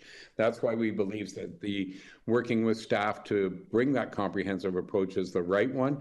And if I was providing a shorter answer, they too would be stranded along with the market units, the affordable ones. Understood. That's all my questions. Thanks for the deputation.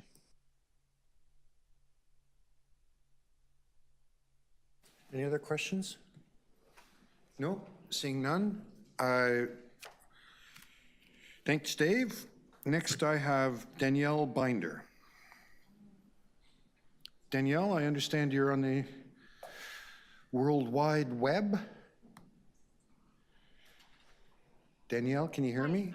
I'm here, but I was speaking with Dave. Did anyone hear that? She is there. I guess you can move on to the next one if that's okay. Danielle, can you get really close to your microphone and use your outside voice? Sorry about that. Is this better? Much better, thank you. Okay. Sorry about that. So Dave and I were speaking together, Chair Perks. So you can go on to the next one. I was just holding the line open in case we had a technical issue. Thanks so much. Okay, thank you. Next I have Kizito Musabimana. Did I come close?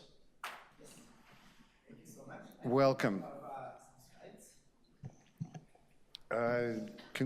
Can we get some assistance? Yeah? If not, I can still go ahead. I can. Well, okay. Oh, from the look on this guy's face, he really wants to help you, so let's let him try. Oh, so I can go from here? Yep. I was trying to just focus it. No, sorry.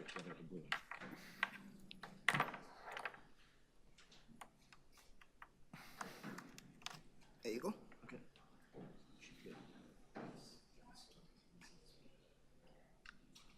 There we go.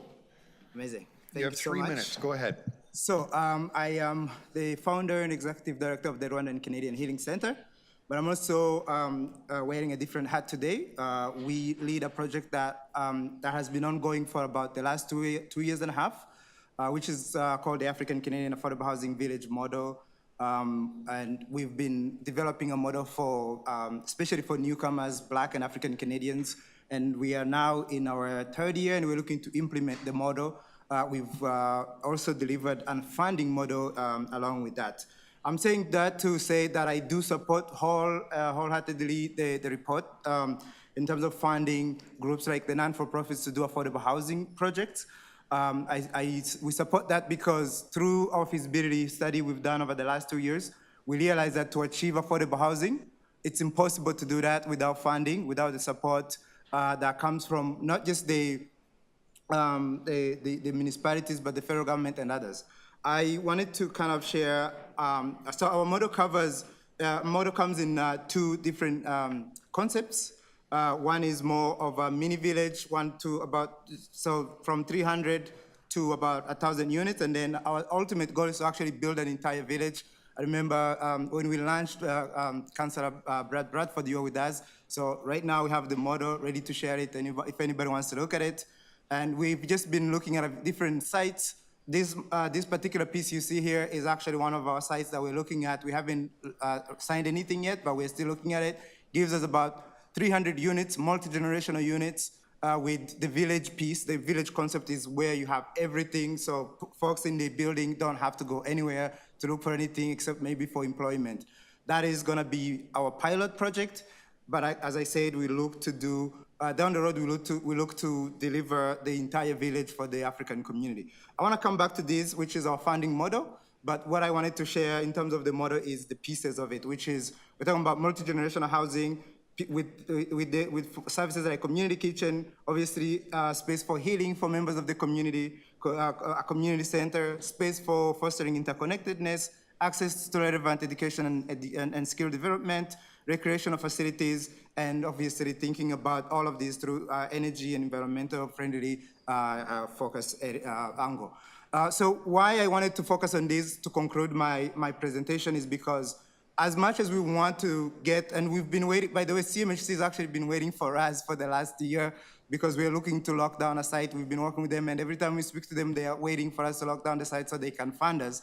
So that's what we are, and we are actually soon going to be launching a community bond. If we can't find a site, we might have to go that route and actually purchase a land, but the idea is not to do that because obviously we want to save money. We need funds, we need different things like subsidies and social purpose. I'm afraid I have to stop you there. Please do. Because of the volume of deputations and some councillors having hard stops today, we're only allowing 3-minute deputations. I apologize. Happy to share the slides and if anybody has questions. We appreciate that. Are there any questions? No, seeing none. Thank you so much for your presentation today. Next, I have S. Mariga from Wood Green Community Services online, right? Hello. Yeah. Hi. Hi, how are you? Very well. How are you? Yeah, good. So I'm here on behalf of Wood Green, and my purpose today is, first of all, just to highlight what a good report this is that has come forward in terms of being very intentional about providing support to the nonprofit sector and to strengthen its ability to contribute to a very big problem that the city of Toronto has. We are particularly excited about the new package of direct financial capital contribution of up to 260Ks. We like the report and its continued emphasis on improving the development approval process so that we can get housing from conception to site and construction. We are very excited about the acquisition program, which you are going to speak to next, and also equally excited about the Sustainable Toronto Housing Affordable Fund. Wood Green got funding from TD to pilot a similar project. So we are looking forward to working with the Housing Secretariat in the spirit of what we've always done, working with them. We think, however, that there's a couple things that we need to do to the program in order to use it as an accelerator to solve the affordable housing program. Our board has given us staff a mandate to deliver 5,000 units in the next within this decade. That is a daunting challenge. We have identified 3 ways to do it. One way is the acquisition, and so excited about the mirror. The other way is through new development by ourselves on our own sites and others. But the other one is through the private sector nonprofit partnership. And to that effect, we're asking for we're making a number of recommendations. The first one, before we get to the partnership, is the Create Your RFP process is a very competitive process, but that's a very competitive way for nonprofits to compete. Every time we compete for an RFP on a one-on-one basis, it costs us about $20K. If you multiply that by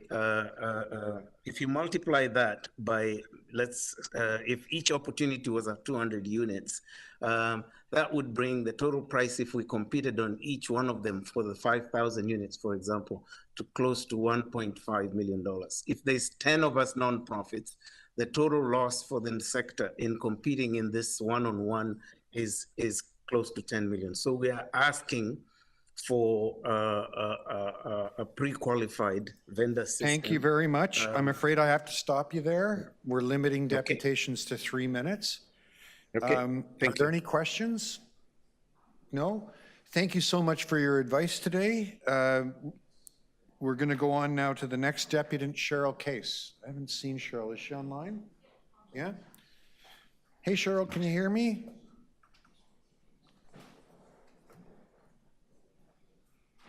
Cheryl, we can't hear you if you're connected.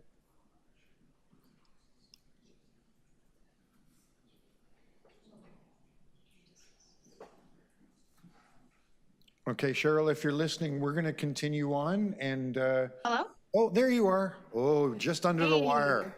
Just under the wire. Okay, Cheryl, welcome. I hear you guys are tight on time. Just wanted to join in just to share that I'm incredibly excited about this item on the agenda. I'm here representing City Planning. We're a nonprofit community organization that supports nonprofits and community groups to advance in their affordable housing journey. Residents organizing, nonprofits organizing, all coming together to generate new affordable housing supply across Ontario. And so what we've learned when we engaged with community groups across Ontario last year is that the pre-development stage is an incredible barrier, right? Some folks have land, but just to be able to go in and explore the development potential of that land, being able to gather the funds to do that and to build the partnerships to advance in turning that land asset into new affordable housing. I see that the loan that you're offering are suggested to be offered through this program would significantly help groups to advance in their journey. And I'm really excited about the prospect of, this is another opportunity for Toronto to again be in a leadership position in terms of being a catalyst for nonprofits to accelerate their affordable housing development journey. And so, I'll be keeping my eye out here, and I've been telling other cities about the great work that's being offered in this project. In addition, the support for providing up to $260,000 per affordable rental unit is incredibly exciting again, right? The city taking a leadership role in supporting nonprofit affordable housing development. And I also really greatly appreciate the calls for expanding where inclusionary zoning can be applied. I think this could be a really useful tool to facilitate partnerships between nonprofit sector and private sector groups that are looking at developing land. In Little Jamaica, we've been organizing around supporting inclusionary zoning in that neighborhood, and quite curiously, it's been skipped over for being established as a PMTSA, and despite the high levels of displacement that is occurring in that neighborhood. So I'm really hoping that the province will take you guys up on that offer to expand IZ across the city.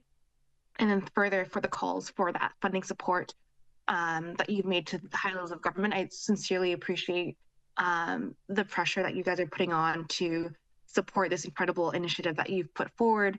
And I wish for much success, as we definitely need to increase the supply of affordable housing being developed by the nonprofit sector to have community needs met, and also to, again, protect existing supply, right? The last item was about renovictions, and we'll see that the nonprofit sector will be very adamant around supporting to protect the affordable housing supply that they've built, as that is their key mandate. So thank you all very much. Thank you, Cheryl. Perfectly on time. Are there any questions for Cheryl?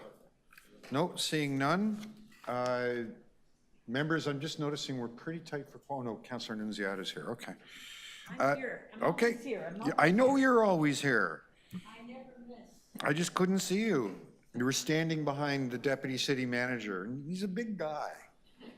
Okay, next we have Nikki Ward. Nikki? Hi again. Yeah, I feel it too.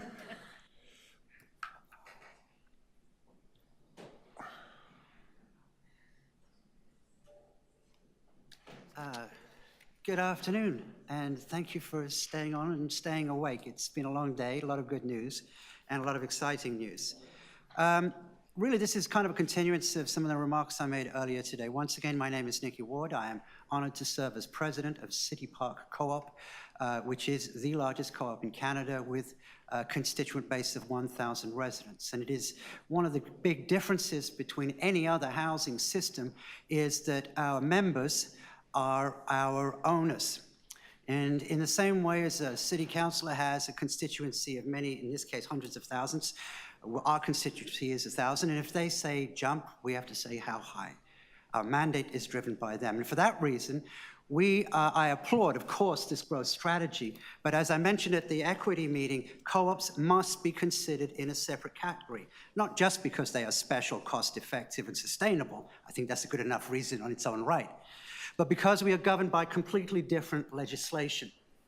And some of the things that are imposed upon other organizations work, but because of the constraints put upon us by the province or the federal government, we simply cannot do the same things that are asked of perhaps Toronto Community Housing.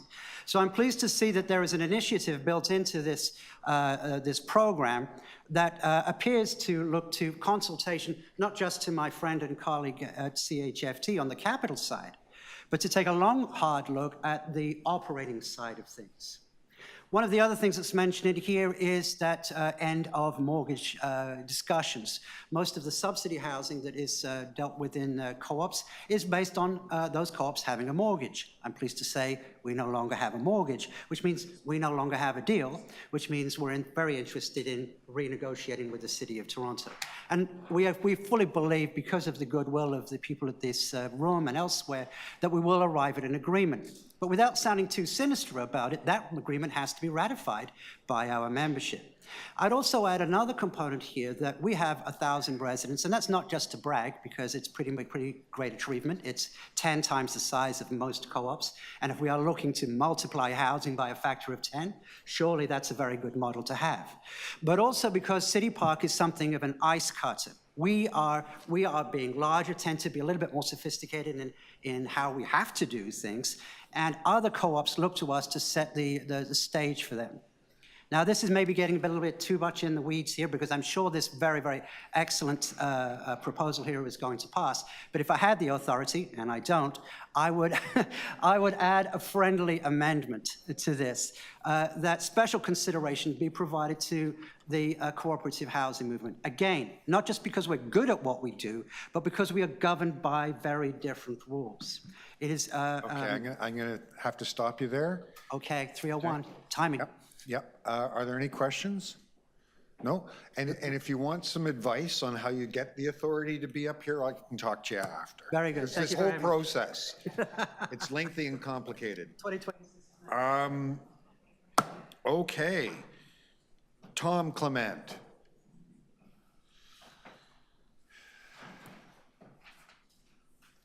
I will be very brief because I know you're counting the seconds.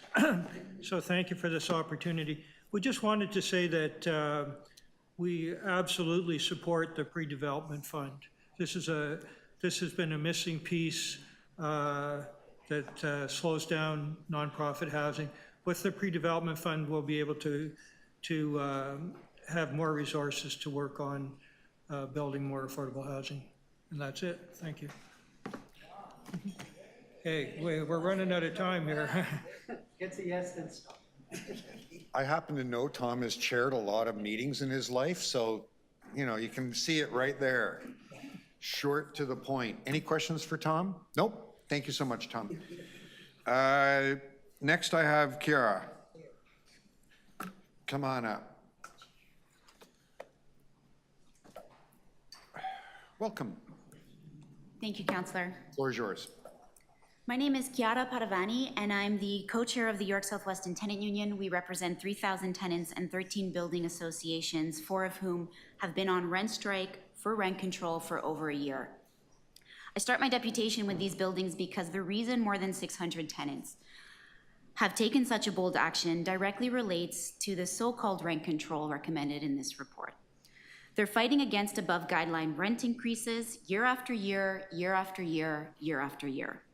Increases that have been 2 to 3 times rent control and way higher than their incomes and their wages can afford or have increased. I want to be clear, rent control is to tenants what minimum wage is to workers. It's the bare minimum. Now, I know what some of you might be thinking, why am I going on about rent control when it's recommended in this report? It's because it's not. Though this report mentions rent-controlled units a bunch of times, it actually is asking you to approve above guideline increases as of right. The very thing that all tenants all over this city are fighting, except what this report is recommending is actually worse. Because this report recommends allowing above guideline increases without the need to make improvements or an opportunity for tenants to challenge them. I know some of you are thinking without these above guideline increases, these projects won't be financially feasible. It's the same argument that every boss makes about minimum wage.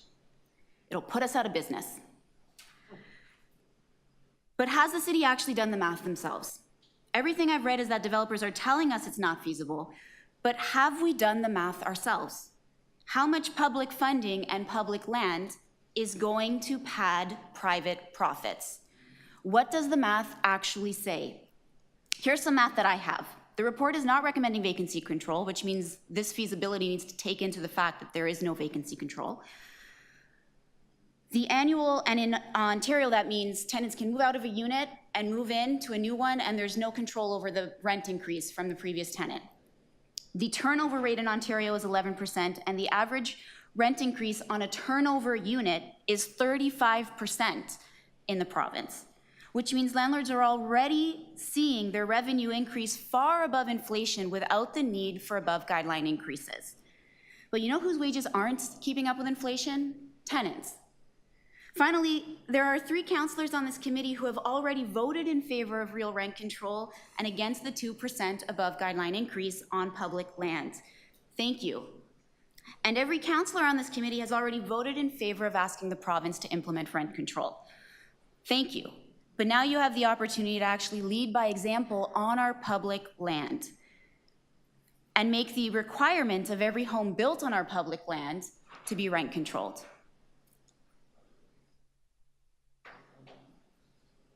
Yes, you noticed the clock before I did. Thank you.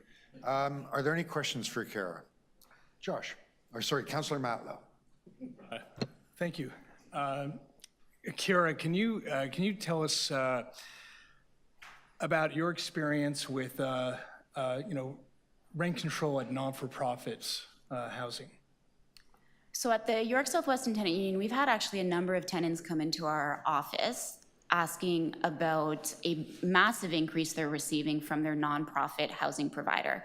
And these are not tenants that are in RGI units whose incomes have increased.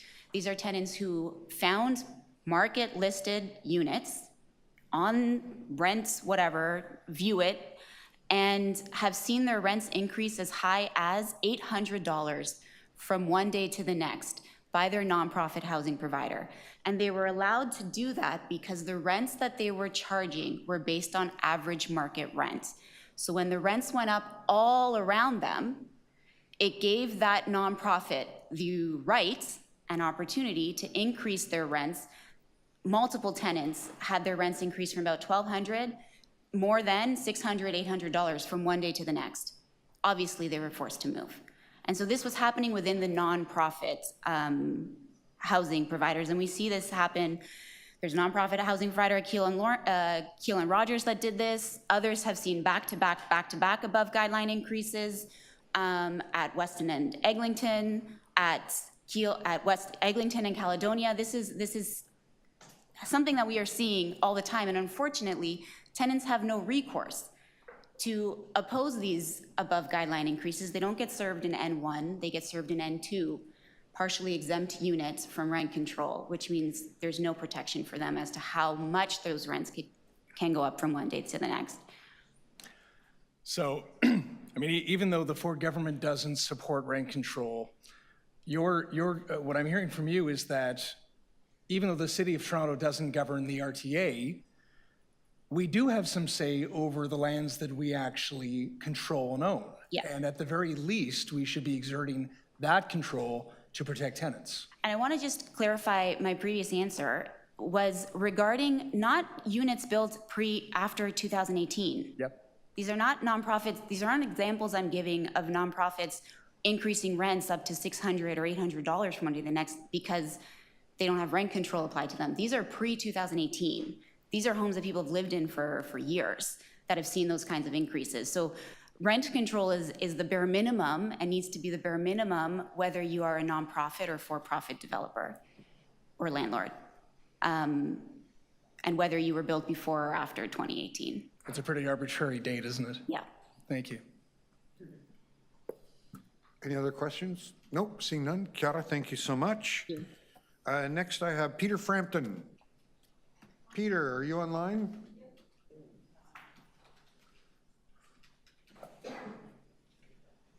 Peter? Hello. Hi, Peter. Welcome. You got 3 minutes. Thank you very much to the chair and the members of committee and to staff. Bravo. I will keep this short on all aspects. On the pre-development, you've heard of its importance. On the size of investments, it's absolutely critical to get things built. We sent you all a letter, and what we said in the letter is that there's a strong belief that this is going to unlock properties held by non-housing nonprofits. And that needs each of you to represent the nonprofits in your wards with the same vigor as Francis Nunziata. Quilt is a case in point. It's the only affordable housing project being built in Mount Dennis. It's the only community space that will be built in Mount Dennis. And it came together because we were able to quietly, under the radar, assemble 3 properties. And so the power of what is before you is that story, if you will, repeating itself again and again. So encourage you all to endorse the plan, and very excited and grateful for its contents. And I think it's going to make a huge difference in the city. So thank you. How's that? You got 2 minutes extra. Peter, I thank you from the bottom of my heart. Are there any questions for Peter? Councillor Nunziata. Thanks, Peter, for waiting all day to make your deputation. So, Peter, with your development on Western Road, as you mentioned, it's 100% affordable housing, and I know that you've been having meetings with the Housing Secretariat, but that's all part of the report that we approved at Economic Development in March for the Mount Dennis Community for All Action Plan, correct? Correct. That Mount Dennis for Community All Action Plan is a critical plan that you have led, Councillor Nunziata, that gives voice to residents in a way that they've never had voice before. And as you know, in our riding, people are very interested and concerned about affordable housing and the displacement of nonprofits and businesses during this time of redeveloping the City of Toronto. And so with the report that we have before us and what's being recommended, it assists. I mean, it helps LEF because right now LEF even though they want to build 100% affordable housing, financially they can't proceed without the support. So this report is very promising for Learning Enrichment Foundation and for Mount Dennis, that's in my ward, correct? Correct. The rental housing supply program makes it possible, and as I said, will also across the city make other non-housing, nonprofit organizations able to contribute. Yeah, and it's important, this project is important to you because where you're located right now, which is on Industry Street, your lease expires in 2 years, so you're being vacated from that site. So the timeline on building these affordable housing in Mount Dennis is very crucial, that you can start building the affordable housing that's needed in Mount Dennis, correct? That is correct, Councillor. Thank you. Are there any other questions for Peter? No? Seeing none. Peter, always a pleasure. Have a great day. Next, I have Daryl Chong. Daryl, I understand you're online?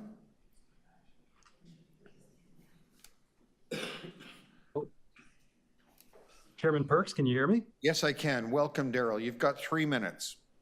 Thank you very much, Chair Perks and committee members. You know, as you know, there's been a chronic undersupply of new purpose-built rental in Toronto.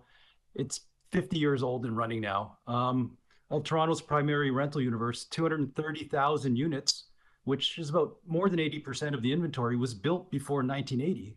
And most of these were originally designed and built as market units in the 60s and 70s. And currently provide the bulk of Toronto's affordable rental housing. CMHC's calculation of average market rents is derived entirely and exclusively from Toronto's privately owned rental inventory. You know, today's report lists a bunch of challenges that have paused most of Toronto's Housing Now projects. Today's report's also very ambitious and largely focused on city-owned housing, nonprofit and social housing. You know, hopefully the capital grants of up to $260,000 a year per affordable unit will unstick some of these stuck projects. We're very hopeful for that. But despite the general title of the report, the rental housing supply program doesn't recommend anything for Toronto's residents who are not in the lowest income deciles. Middle income households have largely been squeezed out of the ownership marketplace as well and are looking for sufficient rental housing options. We need to somehow encourage some new rental production for a broader range of incomes to support Toronto's workforce, which is essential for the local economic prosperity. So we commend the city on its efforts to address the lowest income households and appeal to you to consider similar incentives to create permanent rental options for families with slightly higher incomes. An abundance of mid-market units built now will age over time and become more affordable as they age. And provide more affordable housing for future generations. Similar to what Mr. Wilkes said from Build, we'd love to sit down and discuss some creative ways to get some mid-market rental built as much as possible, as quickly as possible. Thank you for your attention.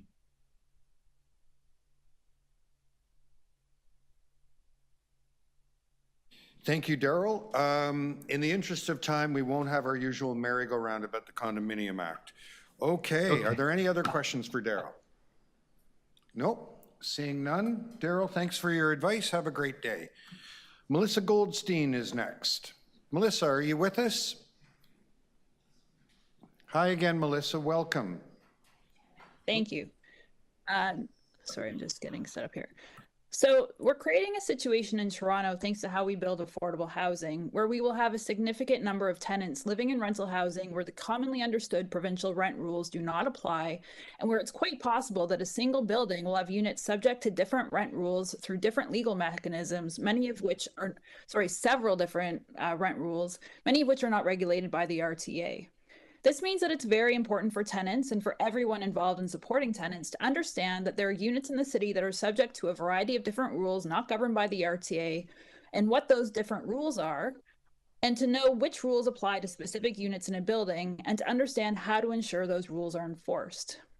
The problem is that it's very likely that tenants in units with city-imposed rent rules and the tenant support organizations available to support those tenants won't know that these affordability requirements exist. And if they do know they exist, they won't know that they can't be enforced through the Landlord and Tenant Board, or what the legal pathway to getting those affordability requirements enforced actually is, because the City of Toronto does not ensure tenants, tenant support organizations, or the public are given this information. For example, Toronto's Affordable Housing Administration Manual does not require landlords to provide tenants with information about the rent rules that apply to their affordable unit or to include that information in their lease. I've been working with some affordable housing lottery winners, and many of these prospective tenants assumed that their units would only be affordable for a year, because after that, the landlord would be able to raise the rent as much as they like, because these are new units, and they thought the 2018 rent control exemption would apply. This is due to the fact that at no point in the tenanting process, from the lottery ad to the lease signing, have tenants been informed that different rules apply. There is nothing in their leases that explains the actual rent rules for these units. The city does not require landlords to include an appendix, the city does require landlords to include an appendix in the lease, but it's effectively incomprehensible and likely incorrect, as it states that units are exempt from many of the rights tenants have under the RTA, and we just heard on the Renovictions policy that these tenants actually have additional protections beyond what's in the RTA, not less. To realize and preserve the potential of the affordable and rent-controlled housing we are working to create, we need to improve how we deal with tenants and how we steward these units in the long term. Staff should be directed to consult with tenants on improvements to the administration and stewardship of rental units with city-imposed requirements and rent rules. Specifically, the Affordable Housing Administration Manual and other policy documents that guide the administration and stewardship of these units must be revised. The renter information the city is developing must include information about the various types of rental agreements in place across the city, how to find out which rules apply to specific units, and how to go about getting these rules enforced. And the affordability requirements and affordability periods of these units needs to be monitored and tracked in a publicly accessible database so that tenants can see which rules apply to their unit and the status of their unit, and so that we as a city can monitor our affordable housing supply and ensure that the affordable and rent-controlled units we're creating. Melissa, I'm afraid I'm going to have to stop you there. You're at your 3 minutes. Or once their affordability periods Thank you very much, expire. Melissa. Yeah. Are there any questions for Melissa? No, seeing none. Melissa, thanks again so much for providing advice to us today.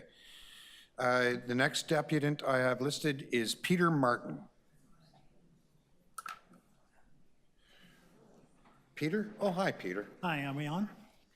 You can hear me? Yeah. Go ahead. First off, happy birthday, and I hope the committee, Abby, gives you a really lovely birthday present by adopting this item. It'll be a really lovely one. As the Housing Solutions Manager for the Toronto Alliance to End Homelessness, I'm really familiar with the struggles that the city has in completing its housing action plan and the heroic work that's been done recently to effectuate those changes that are needed to actually make it a reality.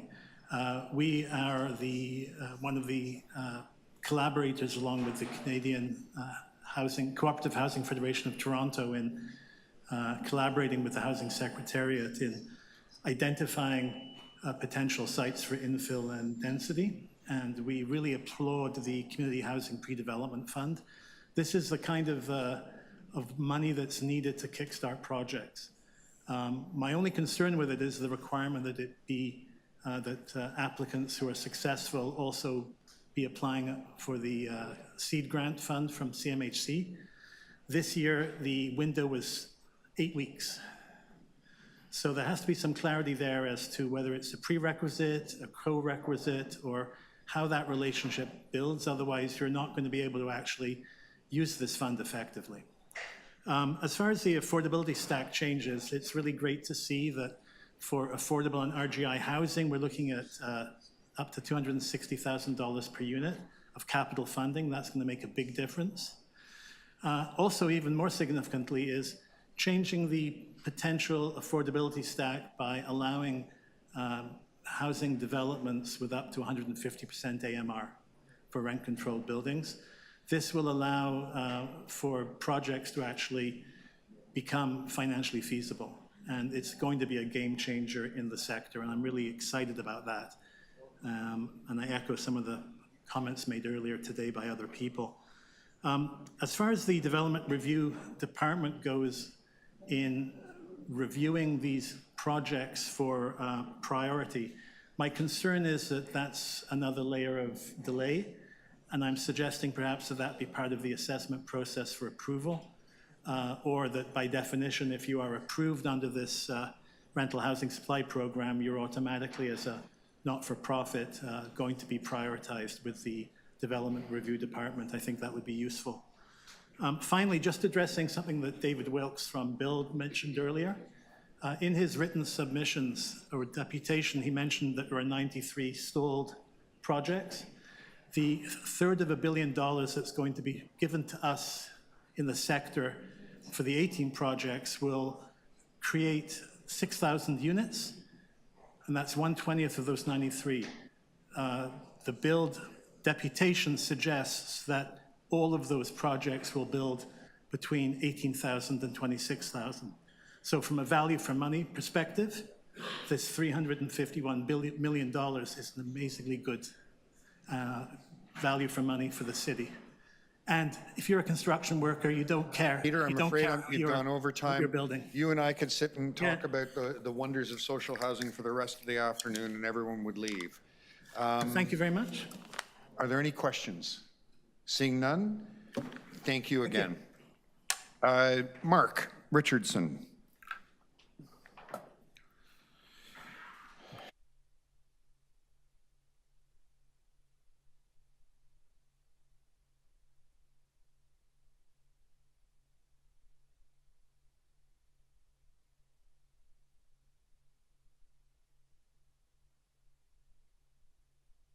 Committee, our Housing Now, Open Data and Civic Tech volunteers would like to be able to provide City Council with some useful context about this $351 million rental housing supply program and the 18 individual sites and partnerships that are being proposed for support in 2024.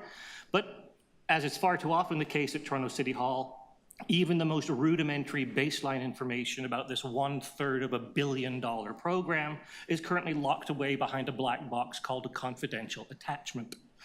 New affordable rental housing developments can be controversial, and as Councillor Thompson attested to earlier today, they can often be the subject of misinformation and disinformation campaigns by bad actors.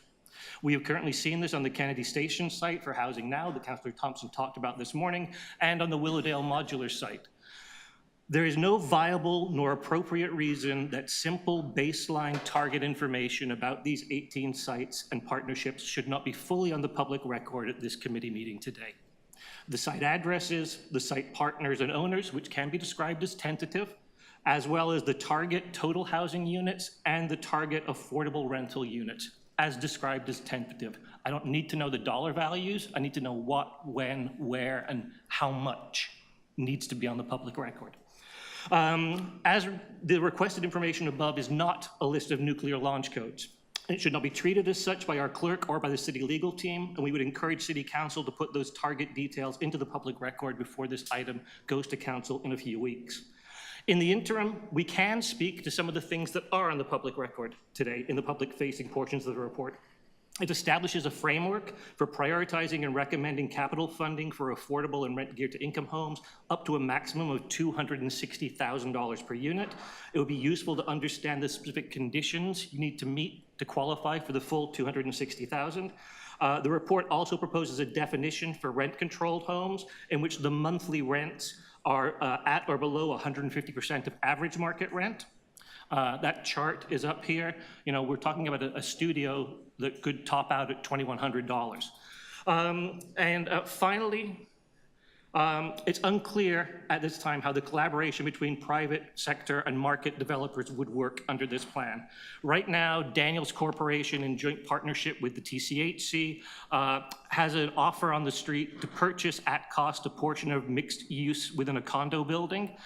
It's unclear whether this kind of a deal would work because it may have too many evil mustache-twirling market developers involved in the process, and that would seem like a big waste to not create more affordable housing in Regent Park because we're dancing on the head of a pin. That's my time, and as always, happy to answer any questions you may have about delivering affordable housing at speed and at scale. Okay. Councillor Bradford has a question of you. Thanks for the deputation, Mark. the market-based units that are key to unlocking affordable units. I know a lot of those are stuck in the pipeline right now, approved, not being built. What sort of tools do you think might be needed to help unlock those units? Well, they're tools you're already using. You incentivize the things you want to incentivize, you tax the things you want to disincentivize. So if you want to create more market rental units to offset the costs of affordable rental units, maybe you waive some of the DCs, maybe you waive some of the park charges, whatever it is you need to do to make the like this is going to be a mix of market.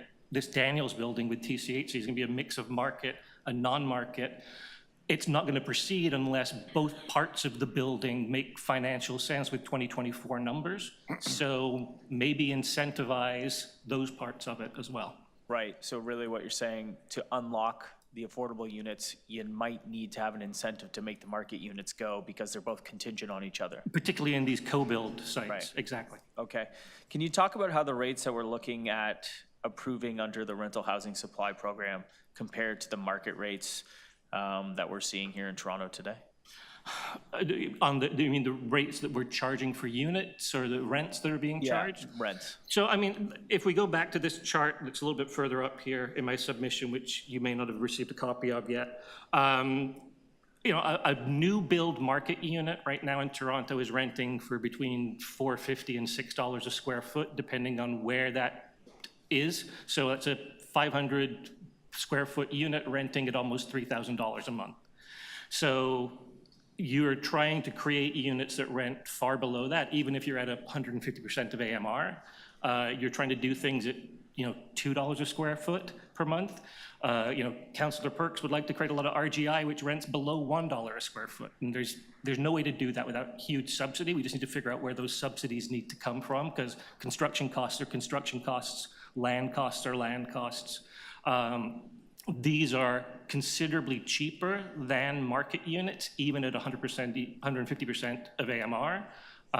They are not the deeply affordable stuff that folks from Acorn and other groups are asking for. But if you want that, you need to bring more than $260,000 a door to the table. You're going to need to bring $400,000, $450,000 a door to the table to create those kinds of units. Yep. More. Or more. Yeah, 100%.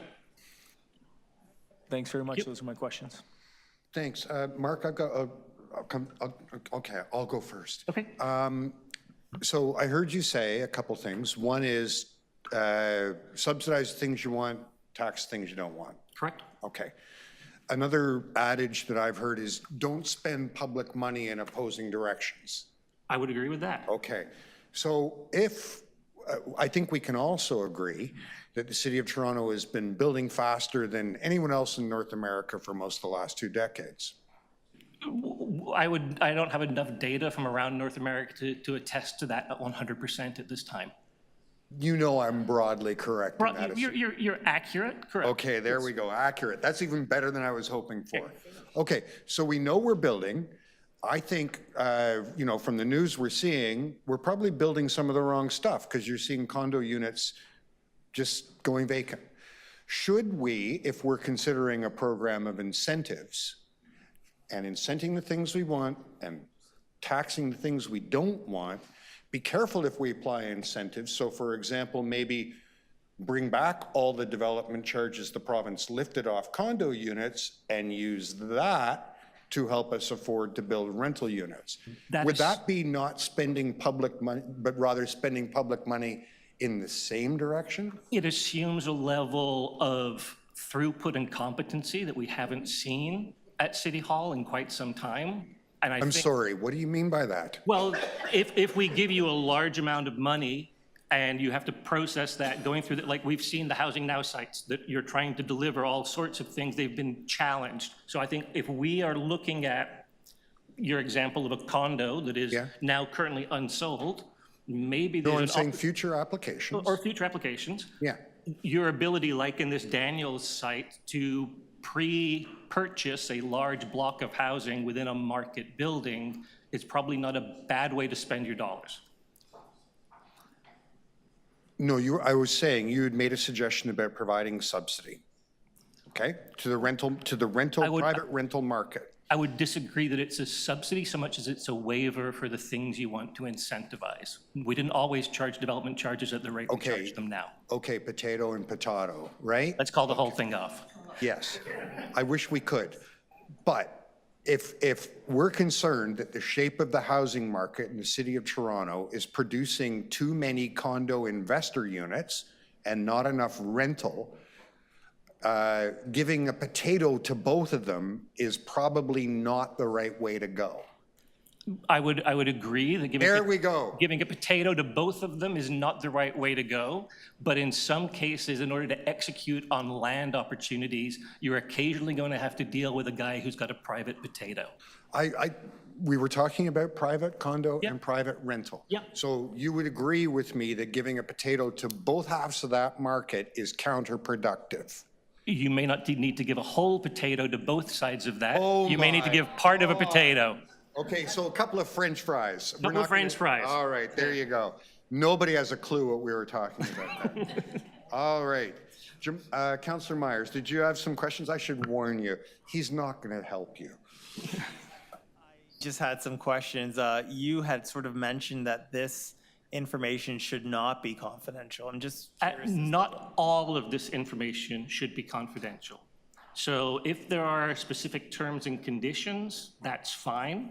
But the baseline information of what sites, what partners, in the way you would release other information about your Housing Now program or your Rapid Housing program, I don't need all the T's and C's of every deal.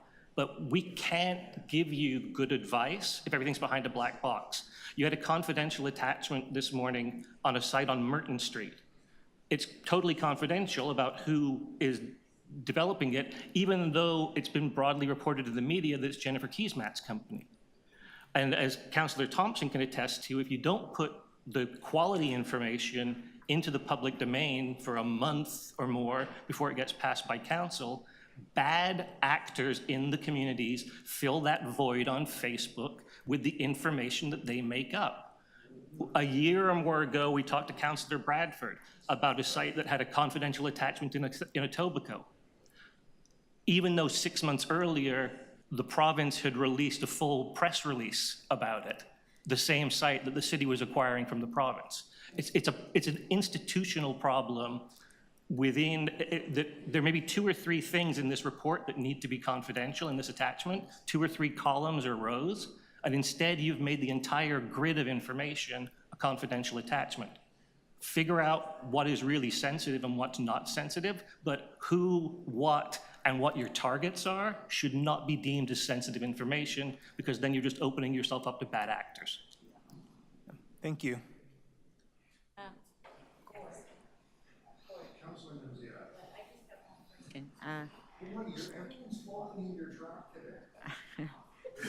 So Mark, just one question. When you were speaking and answering the question, you mentioned pre-purchase. Well, can you just explain what you meant by that? So there was a deal that we had at Toronto East York Community Council last month with Councillor Sachs. Yeah. There is a building that's been approved at 350 Bloor Street East. It's the old Rogers building, and Wood Green is buying the entire second floor. I think it's 16 units of housing, and they're getting 14? Somebody shout out.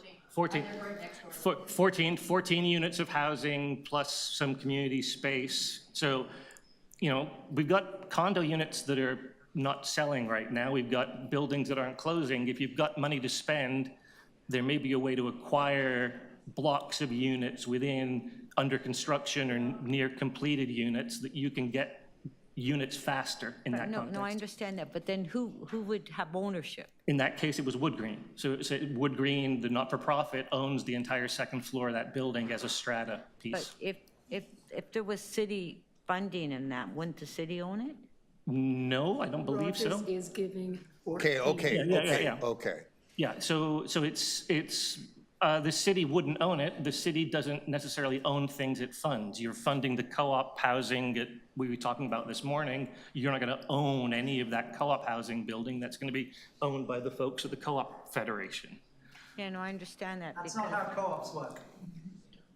Okay, I'm going to bring some discipline here. There's a Mark is by himself. There's a reason for my questioning, because I've been working with Wood Green. Okay, thanks. Yeah, there is a way to acquire buildings acquire units within existing larger buildings and use them for affordable housing purposes.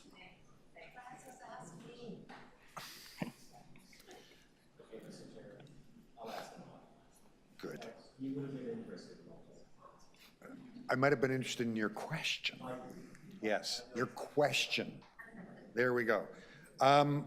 Okay, is that the end of that? Okay, thank you, Mark, as always. Okay, that completes the deputations. Are there questions of staff? There are no questions of staff. Oh, Councillor Matlow has a motion. So I have a motion, essentially, I won't read it all, but essentially to look at the feasibility of imposing rent control on our own lands, including the 18 sites referred to in the confidential report, and a mechanism when there is a desire to entertain an increase, for us to look at that on a case-by-case basis where it is perhaps necessary or realistic for the pro forma. The reason that I'm moving this is that we have very few tools at the City of Toronto level to protect tenants. And we don't control the RTA, we don't control whether or not there's going to be rent control province-wide. But the one area that we have some say over is our own land, where we invest public tax dollars. And we have, as a council, I've moved motions that have been supported that our position is that we want Doug Ford to bring back rent control on all units in Ontario. And I moved a motion in 2020 to do just what I'm doing now. And many of my progressive colleagues supported it, but John Tory did not.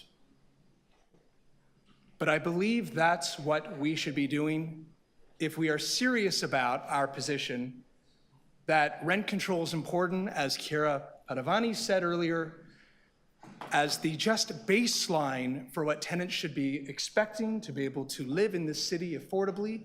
But there's something else that we need to keep in mind.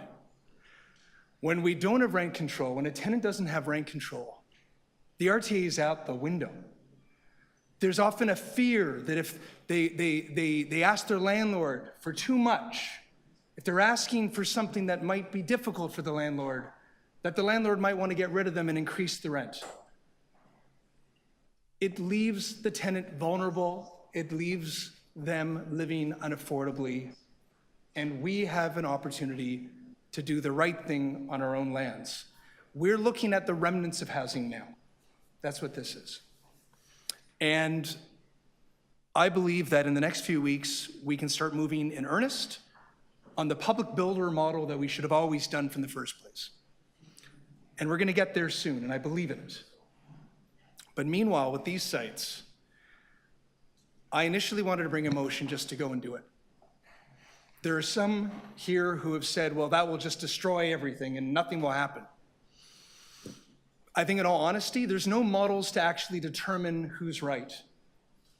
So at the very least, I'm asking for us to look at the feasibility of it, ask for a supplemental report to council in 2 weeks, collect the facts, collect the information. And if there's a way to do it, let's do it. Because I just think it comes down to what do we stand for? What are our principles? Who are we representing? What kind of policy, rather than just criticizing the Ford government, what policy do we believe in?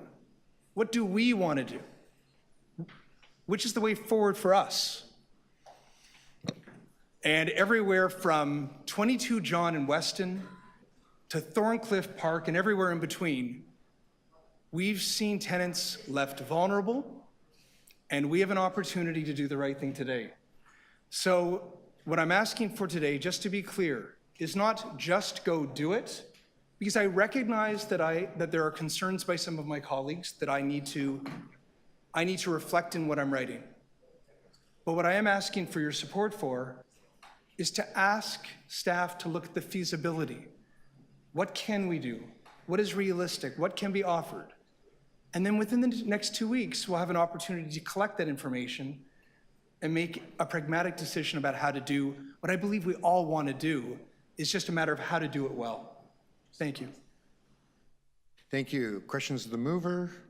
Seeing none. To speak, Councillor Bradford? Yeah. Thanks, Mr. Chair. I have a motion here.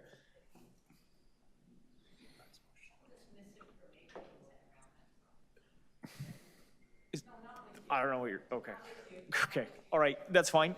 So I have a motion here that responds to the concerns that we heard today from Mariga, from Wood Green, and the folks representing the building sector.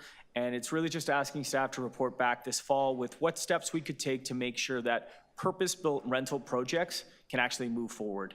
I want to thank staff, including Jag and Abby, Noah, their whole team on the support of this report and this motion, as well as the chair and the mayor's office for working with me on this one.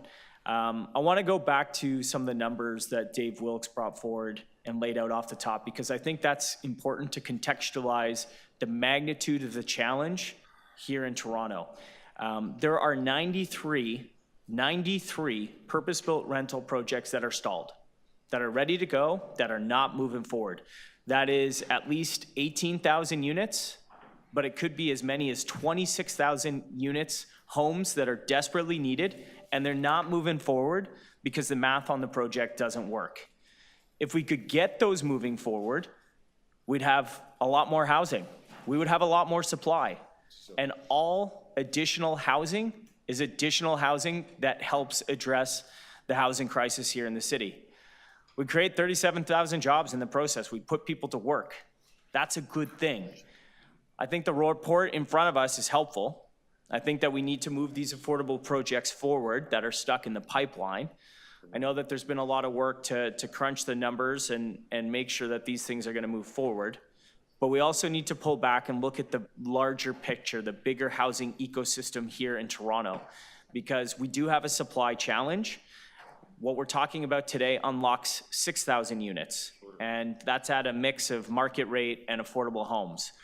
We need to build a whole lot more than that, and I think it's important to recognize that market units are essential to being able to deliver the affordable units that we all want to see go forward. If those market unit projects aren't going forward, we're not delivering the affordable. Those things go hand in hand in a lot of these projects, and so we need to make the math work, and I'm asking staff to come back to us on that one.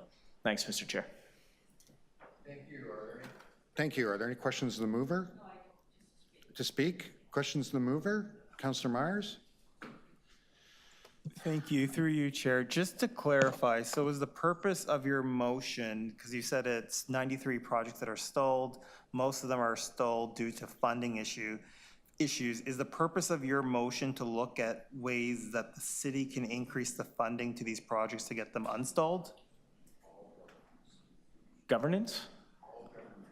Oh, all governments, but it could be, you know, like we've seen the province and the feds move on HST, and that helped improve the viability of purpose-built rental projects, but they're still underwater. They're still not moving forward. So are there things that the city could do? Are there incentives? Are there fees that we're collecting? Could we bring the approach that, you know, we use on Open Door to some of those units? What would that look like? The staff are going to tell us, but it is essential to make sure that purpose-built rental from a market side is moving forward if we actually want to realize the affordable units, which are cross-subsidized by the market units.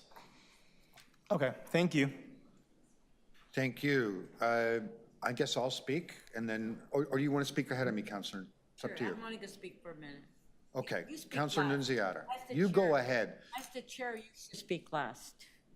Oh, okay, that's not actually in the rules, but Oh, okay. I'll just pretend that it's. Convention, though. It's the convention. Well, I just want to say I support the report before us, and we heard from Peter Frampton from MALIEF on how excited he is about this, and that is a nonprofit organization that's part of this report, and as well, we can move the affordable housing forward with the report that we have before us, so it's greatly appreciated. And So I do support the report, and I want to thank staff. And just clarification, 22 John Street is not a city building, Councillor Matlow. Okay, really, I don't know. Sorry, Mr. Chair, who's speaking? I've dealt with it, You've dealt with it, okay. Okay? It's not a city building. Councillor Thompson. Thank you very much, Mr. Chair. Mr. Chair, I mean, these are very difficult, challenging situations that we find ourselves in terms of trying to be all things to all people and trying to recognize and respond to a very complex problem that this city is facing, and it's not unique to the City of Toronto. It's a global problem, actually. Wherever you are, this is a real challenge. There's no doubt in my mind that we as government have got to be flexible in responding to the partners and stakeholders and those who are interested in working collaboratively with us, because as a body, we are not going to be able to do what needs to be done, which is to build more affordable housing, build more units in the City of Toronto. We see the challenges with respect to interest rate. We see the challenges with respect to the cost of material, labor, and everything else. We went through the exercise even with respect to our modular homes. There's a cost associated with that, even just to store it and so on. And we ourselves are not building as quickly as we should. Dave Wilkes from Build offers some insights as to some of the challenges.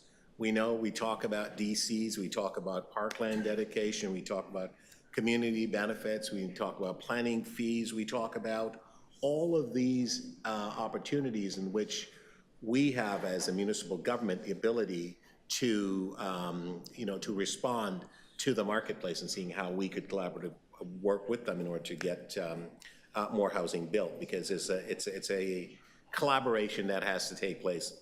I'm concerned about having, motions that could affect our ability to actually build affordable housing that we actually want by imposing certain conditions as of right, even to investigate and explore.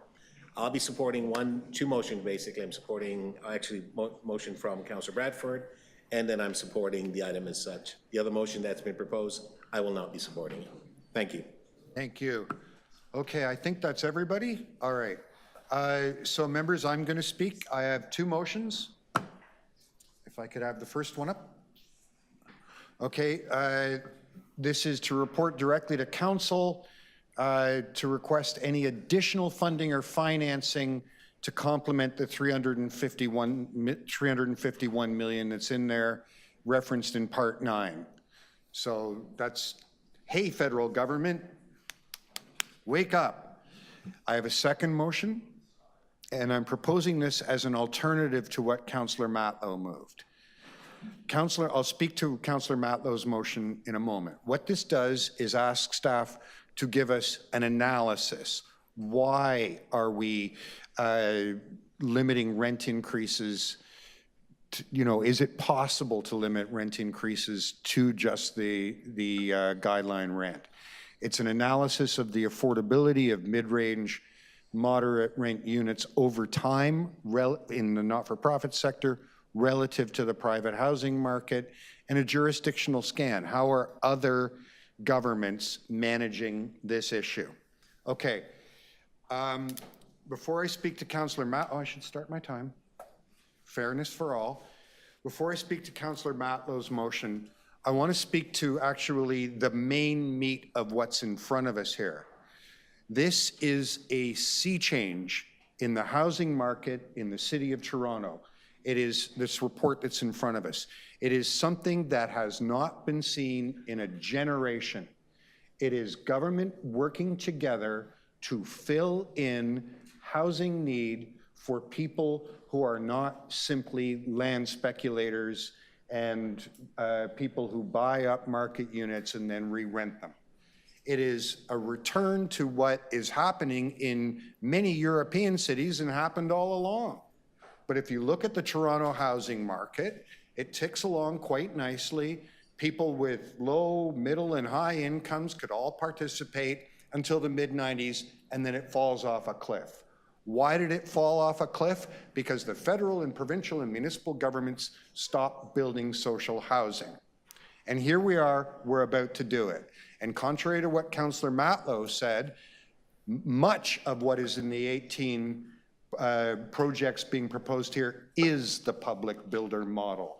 These are social housing projects being built on city land in partnership with not-for-profits and co-ops. It is literally the future of housing in the city of Toronto. Now, turning to what Councillor Matlow has moved. He has suggested that we take a little tiny piece of what is happening here, a little tiny piece of that, and use it to overturn a lot of what's happening in the main program. Well, easy. Let's remember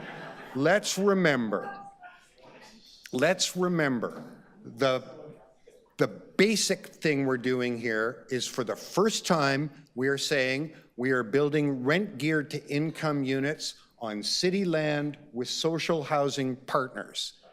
That's a remarkable sea change. It's $351 million in public money housing people who need it the most. The second piece is that we are saying that to qualify for any funding as an affordable housing unit, you must use the income-based definition of 30% of income. That is built into all of our programs. It is built into our official plan. It takes us out of calculating affordability from the market. That's the second big piece. Now, in some projects, a few of them, we have been asked by not-for-profit providers, and we heard it here from representatives of people who actually run co-ops, that it will be a sea change for them if they can also include market units. And that's the tiny little bit of icing on the cake in the report here. It is in no means fundamental. But in order to make that work, we have to understand that we are in a very different housing market than we were in the 1970s. The federal and provincial governments are not giving big grants to build social housing. Most of what they are doing is giving lots of financing to build social housing, which means that all of those units are being built in a very highly leveraged way. They will have to pay interest on them for years and years and years. And in order for that to work, we have to give them some room. Now, it's been said by some people in this room that this is somehow taking away tenants' rights. No. A tenant getting one of those units will have more rights than a tenant getting any private market unit built at the same time. Someone getting a private market unit built at the same time will have no control on their rent at all, zero. So here we are outperforming the private market on 3 different scales. And some have the audacity to say it's somehow failing tenants. That's just wrong. We should today instead be celebrating a huge victory, a change that I did not believe I would live long enough to see, as little as 5 years ago, which is the return in the city of Toronto to the one thing that makes the housing system work, which is publicly supported social housing. Thank you.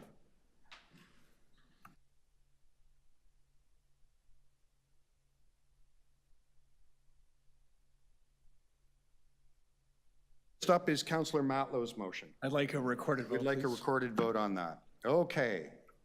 All those in favor of Councillor Matlow's motion? Councillor Matlow, Councillor Candeval, Councillor Myers. All those opposed? Councillor Bradford, Councillor Perks, Councillor Thompson, Councillor Nunziata. Okay, so that loses.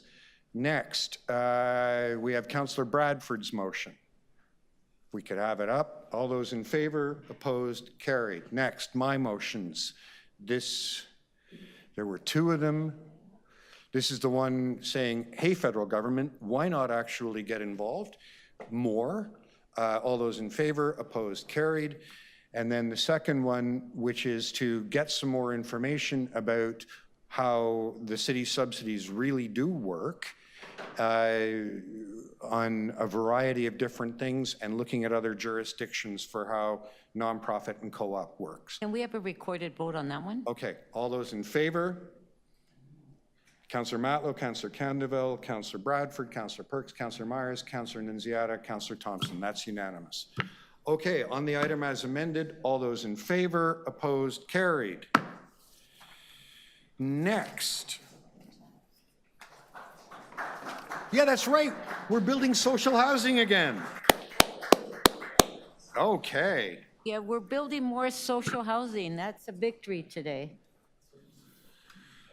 PH 13.10, the Toronto Local Appeal Body Chairs 2023 Annual Report. We have some deputants. I understand Claudia had to leave. Linda, are you here? Linda? Hi, come on up.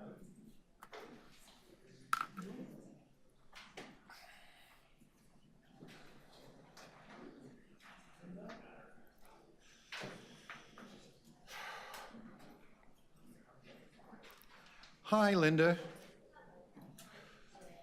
If we could have a little bit of quiet in the room so that we can hear the deputants. First up is Linda. Hello again, Linda. Hello again. You've got 3 minutes. My name is Linda Calafatides. I'm here representing the Craven Road residents. When the owner of the property across our narrow road appealed the Committee of Adjustments decision, my neighbors and I entered the world of TLAB. This was a massive learning curve for us lay people. None of us had any familiarity with the forms or processes, but we learned fast and honored the process, respecting all its deadlines. The guidelines are very, very clear. But almost from day one, we encountered problems which left us dazed and confused. Certain clerical errors were made that confused us. They had a large impact on our process. We understood that the two of TLAB's objectives are to sharpen fair and workable rules of practice and procedures that the TLAB could adopt and adhere to, and ensure the application of key fairness principles that the public could recognize. But here's our experience. The appellant failed to file forms on time. In fact, after December 5th, they no longer had a legal representative. It was not until over a month later our lawyer discovered this, in spite of the fact forms needed to be filled out, posting this information. Imagine that it's your understanding that the people that the appellant has a lawyer, is going through the process, and you are preparing as best you can for this same process. Meanwhile, all the while, there's nobody there, and you're not informed until well over a month later. So in addition to missing forms, the appellant filed statements 65 days late. The statements were accepted. However, when we uncovered some information that our lawyer found vital to our case, we did not have the opportunity to address it. So imagine how baffling this was for us. And three neighbors, 3 single income households spent $45,000 on this process, imagining that there was a lawyer on the other side that we would need to be working with. So we respectfully request that going forward, TLAB ensure all parties are held to account.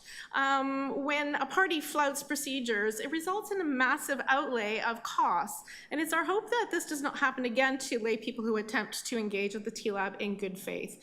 We hope that our experiences will help with the review process and inform the TLAB and anyone interested in this process for a better experience. Thank you very much. Thank you very much, Linda. Are there any questions? No, seeing none. Linda, thank you so much for sticking around with us. Thank you. Next, Norman. You liked it so much last time, you had to come and do it again, right? Same statement, but ending with, please could our bureaucracies be made perfect? There you go. Words to live by. Are there any questions of Norman? Seeing none? Thank you very much. Jeff Cattell, I saw you there. Hey, Jeff.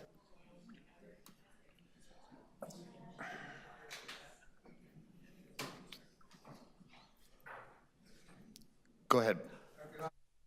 Chair and members of the Planning Housing Committee, we're talking about the Chair of T-Lab's annual report. We congratulate the Chair, I don't think he's present, but on his continuing leadership of the T-Lab. It's important to remember that Toronto has a unique in Ontario distinction in having its own tribunal to decide on appeals of Committee of Adjustment decisions. Other municipalities in Ontario are dependent on more remote exigencies of the Ontario Land Tribunal.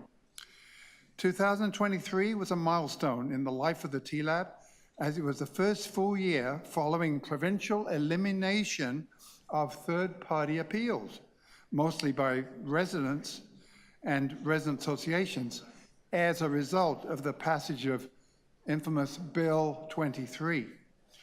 As a result, by far the most significant matter in this report is the precipitous decline in the number of appeals handled by T-Lab.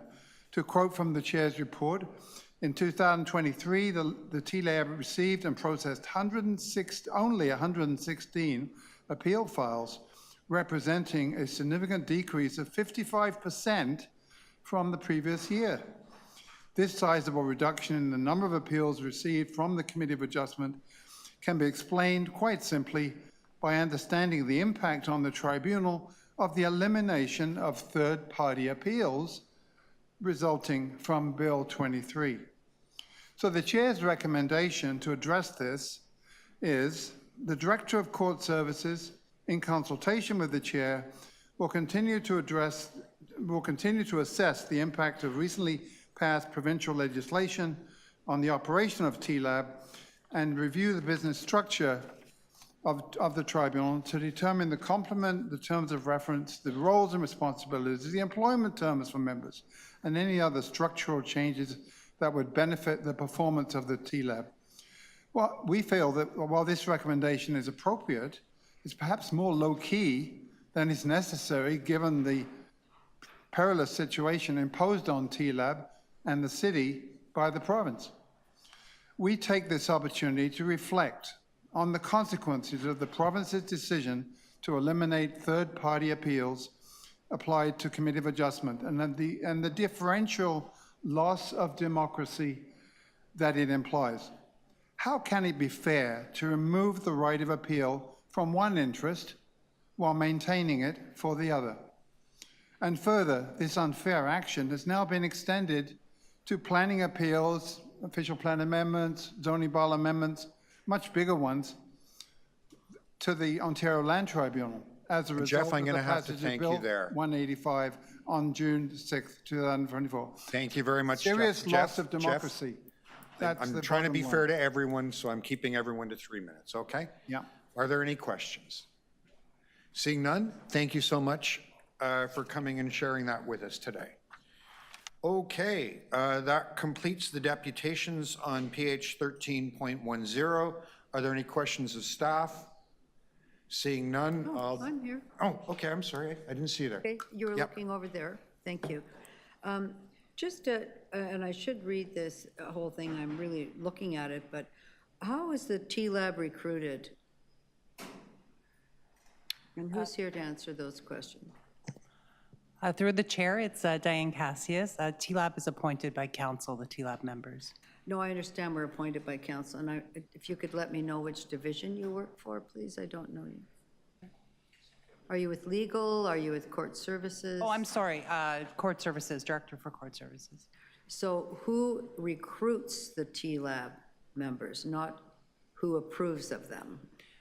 There's actually a call out that goes out for members, and then there is an actual panel that vets those members and provides recommendations to council. Who sends the call out? I believe it's at the city manager's office or clerk's office. The answer, Clerk's office. you believe, or who is it? It's the clerk's office. Clerk's office, and then who's on the panel?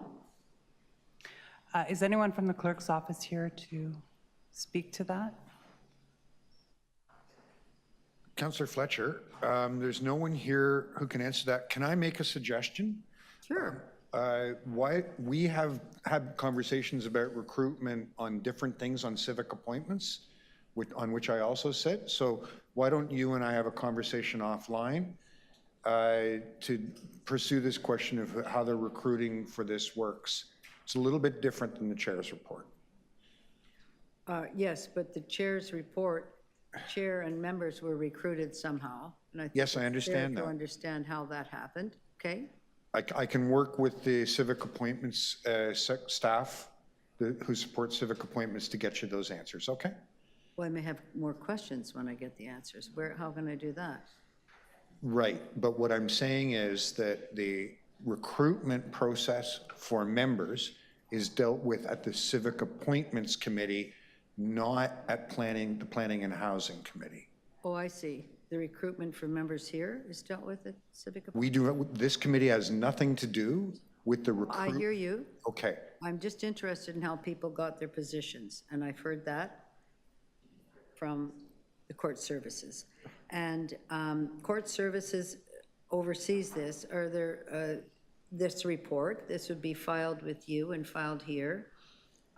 I guess what I want to do is actually perhaps look at referring that deputation that was made so we can clarify what the standards are, the requirements are for documents, for filing, for exceptions, and all those kinds of things. This is a public report. Somebody has spoken about the public report and said that those tests weren't met. Yes. Perhaps our standard is they don't have to be met, but perhaps I'll ask court services what the tests are based on filing documentation, late filing, access, etc. Thank you.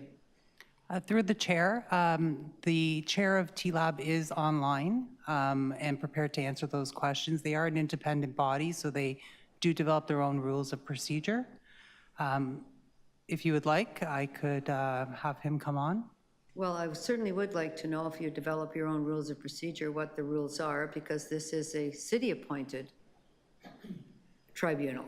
And understanding what the rules are for administrative fairness, I think, are quite important to me, having sat on tribunals previously. So there is the chair. Yes. Good afternoon, and thank you for the opportunity to speak. Through you, Mr. Chair, I can answer some of the questions that I've heard raised by the councillor. So in terms of outreach for candidates, Not my question. I can tell you anecdotally that... can you hear me, by the way? I think we had to stop I'm going to pause recruitment. Councillor Fletcher's time and allow her to re-ask the question. It was clearly on a different matter. Yes, my question is very clearly on a different matter, and perhaps you signed up a bit late.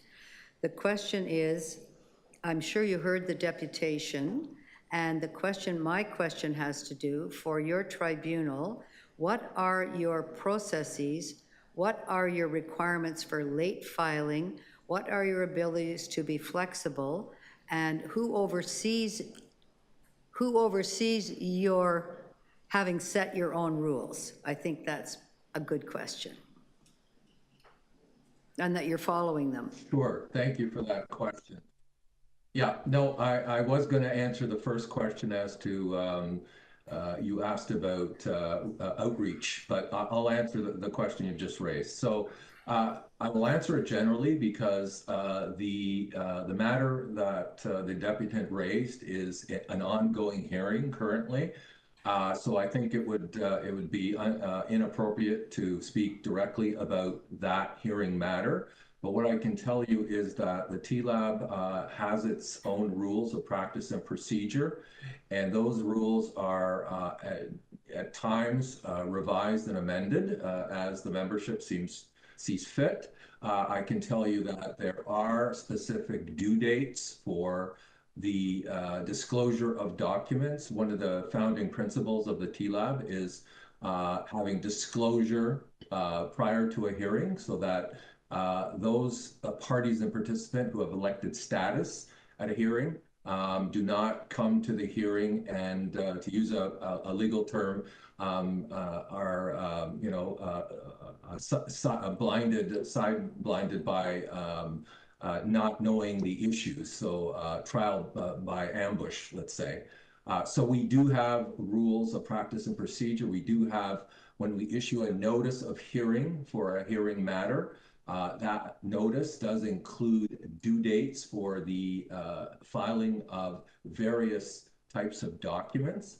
Now, having said that, the presiding member who is presiding over the hearing does have discretion pursuant to our rules to either deal with the matter or allow a late filing. We also have what we call practice directions, and we have one specific practice direction, number 7, which was recently adopted by the membership, which deals with interlocutory relief or relief related to documents that may be filed late. And again, it is at the discretion of the member to follow that practice direction and make a ruling on the submission of documents that may be late. Thank you. So Okay. in general, Thank you very much. Thank you. Chair, I'm just going to make one observation to you, that Yes. this is an annual report by a quasi-judicial group or board that belongs to the city, and I think it's very difficult to actually get some of these questions out, that we don't have this is the oversight. This committee is the oversight committee of that TLAB, not the recruitment, as you've well pointed out, but the TLAB and how it's operating. So I'd like to establish that with you. Absolutely. And that it needs to be handled in a different way than as a deputation and et cetera in the future, because there's questions that have been raised here that I'd like to pursue, and it is, I don't know what the best format is, but I have another question for Can I suggest, chair. Councillor? I mean, if you have serious issues with how this entity is operating and you want to pursue them further, could I suggest that we defer consideration of this item for 1 month? Yes. And that will give you an opportunity to pursue those questions, and we can come back and pursue them in more detail next meeting. Yes, and I would ask the chair, in your annual report, I'm sure you're going to. Okay. No, in the annual report, so I'm not asking again next time, could you please let me know, as your standard of practice, do you report on how many times the dates have been missed? Is that part of your reporting process? Or how many times a chair? Councillor Fletcher, I'm sorry, other members of the committee are trying to get my attention. You used your 5 minutes. If you want to come back and have another 5 minutes. I can come back every month on this now. And that's fine. it's time to bring it into committee now. Thank you. Okay. Do any members of the committee have any questions? No, I don't, but Mr. Chair, you're recommending that we defer this to the next I am meeting? going to be moving to defer this until the next meeting. Okay, and what I would ask is the chair be here in person to answer those questions? Thank you. That would be a strong preference, and I will ask the clerk to communicate that, or the relevant staff. I don't even know. Okay. Does anyone have any other questions? No? Does anyone wish to speak on this? No? I'm just going to move to defer it. So I'm going to move to defer this to the next meeting of the Planning and Housing Committee. Okay? Thank you. Okay.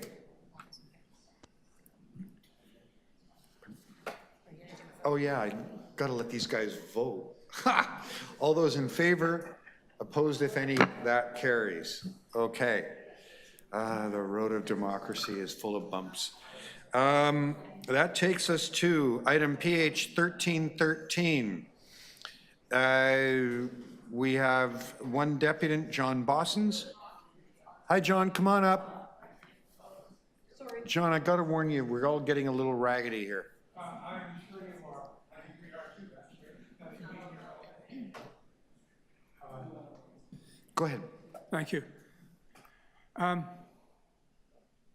certainly not going to take time to read the letter that we submitted. You have it before you. I think, I just want to say a couple of things, and I'll try to keep this very short. Number one, what this report shows every year that it comes to you is that the approvals are not the thing that's holding back the construction of housing in this city. You are approving about double the amount of developments that are being built. So anybody who claims that that we're blocking approvals or that approvals need to be expedited is just not aware of the facts. So that's point number one. Point number two, and here I am probably just echoing a number of things you've already said several times through this day, Councillor Perks, which is that if you look at the numbers in the pipeline report, the number of purpose-built rental units that have been built is about 1/8 of the total number that have been built or approved that are in the pipeline. There is a serious, and what I want to emphasize is that, and I think today's discussion of a number of issues has made this very clear, is that the major issue that the city and the country faces is the lack of housing that is built for people of below median incomes. The lack of social housing. Okay. And I'm very sorry, I'm trying to manage quorum, okay? Yeah, understood. So that there's actually a committee here to hear your deputation. Okay, anyway, I think I'm just speaking partly to the converted here. So our major problem is the lack of social housing. The major policy issue is the fact that we cut off funding for social housing in the 1990s. And I think the prism through which you have to look at the pipeline is what is actually being built that is actually affordable to people of below median incomes. That is not reported in the pipeline report. So my recommendation to you is that you ask staff to add a section to the pipeline report that reports on the construction and approval of housing that is social housing for people of the rent geared to income rentals. Thank you. Thank you. Are there any questions for John? No?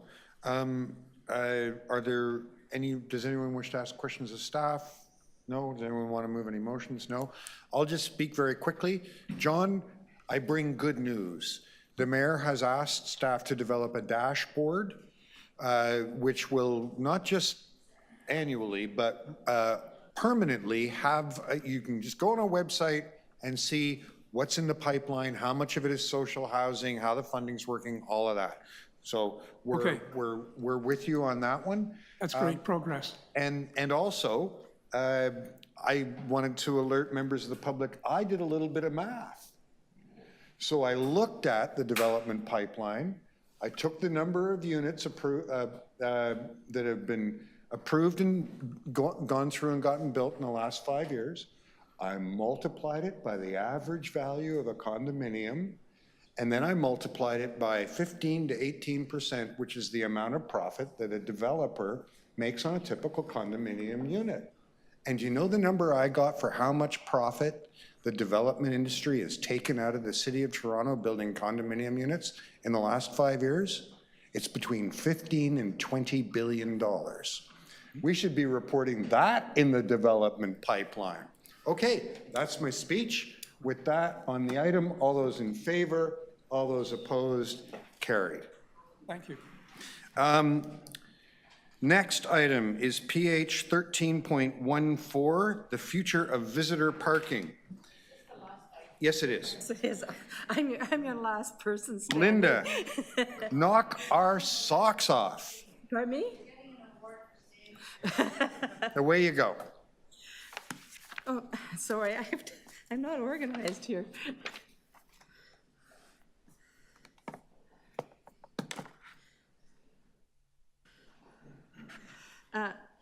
I said good morning, but it's a little after morning.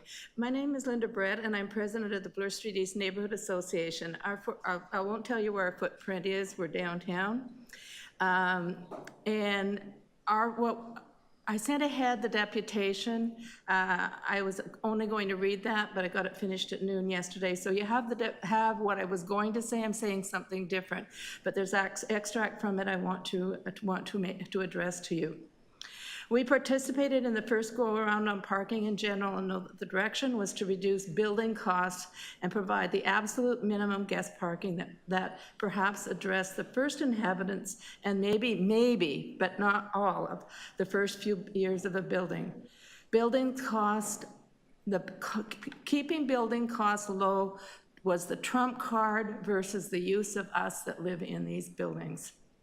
We are asking you to direct the follow-up report to address more the needs of those that live in and manage these buildings throughout the city, not just the suburbs. This is not a suburban problem. This is also a downtown problem, and we are experiencing it now with the developments you have approved. We do not believe we believe that the residential building should be able to address to a great extent the needs of the building for its regular servicing as well as at all of its stages of life, 45 to 60 years. It has a stage of where it's going. You're talking about the old rental stock, etc. And I will draw your attention to page 3 of my submission, which is a page that shows you what regular maintenance is required. And these people need parking.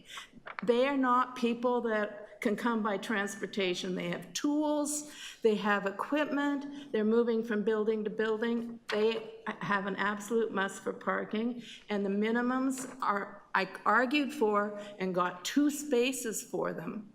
But imagine that you have your plumber there, your HVAC person there, you've got a major project going in the condo for the condo, and you have 2 or 3 units under renovation, which happens in condos all the time. Where do they all go? If they don't go in the visitor parking, then we're charged commercial parking rates for it. That adds to our costs. So you're looking at producing something cheaply, but you're adding to our costs going forward. You've also... Linda, I'm afraid I'm going to have to stop you there. You're at your 3 minutes. Thank you very much. Are there questions? Councillor Thompson. Thank you, Linda. Through you, Mr. Chair, the also, what is that? The also, what is that you're going to say? So what was I going to say? You were saying also. Oh, also, my other visualization was that if you have inadequate infrastructure, what you're building, you're going to have dumpsters instead of and you're going to have your whole streets occupied. You're going to replace your street occupancy that you have now with dumpsters when these buildings need servicing. Right. So, with respect to expediency to build and develop and costs, you're saying we need to be very careful because there's a real need to be able to have the facility and the ability to accommodate the service needs that are required as one example, but also visitors who do come and visit who are not necessarily going to take transit, for example, or walk or ride their bicycles. Yeah, the other one I wanted to talk about too, that is the duty we have to accommodate disabilities. That's outside wheelchair and all of that.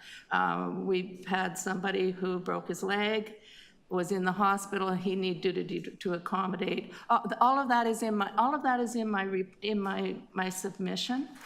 But what I'm asking you to do is not throw the baby out with the bathwater and give everybody everything they need to build as cheaply as possible, and then add to us costs and both hard costs and social costs.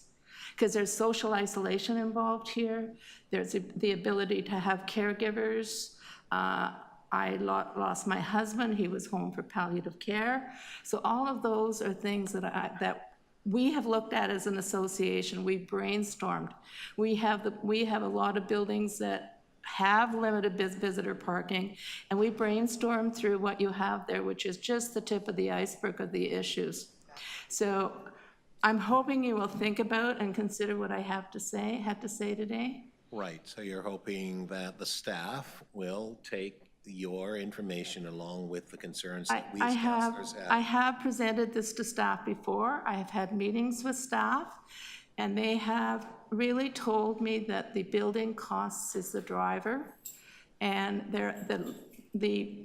that has trumped all these other issues that I have brought up. Right, but the motion we're looking at here is asking staff to review and take a look at that. Yeah, but it's for the suburban. It's only for certain wards. It's not for downtown. No, but I'm saying the consideration for the downtown core as well, for us to be able to review that. Yes, I'm asking you to expand this whole thing to downtown. I'm actually, the initial stuff has all come up relating to the needs of residents. I'm asking you to look at the needs of the building as well. Got you. Thank you, Mr. Chair. Thank you. Are there any further questions for Linda?